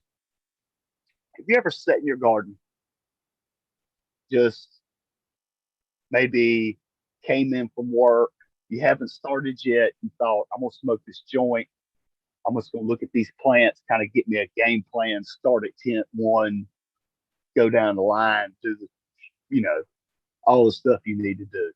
But as you're sitting there, you're smoking your joint, it just kind of all stops. And for a moment, no time. You ever had that happen? That's So I've had that happen in my room, in my strawberry patch. I got a asparagus bed. I mean, I got all kinds of shit. I grow all kinds of food based stuff, blueberries, blackberries, whatever. Um, so I get lost out there in the strawberry patch, man. Just hanging out with the strawberries, picking these weeds, throwing down some fertilizer, cutting these runners, picking these strawberries. Um, I feel like it's because the time leaves because I have deplugged from society and plugged into the natural world. The more natural state of being of, I hate to say hunter gatherer, because I don't think my knuckles drag the ground. But just back to the original form of man, where it's back to basics of food, shelter, water, air, basic necessities. Might want to dig a hole if you're taking a shit, just normal things. It's not, uh, is the power bill going to get paid? Or do I have to go down here and do some dumb shit tomorrow? Or, whatever the stressor is of the day is gone because singularly focused on plants. And, why they would think that that's not helpful. I don't know, but I mean, I absolutely know they want you to buy it from somebody else, man. You know, fucking lobbyists, bastards. They can't You know sell who the this. Like, they can't sell that feeling. That's why they want to try to sell you what's in the bottle. They want to try to say. That's why the commercials look like what you're describing. You know what I mean? Have you absolutely ever thought about that? Them commercials look like the feeling that you just described right there. They're like, yes, but you can get that like you're saying right here. right, I agree. right, right, and I fucking sorry. I was gonna say like the beauty of the farmers market, man. Anybody in chat, if you don't go to your farmers market, you probably suck, bro. You should at least go check those cats out because that's where the local, um, all the local produce is coming. Um, one day I would like to think that's where cannabis will be sold is at the farmers market, along with every other crop that you can buy. I would like to think that one day, when it's all said and done, it'll probably be traded on the stock market, just like corn and soy and all the rest of it. I know that you don't really want it to be probably that way as far as because the medical people will probably be pushed out by then, but which I hate to see because we know the garbage they're going to bring. They're going to bring right here. This is what they're going to bring: cannabis, and Marlboro. I hate to say it, but they geared up, man. You think about it. How big is the tobacco lobbyist? How big, bro? You, I got places in my They, town, uh, Eagle, that 115-year-old houses. They're like 6,000 square feet. They got like ballrooms in them. Do you know who originally built them? Tobacco barons, people that owned thousands of acres of tobacco. I'm talking about deep, not during slavery time, after in the 1900s. Um, just, I did one, it was built in 1904. They imported a guy from Italy to build a stained glass window in the middle of the house to where when the sun hit in the south, it would shine through this lady into the house. 12-foot ceilings, mahogany door frames. Um, One day when we're chatting, I'll show you these pictures of this house. You, as a carpenter, you will absolutely love the carpentry work on the inside. I mean, just unrealistic. Everything was plaster walls. Just I had a boiler in it. But I said that to say that down the street, there's all these giant old houses, and it's because money fueled by tobacco, and they really have hit them hard, and this with all the tax and stuff. And you don't think that those people aren't waiting to rebound those profits from all those years lost? Then you ain't watching, bro. I mean, you got Budweiser trying to make drinks. You don't think Marlboro's gonna drop some 20 pack of joints for $4? it's all the above, brother. It's not just that. Fucking cannabis is putting a huge dent in big pharma's pocket, alcohol's pocket, tobacco's pocket.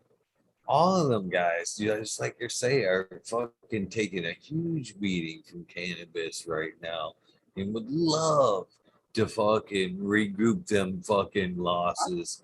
And that's what Look, I'm and afraid of. That's exactly what I'm afraid of because when they get their thorns into it, we're gonna be because and don't get me they see they see the exactly what you said, the dream that we're talking about, how we get in our rooms and how therapeutic this is to us and fucking because this is every like I say this all the time, this right here, this time we spend right here is every bit as therapeutical, just like you said, as actually consuming the medicine. They see that. Why do you think they're already? It isn't because there's access cannabis on the fucking streets and they're worried about this or that. They see the healing power of it, how it bonds us, how it fucking, they see all that. And they're like, fucking, no way. Go back to the commercials. We're going to take that away. Go back. You want that? Go back and watch the commercial because that's the shit that you're going to buy after fucking they get their hooks into this. They're going to pull the grow right out from under us, and there'll be more of those commercials. You want to be feel like you were in your grow room again? Try Xanabis. I love it. It's the truth. It's the truth. It's the truth, man. They they're happy as long as we buy shit from them. We feed them the money back into their pockets, and they get to, you know, buy more shit at the mass level. Then they're happy. I mean, really, let's be honest. That's what makes them happy. Um, But if they're not making profits, bro, then they're gonna shut it down. I mean, I follow, like I said, the Michigan Bro Show. I watch your show.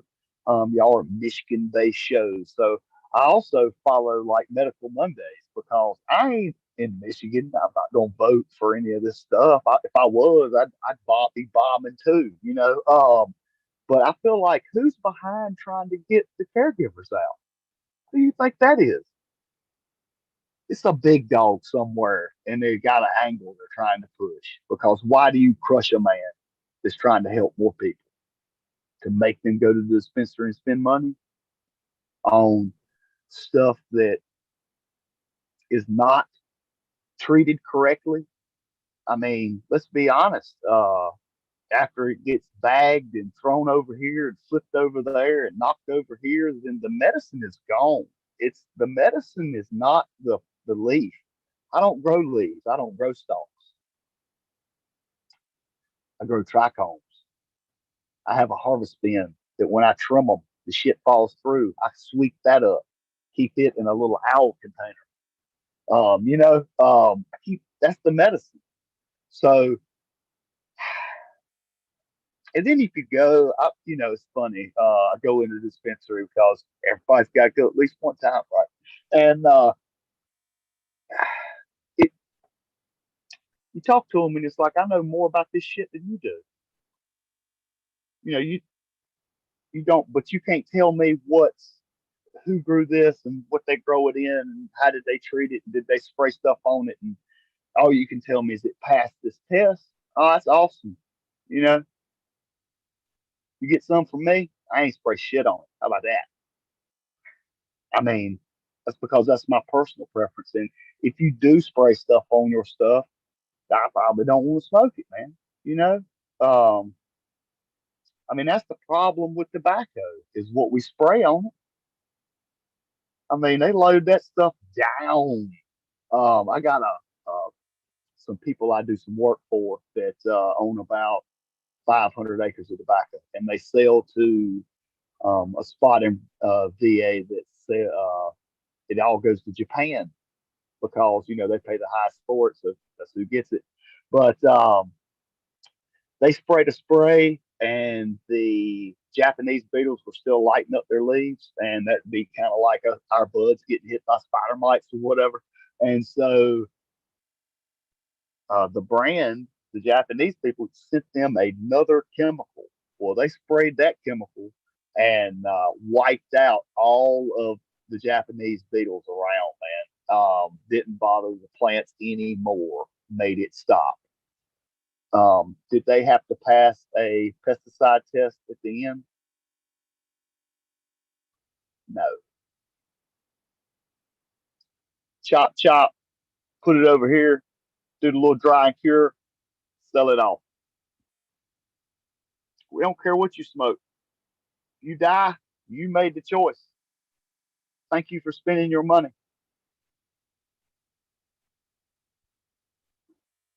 It's rough, man. You know, I can't help I but think it.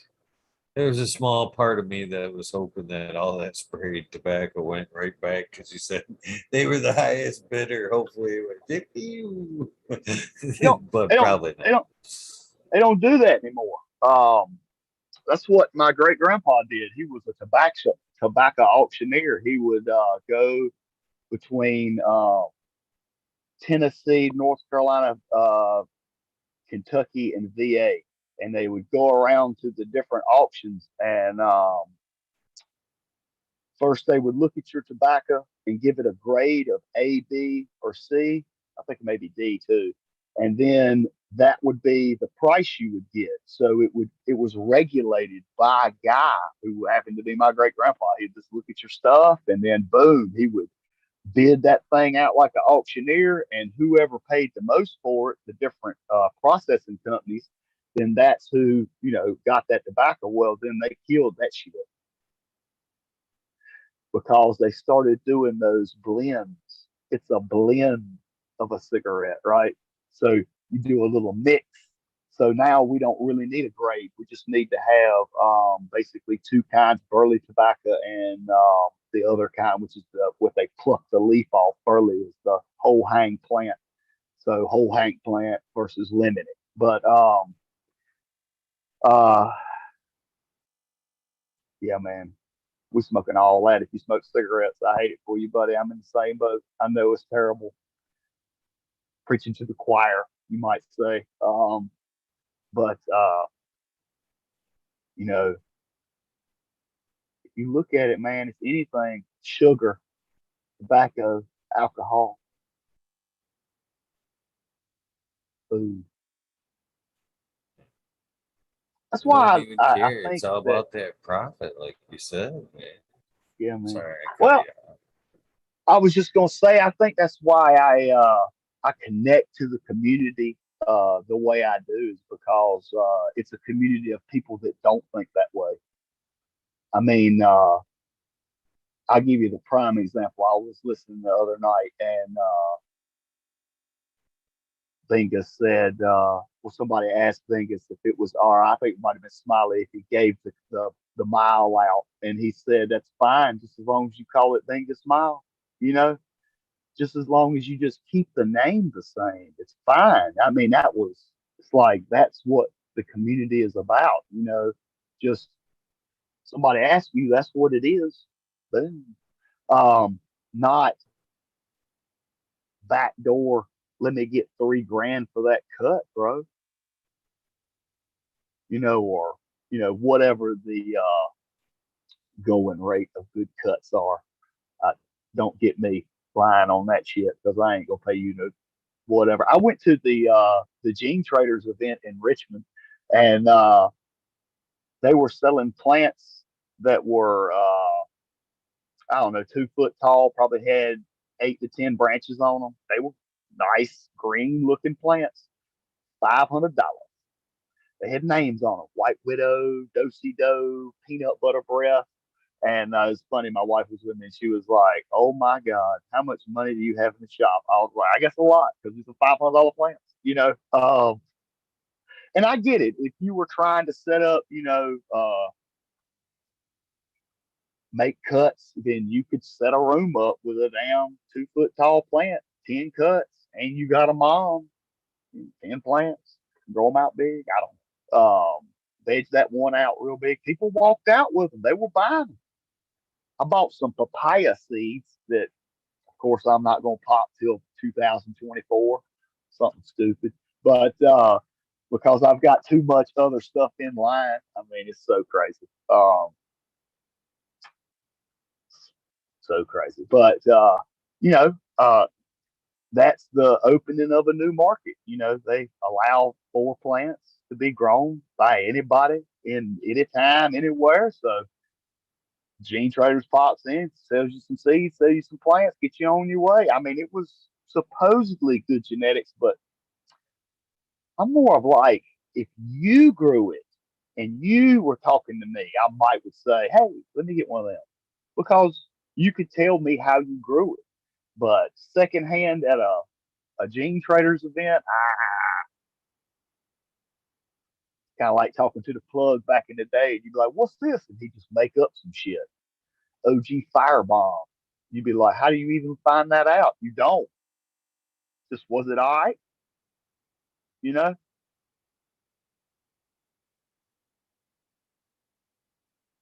Sad to see. Sad to see the bait and switch kind of mindset like that. It ha- but it happens. All we still hear about that though. Um, I feel like the core community is not like that. I feel like the core is like, spread the knowledge, share the wealth. There's more than enough to go around. You don't have to be a greedy motherfucker. You know, you can absolutely join in and be connected to something that's way bigger than you. I mean, if uh, you can be a dick and still make money. Ain't nobody saying you got to be, you know, I don't know how to say it, not be just Yeah, crass to as me, shit. So, there's a difference. There really is. There's the cannabis community, and then there's the cannabis industry, and they're it's true. very different. They're very different. But the problem is, should they be? No, No. no. Should be one, right? But there's that whole creep into that money shit, man. It's It's the money people. You're right. It's the non-users that are coming in that are like, I don't give a shit. I'm gonna make money off all you fools. That was the people, and they don't give a shit. They don't give a shit about the community. They don't give a shit about all the shit that we talk about. It's just a dollar sign. They figure out they look at us and go, well, let's make community T-shirts. You know what I mean? Let's right. how can we capitalize off of that too? Uh, so It is it's so bad. It's kind of like you hear them when they talk about the metric system where they make them weigh the leaves they cut off. Fuck is wrong with y'all?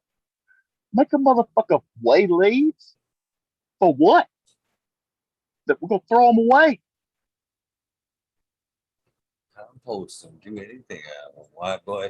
You mean why should even if you're gonna, what would be the penalty to go? All right, yeah, we plucked those off the plant. We actually ground them up, put them back to the plant. Is there a penalty for that? You know what I mean? Right, That's right. I mean, I guess you could account for them and then say, hey, this is what we did with them. But it's some of the rules you can tell are geared just to fuck you up. Which um, doing HVAC is the same way, man. You fucking build a house out and then you got to go play with the inspector and hope he's fucking nice to you, which is the same shit. Another organization governing a body that's doing some shit that guy's never done. And yet he has all the power, right? So you got to do it just like Johnny wants you to do it, or else you get to redo it until you fucking pass, right? So, um, you know, if you see one model, you've seen them all, I guess. I mean, government only plays one way. And at the end of the day, they're gonna. I wish they would leave it alone. The problem is it's like the first foothold in, right? They already took corn. and made. Have you seen the corn they made? That's what do they call them when cannabis is a dipoid, and then they made a tripoid out of corn to just make ethanol with, right? So they produce it's basically so it'll be sterile, so it won't breed with our eating corn, but they can just grind it to make ethanol. But that's our scientists making GMO fuel, right? The problem is corn's one of the reasons why we're on this planet. We figured out how to grow corn. We could feed populations. Populations grew to the size they are today. With population expansion, you get advances because people pop out that think differently than others. And they go, hey, how about we do X, Y, and Z, and we can get water down the fucking hill, and then we can water the goddamn corn. Boom, irrigation, right? So we fuck the corn up. It's like, what are we doing? We're taking a staple of our society. It's like, but we're driven for profits. And we know that when all the dinosaurs are out of the ground, we're going to still want to sell motherfucking cars. We're still going to want to damn give you a heating source for your home. Still going to sell you that shit.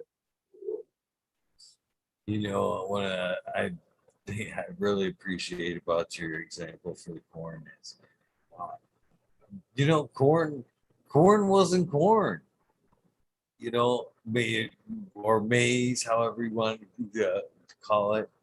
Right? Back when, like, say, the Mayans had it there, it was nothing like the corn we had today. They actually pretty much pheno hunted the corn until we've got something like we've got today. So, like much like the pheno hunting we're doing with our cannabis, we did with the Absolutely. corn to make it what Absolutely. it is.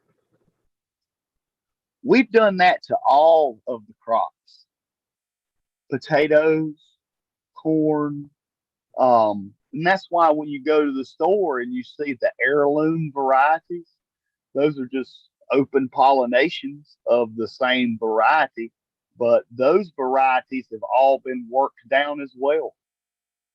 It's just the difference between so like I said, I was raised on a farm, right? And my grandpa was the agriculture agent. So, it's like you live on a farm with a dude that fucking is smart about farming. And not just cows. I mean, because of the depression, they grew gardens. And it was always funny. I asked him, I said,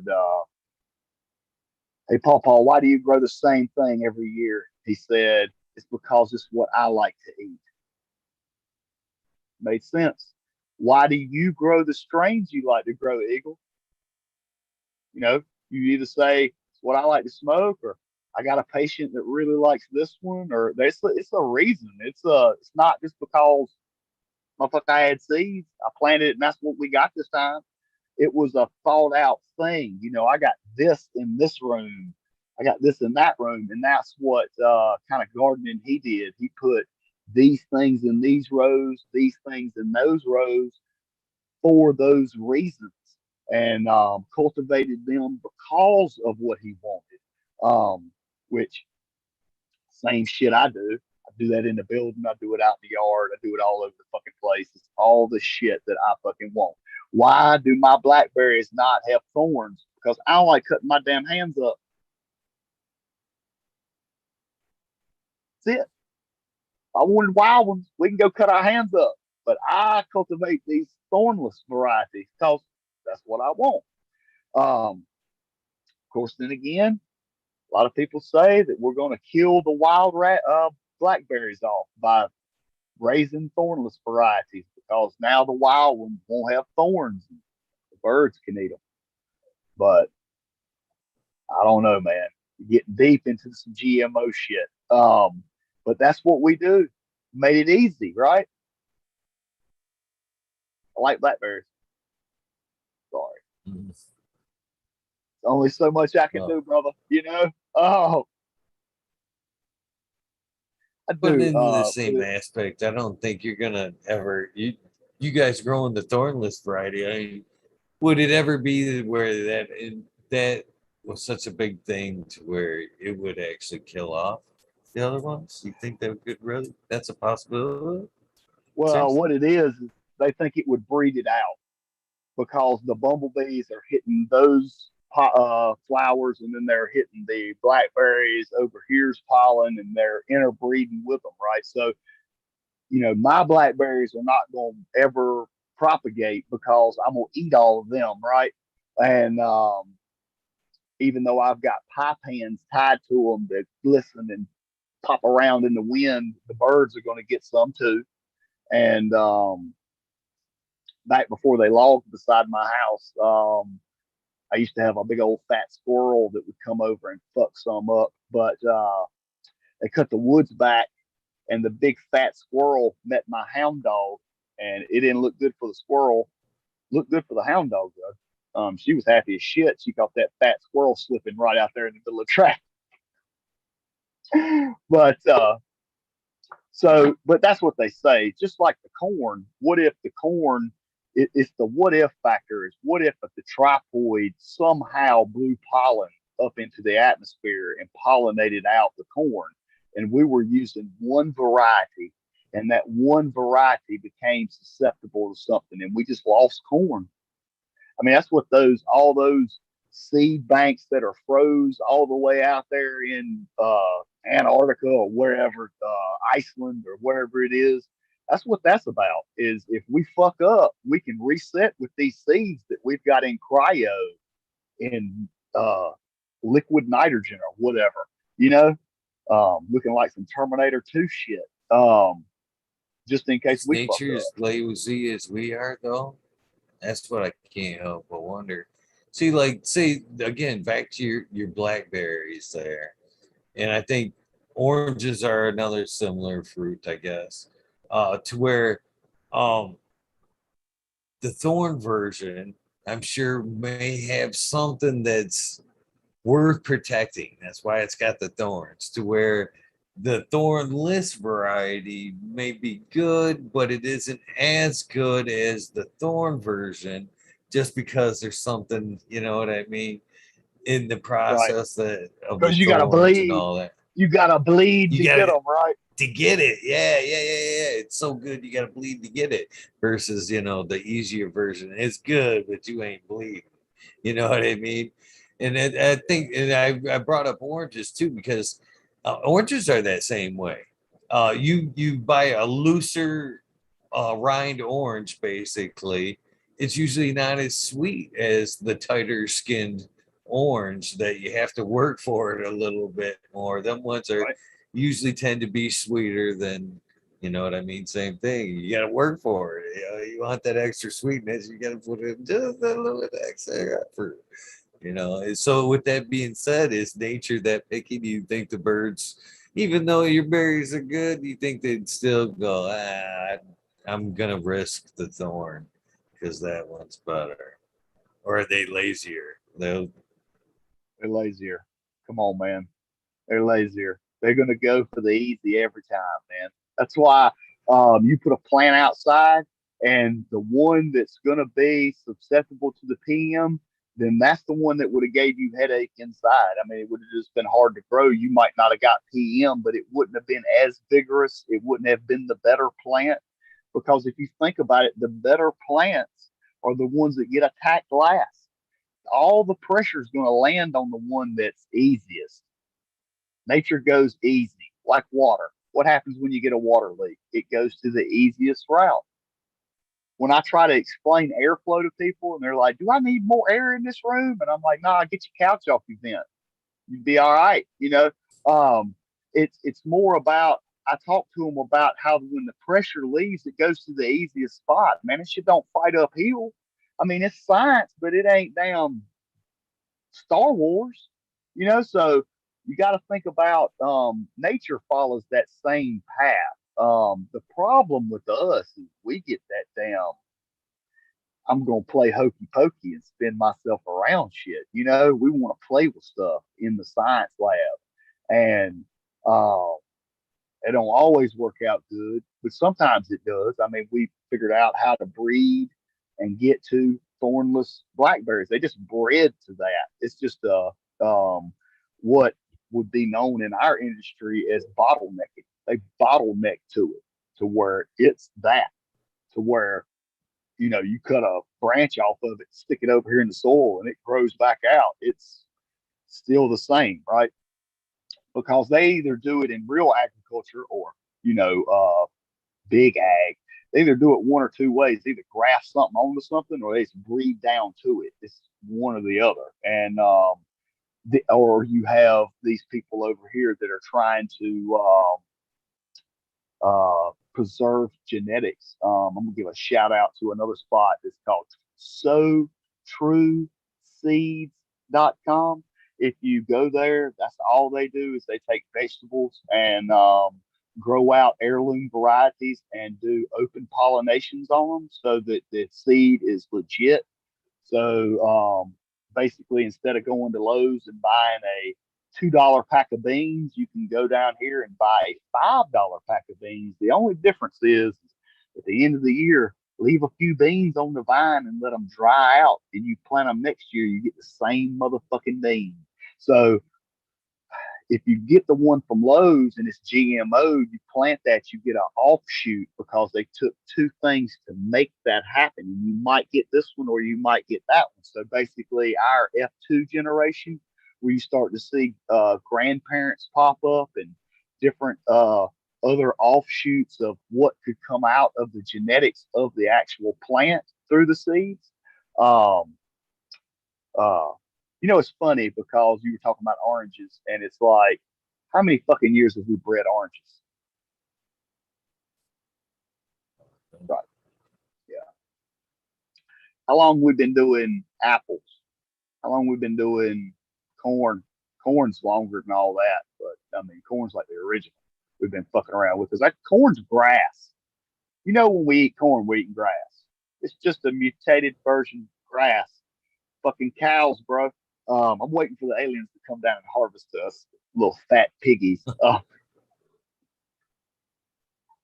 So I can't help but wonder too, but I guess, is it nature's GMO too when you're choosing the thornless version? Uh, Basically, I read Trump's Book of Seeds. It was the Okay. name of the book, and he described the funny nature of seeds and how we use them, how nature uses them, and how in some cases nature just works its way. Like some plants, some fruits are poisonous, so I purposely, so them seeds are left alone and able to germinate, another round. They serve another purpose. That's why they contain some poison. Other ones are able to go pass through a bird system and be planted miles away. Yeah. You know, Yeah. the thorn versions are, obviously that's their way of being protected, so the fruit would actually ripen and drop to the ground and reproduce in that manner. So you think again, by taking the thorns away, are you taking away that blackberry's something away from its ability to reproduce on its own? Yeah. What they're saying is if the thorns are all gone out of all the blackberry berry varieties, then the birds would eat them all. And one of the things about a blackberry seed is it can't be stratified, which is what you're talking about, where it passes through the guts. Or a lot of other seeds, you got to stick them in the freezer and let them freeze first, and then you bring them out, and then they'll pop. Like if you do seeds of trees or different garden varieties. They won't use called stratifications, where they go through the pressure of something to pop, instead of like with us, where you just basically get the motherfuckers wet and it's gonna happen. Kind of like old college girlfriends, right? But anyway, um, But they uh, through the time period, all of our stuff has been selected for a market. So, say your oranges, man. You remember back in the day when down in Florida they had that big scare because they had that blight come through, and Tropicana was all like, "Oh my God, we don't have orange juice," and all this other dumb shit. They went all sideways about it. That's because they just had one variety that happened to get that blight that came in from probably somewhere else, right? Let's be honest.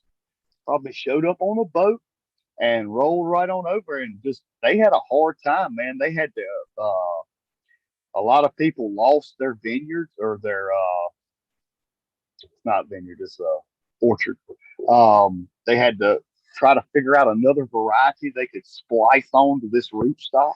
I mean, we've had to make a lot of change. Bananas, think about how many different banana varieties there are, but you only see Chiquita because Chiquita, that banana variety, I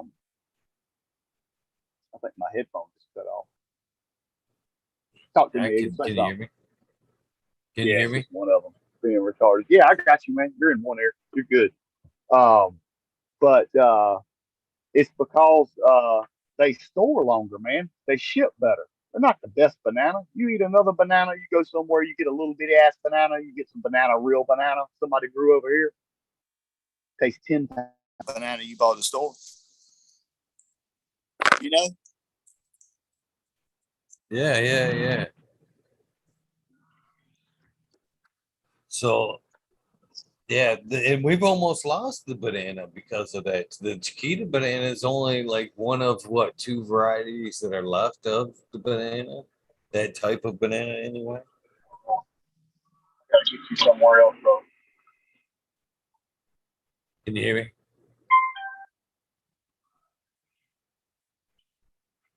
Keep talking. I can hear you. If you can hear me, I can hear you. Yeah, I can hear you. I can hear you. I can hear you now. Let's put you somewhere else. I don't know why Apple wants to be quiet on like a Zoom call. It is what. Some of them I've seen like they'll work good, and then all of a sudden the Apple phones is like you're talking in a tube or a cannon or a can kind of sometimes. Yours is all right now. There's no worries, no problem with it. I do want to check in on you with time though, because in the beginning you said you did have to work.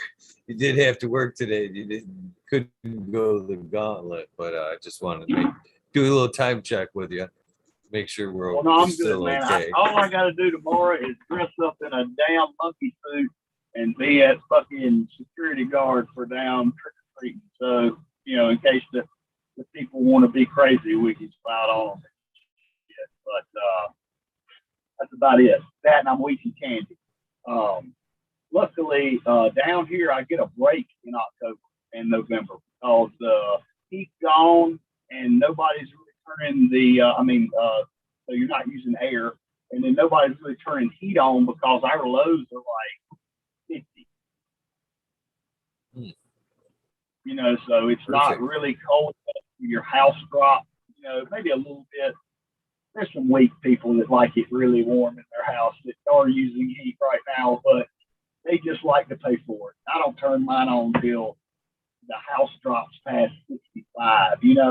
Come on, man. If it was 65, everybody got shorts on.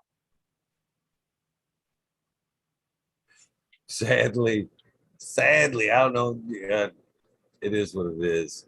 But because of the amount of lights I have here and the way that I kind of use the energy, I don't fire up my heater, and I don't. Well, actually, I don't even fire up the heater at all. Technically, I fire up the heater motor, but I never fire up the heater. And I usually don't even fucking strike a match on the fire until it's actually hit like 20 25 degrees outside, and then I'll throw a match on, because this actually right here will actually provide until November, almost like second week of December sometimes, before I've got to actually. I heat this 1,800 square feet, not including the garage or grow space. Um, and yeah, I think I burn no more than 8 cords a year to heat with oak firewood. Basically, all this. So during the summer months, you can see it there right behind me.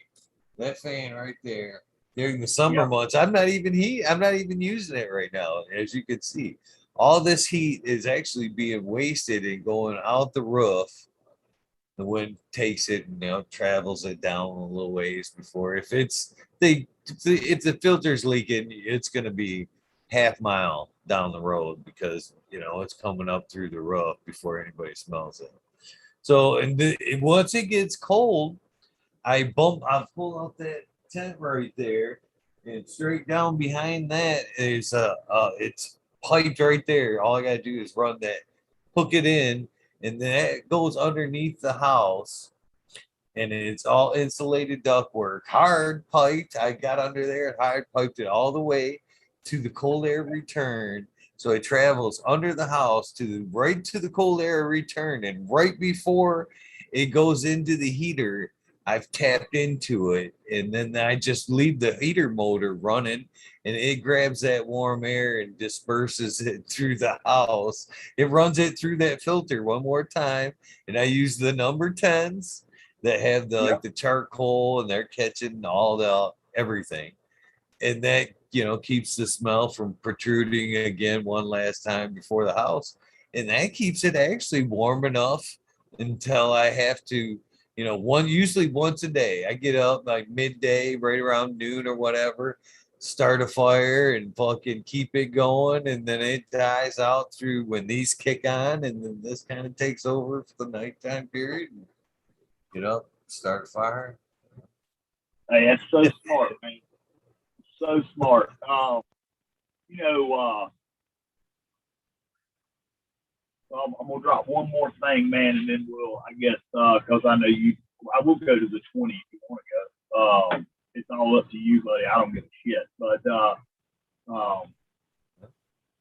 I was gonna say this. So for my pro friends that are still hanging out with us in the chat and all that stuff, I'll drop one more little knowledge bomb on you about your fucking room, right? So you got to remember that in life we've made terms so that stupid people can follow us, right? We've done it for everything. It connects back to them getting your money, man. If we can get you to be dumb and just go, all right. So, like, I'll give you a prime example. Today, I was trying to put in a new router so I could blast the fucking Wi-Fi signal from my house to my building, because this one sometimes is sketchy. It's been great tonight. Praise the Wi-Fi gods. So that we have it locked up. But just because I wanted it to be strong, I didn't want it to drop the signal, blah, blah, blah, right? But I couldn't get that shit done because I'm not a router guy. I'm not a fucking internet dude, man. I'm a guy you need in a bar fight. I'm a guy that can fucking crank your furnace back on. I'm a dude that you can get a good plant from, shoot you a straight fucking answer if you need one, right? A lot of things. Wi-Fi guy ain't one of them. You know, you busted my Zoom cherry, so I don't know if you write that down on a piece of paper, but you got me. It's my first Zoom call, man. I'm a country boy. I live in the country. I deal with people in country ways. We still shake hands and shit, you know. But if you got heat, right? We made up the word air conditioning for the people that couldn't get what the fuck we were talking about. There is no such thing as air conditioning. If I run air through something and I change the fucking temperature of it, fucking air conditioning. But what if I did it and it got hotter? Do we call that hot air conditioning? No, we call that heat, right? Because you can understand heat, because we started out knocking rocks together everybody's grandma had a wood stove. Everybody's been around a campfire. We understand some things. Now, it gets deeper. There's different kinds of heat, radiant heat, convection heat. We do different things with different machines. It's all kinds of stuff. But I said all that to get down to this. There's only heat loss or heat gain. I either put heat in something or I take heat out of something. Taking heat out of something would be air conditioning. Putting heat into something would be heat. When we have a room or a grow or anything like that, you got one thing. You got that heat that builds and then the heat that doesn't build, right? You have to find the line where lights on, making heat. Heat is gaining because the particles that are around the light are moving faster. That's the heat. And the ones that are outside of that are cooler in the room, are moving slower. And the whole time, these invisible objects in the air are rubbing next to each other, trying to homogenize and make you and you to a certain degree. And that's why when your lights go off and it's cooling down rapidly, you're going from right because the light's gone. That's why the humidity goes up because the temperature itself is rapidly dropping, and that means the water vapor inside of the air is rapidly going up. They call it the dew point on the Weather Channel. But when that happens, the heat that is being lost is being gained in the air around it. So that's why if you run more fans, you make that homogeny happen faster. And if you're sucking the air out of the room, you pull the humidity with it, but you got to pull air from another location that has lower humidity than the one you're in, right?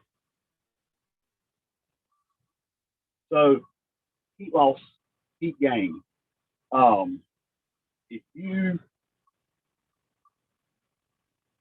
So what happens? The light comes on, right? Like you said. And then you don't really have to run your heater anymore because you pick up the heat from the grow room, push it into your house via the blower of your furnace.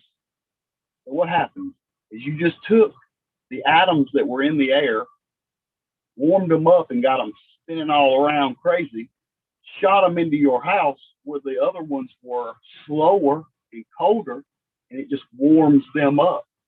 And what it does is it gives yourself like you're basically heating your house like a lung run, which is, been done a million ways, but it is ingenious that the carpenter man figured that out, because you might be different than most carpenters I've met. Most carpenters I meet are like, we're going to cut a hole in this floor over here. We're going to put this ratchet strap on this floor joist. We're going to cut another hole in the ceiling, and we're going to jack this thing back up level and put these new boards in. And it's like ogre moves that are dangerous. It's this old house that I usually deal with. But so anyway, if you'll probably think, what the fuck did he talk about heat loss and heat gain for? But the main thing was it's just the air movement.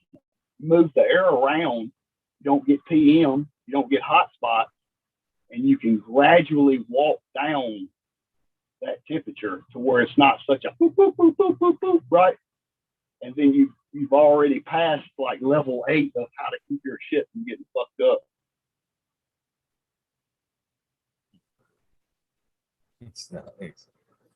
That's awesome, man. I scrolled what the fuck I was gonna say there. Damn it. Oh, about the over movement. Most people wouldn't understand the over movement on the older house either. You can't just necessarily force things to level, throw something boards under there. Shit, you straighten that sack, more likely it's gonna crack on you. You know, by Absolutely. forcing their backs. You know, it's funny you brought up them old 1900 mansions because that's where my cup of tea really lies. Is I went and I I started like basically I did a little bit of drywall. I did from white work for a while, and then this cat dragged me in and asked me to be his apprentice. I've kind of told that story for a few times. I lived next door to this building that the building was built in 1898, and I lived next door and they were restoring it, and he seen me kind of pilfering through the dumpster. Or now he didn't see me. He seen my tracks because it was in the winter and there's fresh, it'd be a trail over to my house. And of course, all the wide trim and beautiful boards they were just throwing in the dumpster would be gone. They'd be over in my garage, neatly stacked and shit. But he called me over and I was like, hey man, fucking what do you do? And I told him, he's like, man, come fucking work with me. And that's what he taught me to do was restore them older homes like that. Man, I've restored a lot of just beautiful late 1800s, early 1900s, balloon framed houses, log framed houses where the floors are just all completely logs and stuff like that. And you can't just go, like you said, that made me say that is you just can't go into some of them houses and assume you're gonna fucking straighten out these log floors, jack them up and straighten them up without cracking some shit. And that's what made me think about it. You're muted, brother. My bad. It's funny you talk about the 1800 houses, man.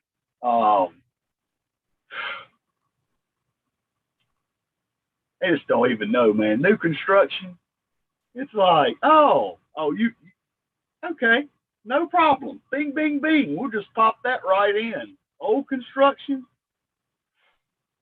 whole nother ball game, man. And then you get into those houses with do they consider those historic up there and they have to be restored back to the same fucking way?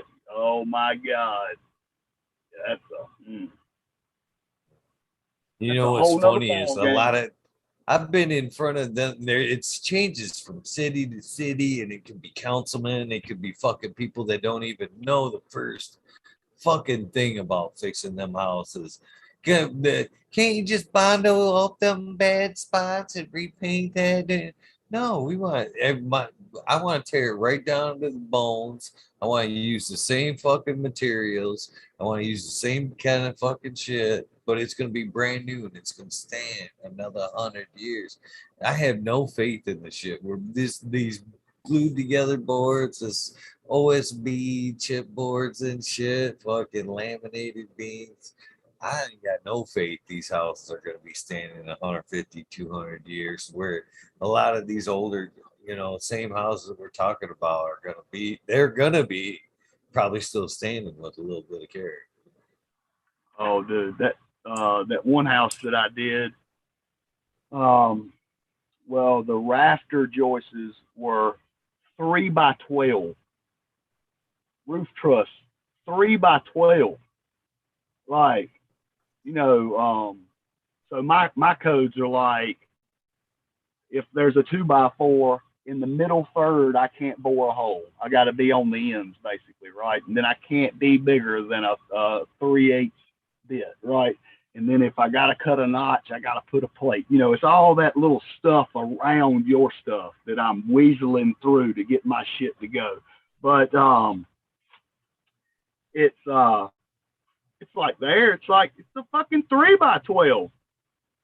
Drive a fucking car through it, and it's 100 years old petrified pine, to where when you bore it out, it still smells like it came out of the untouched forest or whatever the fuck they call cut. Because this was during a time frame where if you needed wood, back in 1904, whenever the damn thing was built, it went to the lumber mill. There wasn't a Home Depot that you just went and got you some you know, a couple of 2x4s and a damn, you know, some nails. I mean, they had those, what are they called? What are those, the rose cut nails? The ones that they used to, that were flat on the end. Yeah.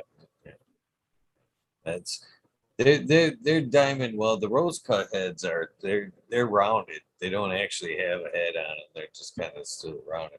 Then there's the square cut nails that you're talking about that are used in the 1800 era. Okay. Them things aren't easy to set and work with. You ever just drove some of them for fuck of it? Just I have, just because I appreciate old craftsmanship and fucking and there. I would hate back then to just drive those just all day long, just a whole floor, just a sheet of floor. You know what I mean? Fucking Yeah. holy shit, that's some work. I appreciate that shit, man. Oh yeah, it was something to be said about craftsmanship for back in the day, man. That house is, like I said, it's just a masterpiece. I mean, you couldn't even build it nowadays.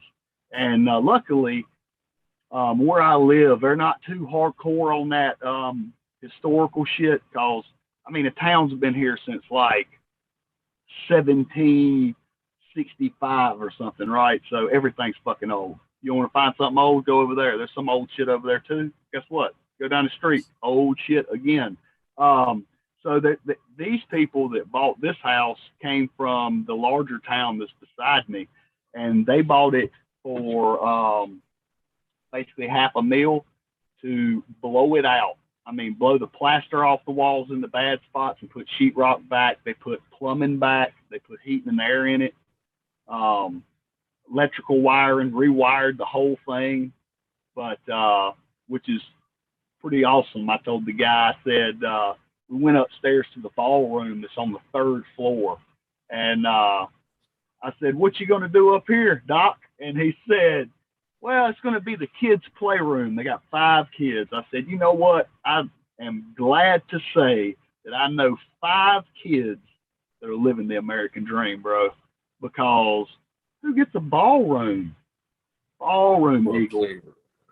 Mahogany floors.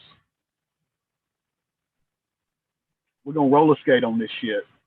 You know it. There will be roller skate. It is what it is. It's awesome. I really enjoyed it, but it was a beautiful house, and I was really happy that they took time to, redo something like that, because it took.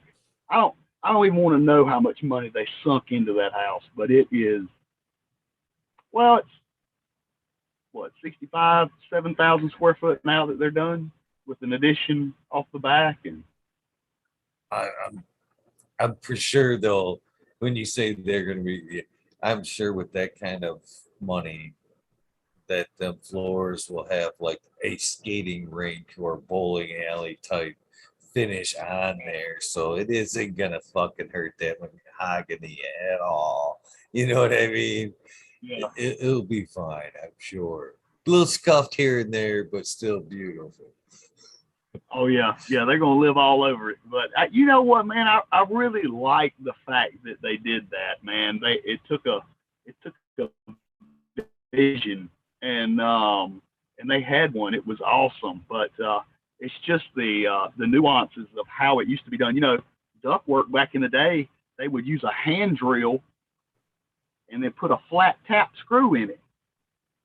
Could you imagine putting all the metal duct together one by one? And they did it in, I don't know if they did it up there, because I think y'all have a lot of basements, but a lot of down here, it's crawl space. They did it before the floor was in. So you set the bottom, and then they worked the duct standing over top of the floor joist. So it was, crawl space ain't but 18 inches. With those, fuck that. Wee, motherfucker. I live in a different age, Look at Milwaukee. But somebody cared about that. I grew up watching Bob Vila. And, Bob Vila is who, in my mind, I try to be that guy in HVAC, right? I want you to get a good product. I also want you to pay me. Bob Vila didn't show up in a Pinto, so, but Bob Vila did the best work, and he would let you watch him do his work. Actually, that guy that was with him was probably better than Bob Vila, but neither here nor there. Probably true. But you're right, man. That's awesome shit, man. That shit doesn't exist these days. That's one of the reasons why I got out of carpentry. Nobody wants Bob Vila type work anymore. They want Home Depot shit. They fucking just hurry up, nail that up. Cheap as you can do it. There's very few people out there doing what them awesome people did, saving that house, doing what they wanted to do, keeping it somewhat original, but there's very few people that can give a shit for that type of craftsmanship anymore. No, you're right. They want it lowest price. Can we do it cheaper? Not if I'm making it out of mahogany. I was 100% blessed when I got to do with it. When I was hired in, that gentleman pulled me in. It was for around here in Michigan, we have Mott College. Mott was a pretty big deal. Harding Mott, he actually started that college and did a lot for Michigan. Helped with the motor, all the big three in Flint at the time, and so we had almost an unlimited budget for these restores. You know what I mean? When we went in, they bought the house.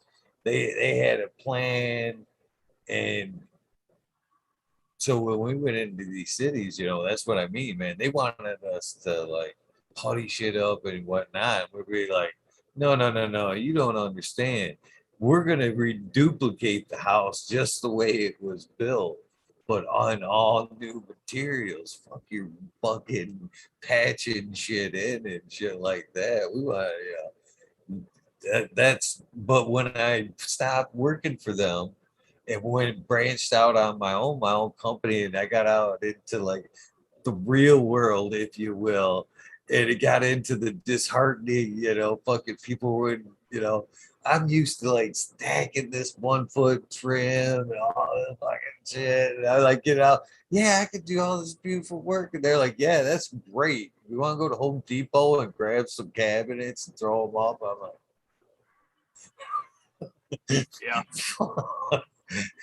Sucks. Well, and like around here, you got two types of guys. You got the Home Depot guy, and he can get it done for you. And then you got people that are they basically just advertise more skills. So like, I don't even advertise, man. Mine's all word of mouth. Basically, I usually pick you up after you've gone through the ringer with somebody else and they lied to your ass. And then your shit still don't work. And then, finally somebody says, hey, I know a guy who's pretty smart at this shit. And I show up and fix it. And we basically build a relationship from there. And I deal with your turds from the rest of the time. But, and it's just that reputation of being able to do it. But when it comes time and you say, hey, man, I'm going to replace this, I start talking about, would you like to have it done correctly? And then they go, well, what do you mean by that? And I go, well, the last guy that came and to put the system in, he designed it this way. And there's been 3 machines changed on it since that day. Don't you think that the blowers are different now? The machines are different now? And you go, yeah. I would say, well, don't you think we should put the duct system for now? And then you just redesign the duct and you get the airflow, which is what we've been talking about some of the night. And your power bills go down. Your consumption costs on fossil fuels go down. Why? Because your air delivery becomes correct. Because you don't need to put a 10-inch duct in a bedroom. Bedrooms usually get like 6-inch ducts, but there's a calculation on that. That's just like How many people buy exhaust fans for their tents or rooms and don't know what size to buy? You just buy one because somebody said I needed an exhaust vent with a carbon filter for the smell. So I bought one and it sucked my tent in, or it blew my tent out, or it, and they you start to investigate. You figure out that's positive or negative pressure. And then you start to figure out that was because the blower is oversized or undersized, or most of the time oversized. Because a 2x4 tent probably needs a 2 fucking inch fan. Can't even buy a 2 inch fan. You start out at 4. Turn that puppy down. But that's the thing is beautiful thing about humans is we'll jump off into shit and not know anything about it, right? I'm not a carpenter and I built a couple of rooms. They're going to structurally hold up you and 5 of your other buddies in a bass boat. I don't know, man. Probably not going to try that one. But probably hang a 34 pound light off of it, garbage filter. Oh. It's a beautiful thing, man. As far as the air goes, maybe you can draw out a tip for them is I think where most people make the biggest mistake in purchasing fans is fans and filters. I don't think people buy that filter and then they buy that bigger fan thinking, oh yeah, I want to suck much as I can through this air filter, but a lot of times they're fucking themselves by sucking too fast over it, right? The carbon not necessarily letting it work or vice versa, undersizing, oversizing things. Well, it's a fine line you walk because you don't want to have raunchy ass odors. I get that. And you don't want it to be this and that. But, at the end of the day, we're trying to provide the perfect environment. That's the key is you put a seed in the ground. B, you give it some water. You get it to harvest. You dry it out. You smoke it, or you eat it, or you whatever. You boof that damn thing. Whatever you do with it, right? But and then once you get those steps down, you try to do better to produce a better product, right? So you work on lighting, you work on the climate, you work on the water, you work on the nutrients, you work on everything around it. But to maximize the plant, but you want to make it happy. But you can't blast a bunch of air on them. They don't like that shit. I like to think they're kind of like me and you, man. I don't want fucking air blasting on me either. Dissipate that shit out, right? So that's why, like in the big room where you see the hard duct, I'm picking up the air from the mini split or the lung room. I put it down there at it because the air is going to be the coldest or the warmest, the closest to the source, right? So the farther into the room you get away from your vents is the farther enough away from the room that's going to be not as hot or cold, because you're trying to overcome that with air conditioning. You're trying to condition throughout the room. That's why it blows out from those vents, to try to get the whole room the same temperature, not just that one spot around the vent. But so when I drop it down behind those fans, the fans blow it out into the room. I'm trying to send the conditioned air into the middle and let it work its way back from the wall, because that's what the fans do, right? They suck from the back, blow out from the front. So if you have them hooked to the wall, they actually pull the air off the wall through the back and blow it into the chamber or the area of tent, what fucking rectangle you're working with, right? So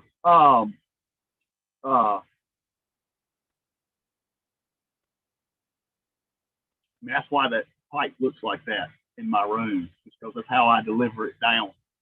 In the tent, I have to do it a different way because I don't have that pipe in the tent. So in my tent, what I do is I blow air from the outside lung room through the side of it into the bottom of the plants, and then I have another Infinity that's pulling it from the top, and they're lagged together. So when one comes on, the other one comes on, and it blows and sucks at the same time. So basically, it pulls the air up through the canopy, and that's how I change that out, so it's not stagnant and sitting below it, because that's what kills you off. And that's why defoliation works, is because you decrease the overlap in that difference of this temperature versus that temperature. So when you take the leaves away, there is nothing there. And people can argue about de-leaf or not de-leaf. Thunder Dan don't give a damn. I grow it how I grow it. You grow it how you grow it. We're good friends. Meet me, we'll match one, and you raise hell about damn de-leafing all you want. You know, save the leaves. Come to my house. I give you a bag of them. Right. So to me, because I just want them to be comfortable. If I have more leaf and I have to run more fan, are you gonna be comfortable? You're trying to sleep, somebody's blowing a fan in your face. Like, man, get that fucking fan off me, man. Blow it at my feet. You know, blow it at my damn armpit, but don't you blow it at my grill. You know, all in my face. And if you think about it, the meristem, that's the very top node that's driving that bus, that's the head. So the very top one that you're looking all, woo, motherfucker, you know, that's the one that's thinking about, damn, look at this shit. So funny. You know, I think about people that make seeds in tents. I think about the seed gives off the basically the genetic memory of the plant's life to the seed. Because how else would the seed know what the fuck to do unless the plant before it said, you're going to pop, you're going to get out of the ground, you're going to, you know, give you the life lesson. And also, by the way, this place is really dry, so you're going to want to shoot a good taproot down to get some water. It's also a lot of wind going on here, whipped all around, you know, because if it imparts the environment from that, and then, you know, like nutrients, they're going to feed you every 3 days or whatever.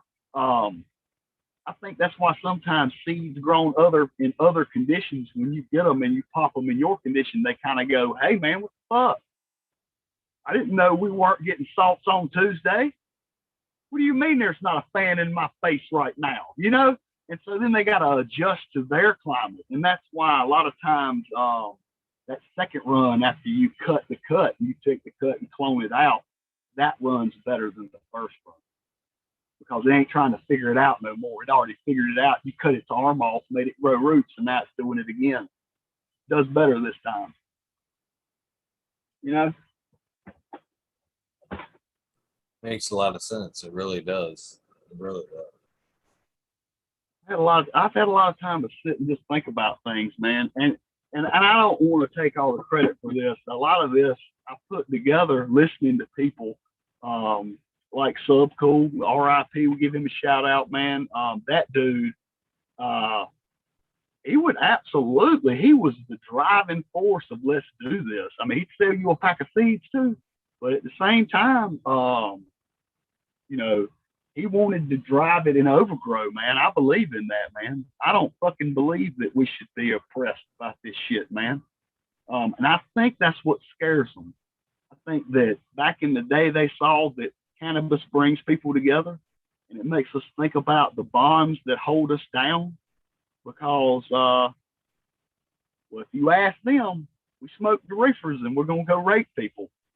I mean, that's what they used to preach all the time, you know, and I ain't finna rape nobody.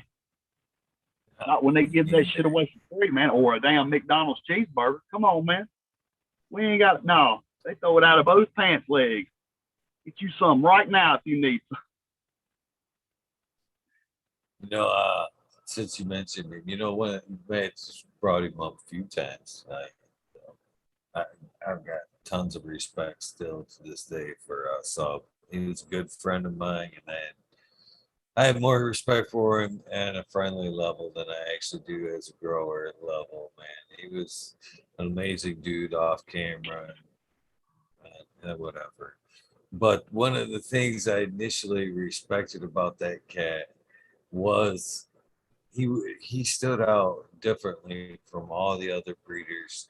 Like you kind of said, man, most of the genetics you could get were a light description, like the LA Confidential you talked about earlier.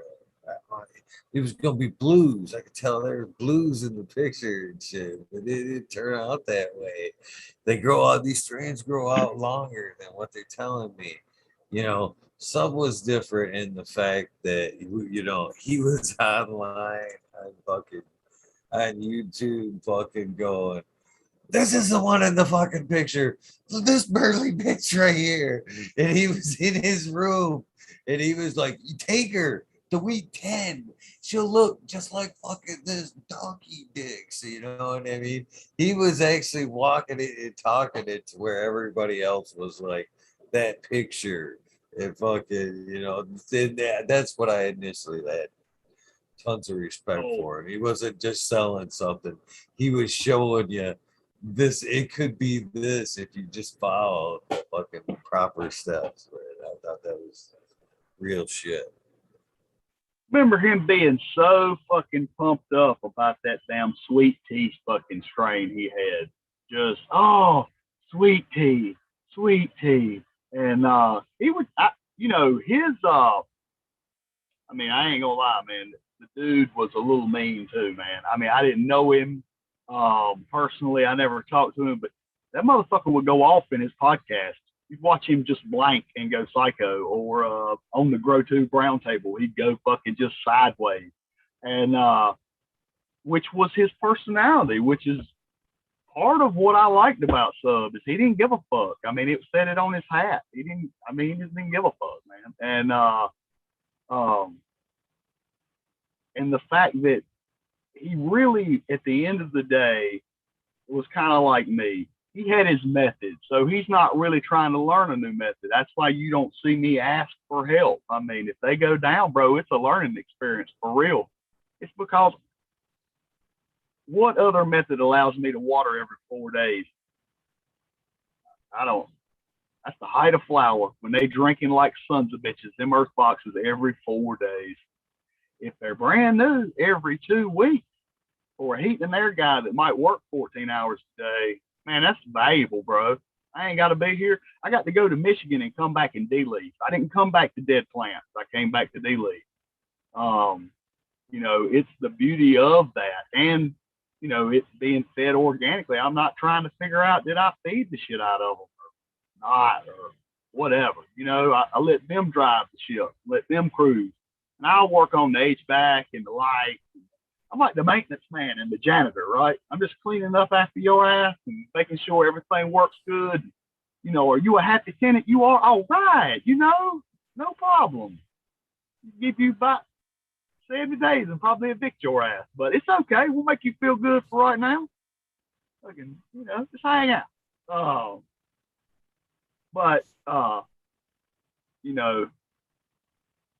I do want to say before we get too far down through there and I forget that, man, I really appreciate you letting me come on. And to all the people still listening to my dumb ass ramble,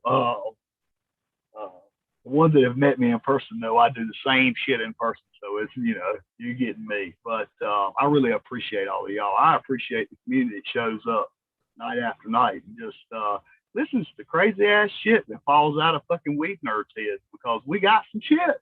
But it's always on the positive scheme. It's always on the uplifting. I mean, it's like when Johnny figured out that you can fucking clone in sand.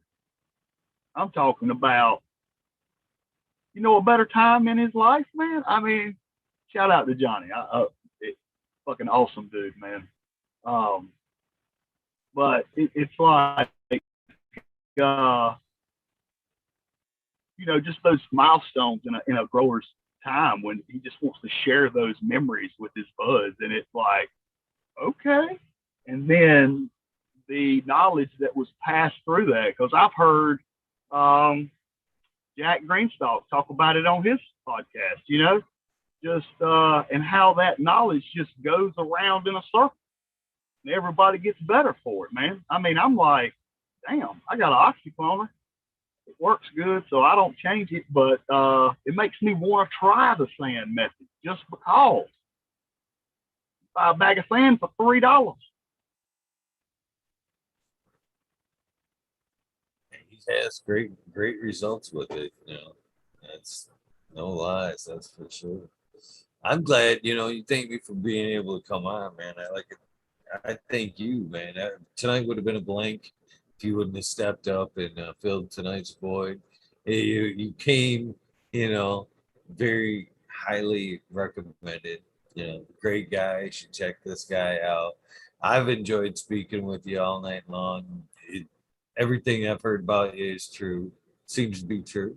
Seemed to be an awesome guy, great guy.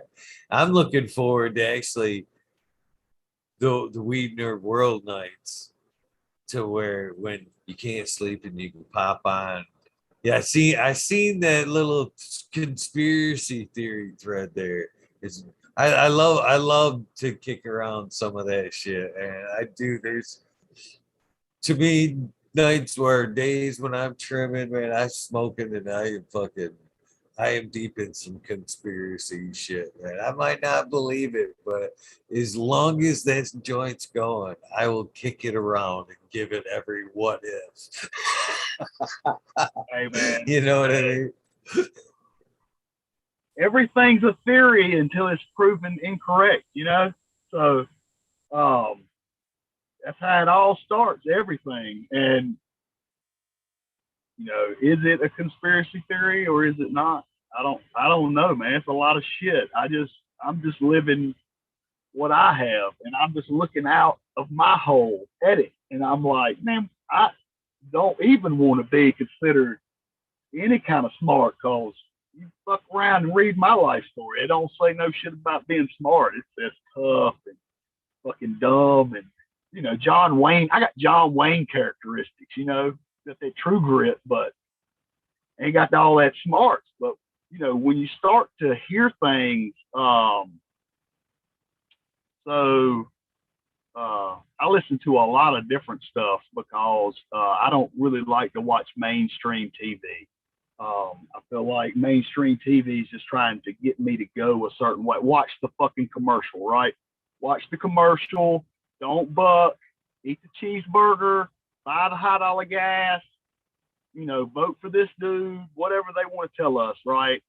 This is bad. This is good. Whatever it is. Ice cream. Whatever. But so I don't really get caught up into that. I just watch enough of it to make sure if they say if the bomb's coming, I can get the fuck out of Dodge and damn try to figure out what I'm gonna do. But not try to sink myself into it. Most of the time, what I do is you'll catch me online in a chat room. I'm doing other shit. I just pop in the chat, say what's up to everybody. I continue doing my shit. Somebody makes a good point. I feel like I need to throw 2 cents. I throw 2 cents. Say what's up, but I wouldn't say I'm like trying to solve problems because I ain't that dude either, man. But like there's enough people to learn from. You ain't got to hear it from me, man. I'd be more than happy to tell you my way. I don't give a shit. I don't have a lock on it. I don't want to, like I told you, my recipe for dirt. I'm not going to not tell you that. I water when it's dry. But just to not try to commoditize it or whatever. That's a damn not even a word. But just I'm not trying to hold those secrets in. You can have them. But I really just want to show up and say what's up in the chat just to say what's up. Hey, man, y'all motherfuckers like me. What's up, motherfucker? Fist bump, smoke one, but I want to listen to what's being said because I want to be able to process it through my mind. Like another shout out to you and Smiley with the takeover, man. I mean, that's, I don't know if that's how I got here, but it's damn sure one of the reasons why I fucking stayed because they talk about all the same shit. No, I did not jack Smiley style. I was already on Earthbox when I found Smiley. But the fact that he grows that same way does help, because I can look at his garden updates and think, okay, this is how he's smashing them, or he's doing this to them. I noticed he likes to run the plastic covers over the beds, and I don't run the plastic covers over the beds. I run just hay on top of my bed because I want the bed to actually dry all the way, not all the way out, but I want the reservoir to dry out so that at different times during that flower period, I can top dress and water from the top. If it's always filled up with water, you don't get the opportunity to do that. If I see in week 3 that I want to throw in some bloom or whatever, I want to be able to water it down. I let it dry out and be able to hit it again. I mean, I'm not as organic as you might think. I still put mammoth tea in the bed, recharge and shit like that. So I'm adding in the microbes back in. I'm not trying to just have them live forever. I'm like organic, but not no-till. Does that make sense? So, I mean, but just the fact that, and then he brings on people, or, I mean, you brought on the Leaf dude, and I thought, fuck, I got to watch that episode like 3 times just to break down the different segments that he was breaking down. I mean, shout out to him. I'll chew your name up every time, but I mean, then again, never shook your hand, homie. So, but I mean, just smart, or, what Smiley gets into. Smiley's a genius that brings other geniuses on and picks their fucking tickle spots to make them just spew all their knowledge all over the place, which is just a beautiful thing to people if they're watching. There's just breadcrumbs all over the place. Kind of reminds me of the Grow Tube Roundtable back in the day, except for it's one-on-one. So instead of all those different guys, med grower and all of them just sharing all their combined knowledge into a pool on a subject, you just got the one guy and he gives you the one, and then it makes it grand because nobody's talking over each other, right? So you can actually follow a conversation and not be a fucking PhD rocket scientist and go, you know what? It makes sense.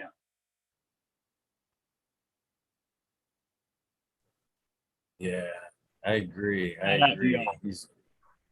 He's an awesome dude, and I'm very grateful that he tends to do it here.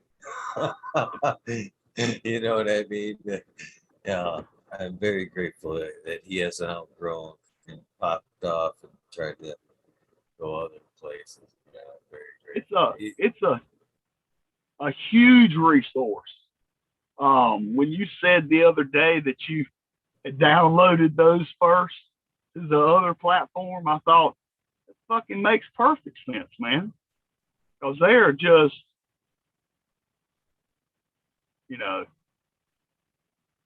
they're the wealth of knowledge. Not that, listening to me ramble on 513 is going to be, some massive department of knowledge to people, but I mean,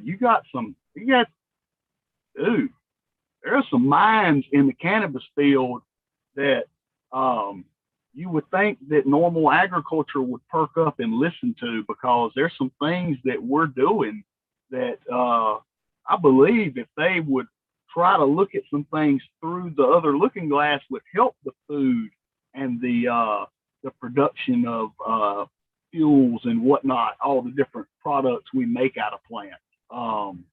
Because I mean, think about the testing on the microbial level of flour. Why can't we get that in our food?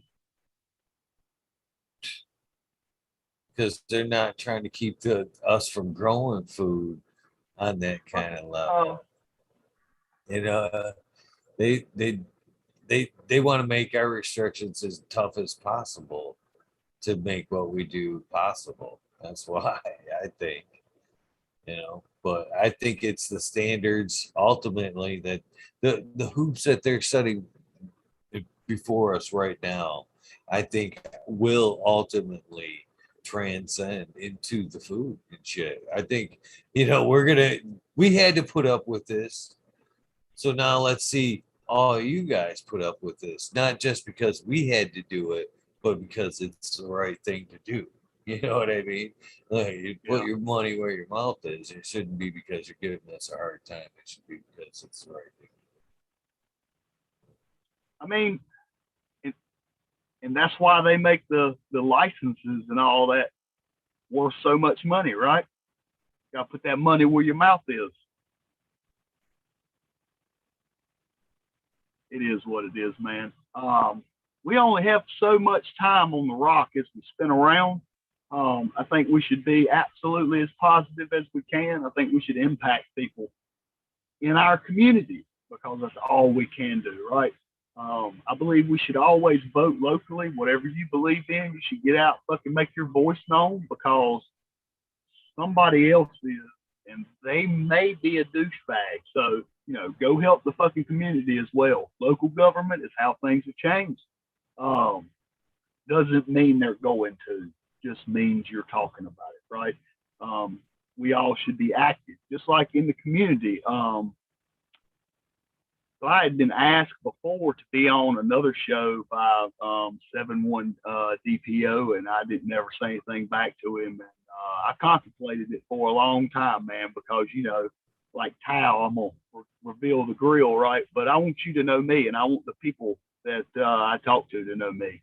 I also believe that in true community, that there is safety in the numbers, and in the numbers is where we can afford to and make more change because it's true in America that it takes the numbers, right? It's just like uh, the people trying to take the caregivers out in Michigan.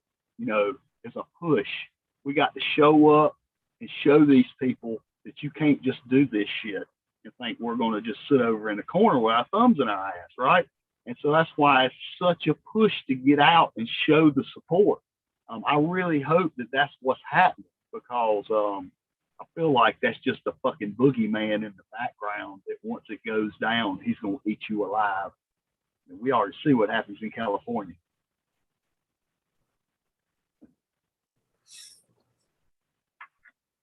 It's a shame, Yeah. man. It's just tragic what California, one of the best cannabis producing areas in the world, has done through legislation to the growing opportunity they have. You know what happens to all the garbage weed in California that can't be sold to the market? So Where do you extracts, think it gets? I would think extracts right off the top of my head. Where's to go? Comes on down, bro. We see it all the time. Part of the reason why you see me grow my own medicine because I don't want to smoke your pesticides. I don't want to hit your shit that's been laced with embalming fluid that makes me trip out. I don't want to have it smell like a gas tank because you drove it some fucking where. I'm not gonna live that life. That's not what I'm gonna do. I'm gonna have these good plants. I'm gonna eat good tomatoes. I'm gonna grow me a fucking pineapple. I don't give a damn if it takes 2 years. Hopefully I'll be alive in 2 years to be able to see the son bitch fruit again, right? That's the role. I'm gonna set the things in place and then I'm gonna grow to them. We're gonna grow together. We're gonna make it all better the whole fucking way we go. And the kids that don't like the sled ride, fuck you, get off, right? And the ones that do, we're just gonna keep going that way. And hopefully, as we move forward and more and more and more and more of Americans get online and tie in, hopefully the network will be big enough to where the Marlboros of the world can't take over.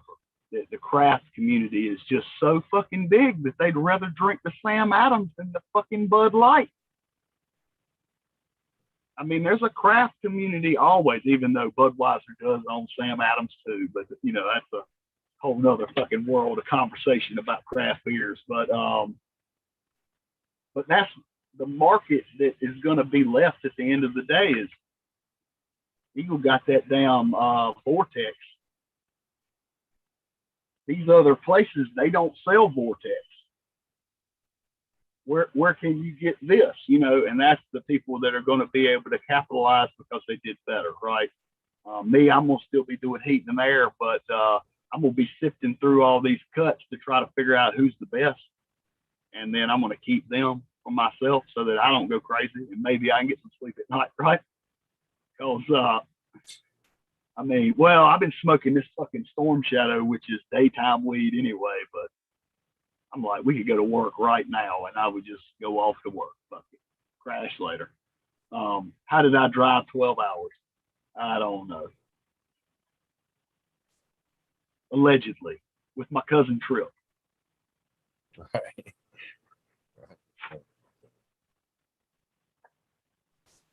Yeah, you gotta enjoy some good flower, that's for sure. I love that daytime weed sometimes. Man, none in my garden currently, man. Some of the most shit I've got has been a little sleepy time lately. That's I had that happen one time. One of my first crops was an OG Kush, and that shit just put me out. That it was because of that in particular round, that mono crop. I was like, man, I can't be handicapped for no fucking 6 months, fucking. 'Cause I just grow shit that fucking's gonna fucking cripple me every time I smoke, man. I gotta mix it up a little bit. I'm getting smart about that shit.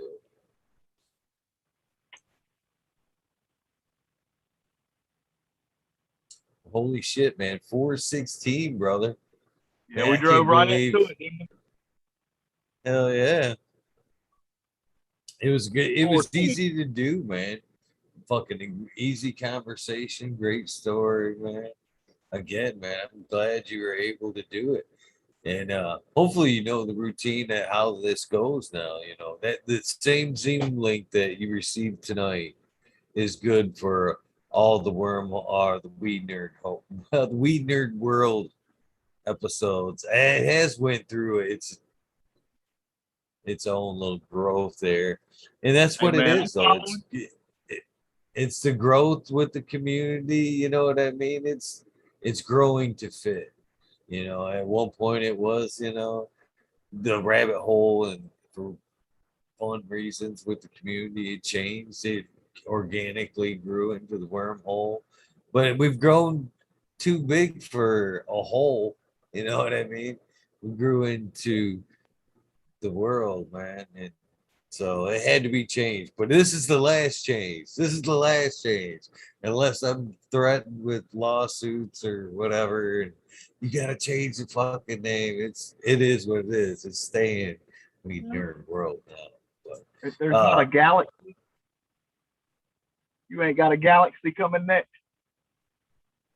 no, well, yeah, I never really thought about it that way. The aliens come and start smoking some weed, we're gonna have to upgrade. Right? Right?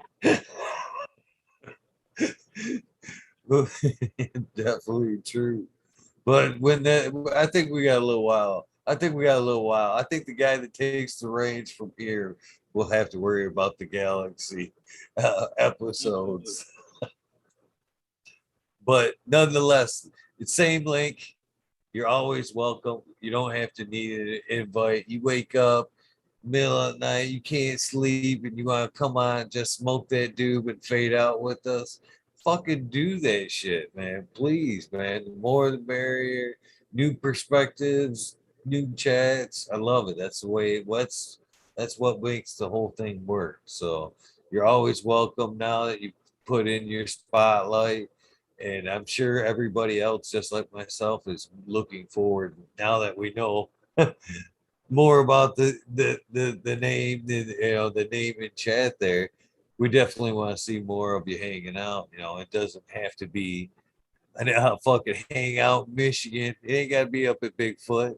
It can be any given night. Now, you know what I mean, that you want to smoke and Right. hang out. It's the same thing. It's just weird virtual, really, in all reality.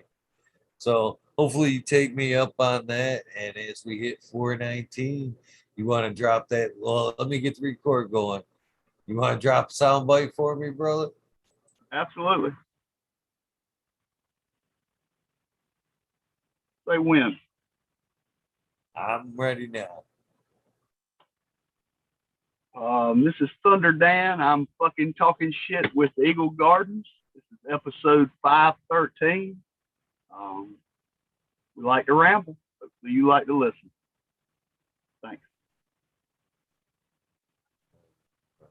Thank you very much. I greatly appreciate it, man. There's fucking 80 people watching currently. So yeah, Oh they shit. did like Well, to cheers to listen y'all tonight. guys. That's pretty good at fucking 4:20 in the morning when you got 80 people still watching. They've enjoyed the episode. So yeah, again, thank you, man. It's been obviously they like what they see, the gentleman behind the name other than what goes by in chat. So and I have too, man. It's been a privilege. So don't be a stranger. Happy 420 to everybody in chat there. Have a great day tomorrow at work. Hopefully you have nothing that you have to be too active for. No major incidents. You can just ride today through. But hopefully you can get some rest and join us tonight, the Halloween episode. There's no guest tonight, by the way, just an early launch of the Halloween episode. So It is Weed Nerd World tonight. If you want, come hang out, fucking smoke some weed, have a good night with us, brother. Absolutely. Thank you so much. Anything Everybody you'd like to say? Anybody shout outs or anything? Want to say anything before I wrap it up? No, just be good to each other. I'll see you in the chat room. Every now and again, I guess I'll slip in the wormhole. I'll probably pop in tomorrow because I ain't got a whole lot of shit popping on Monday because it was Halloween and we do eat the candy and then that counteracts the cannabis and then I stay up for fucking 20 hours for some dumbass reason. I'm gonna I'll eat that take it candy. either way. I'll take the visit, brother. I'll take the visit. Absolutely. All But right, I really guys. appreciate it. Thank you. Thank you, man. Thank you sincerely. You know, time's as another reference from you tonight. Time, man. Time's most valuable thing we have, and you gave me a nice hunk of yours tonight. I greatly appreciate it, bro. For the rest of you guys, thank you for tuning in. You guys hopefully know the deal by now. Brandon Max kindness do save lives. You know, don't hesitate in helping somebody else out. Before that, you got to give yourself a little bit of self-love. Do not forget that. With that being said, we are out of here. I'll see you tonight, 11:30, with the Halloween Weed Nerd World. You guys have a great night. Be safe during your Halloween travels. And have a great day. Love you guys.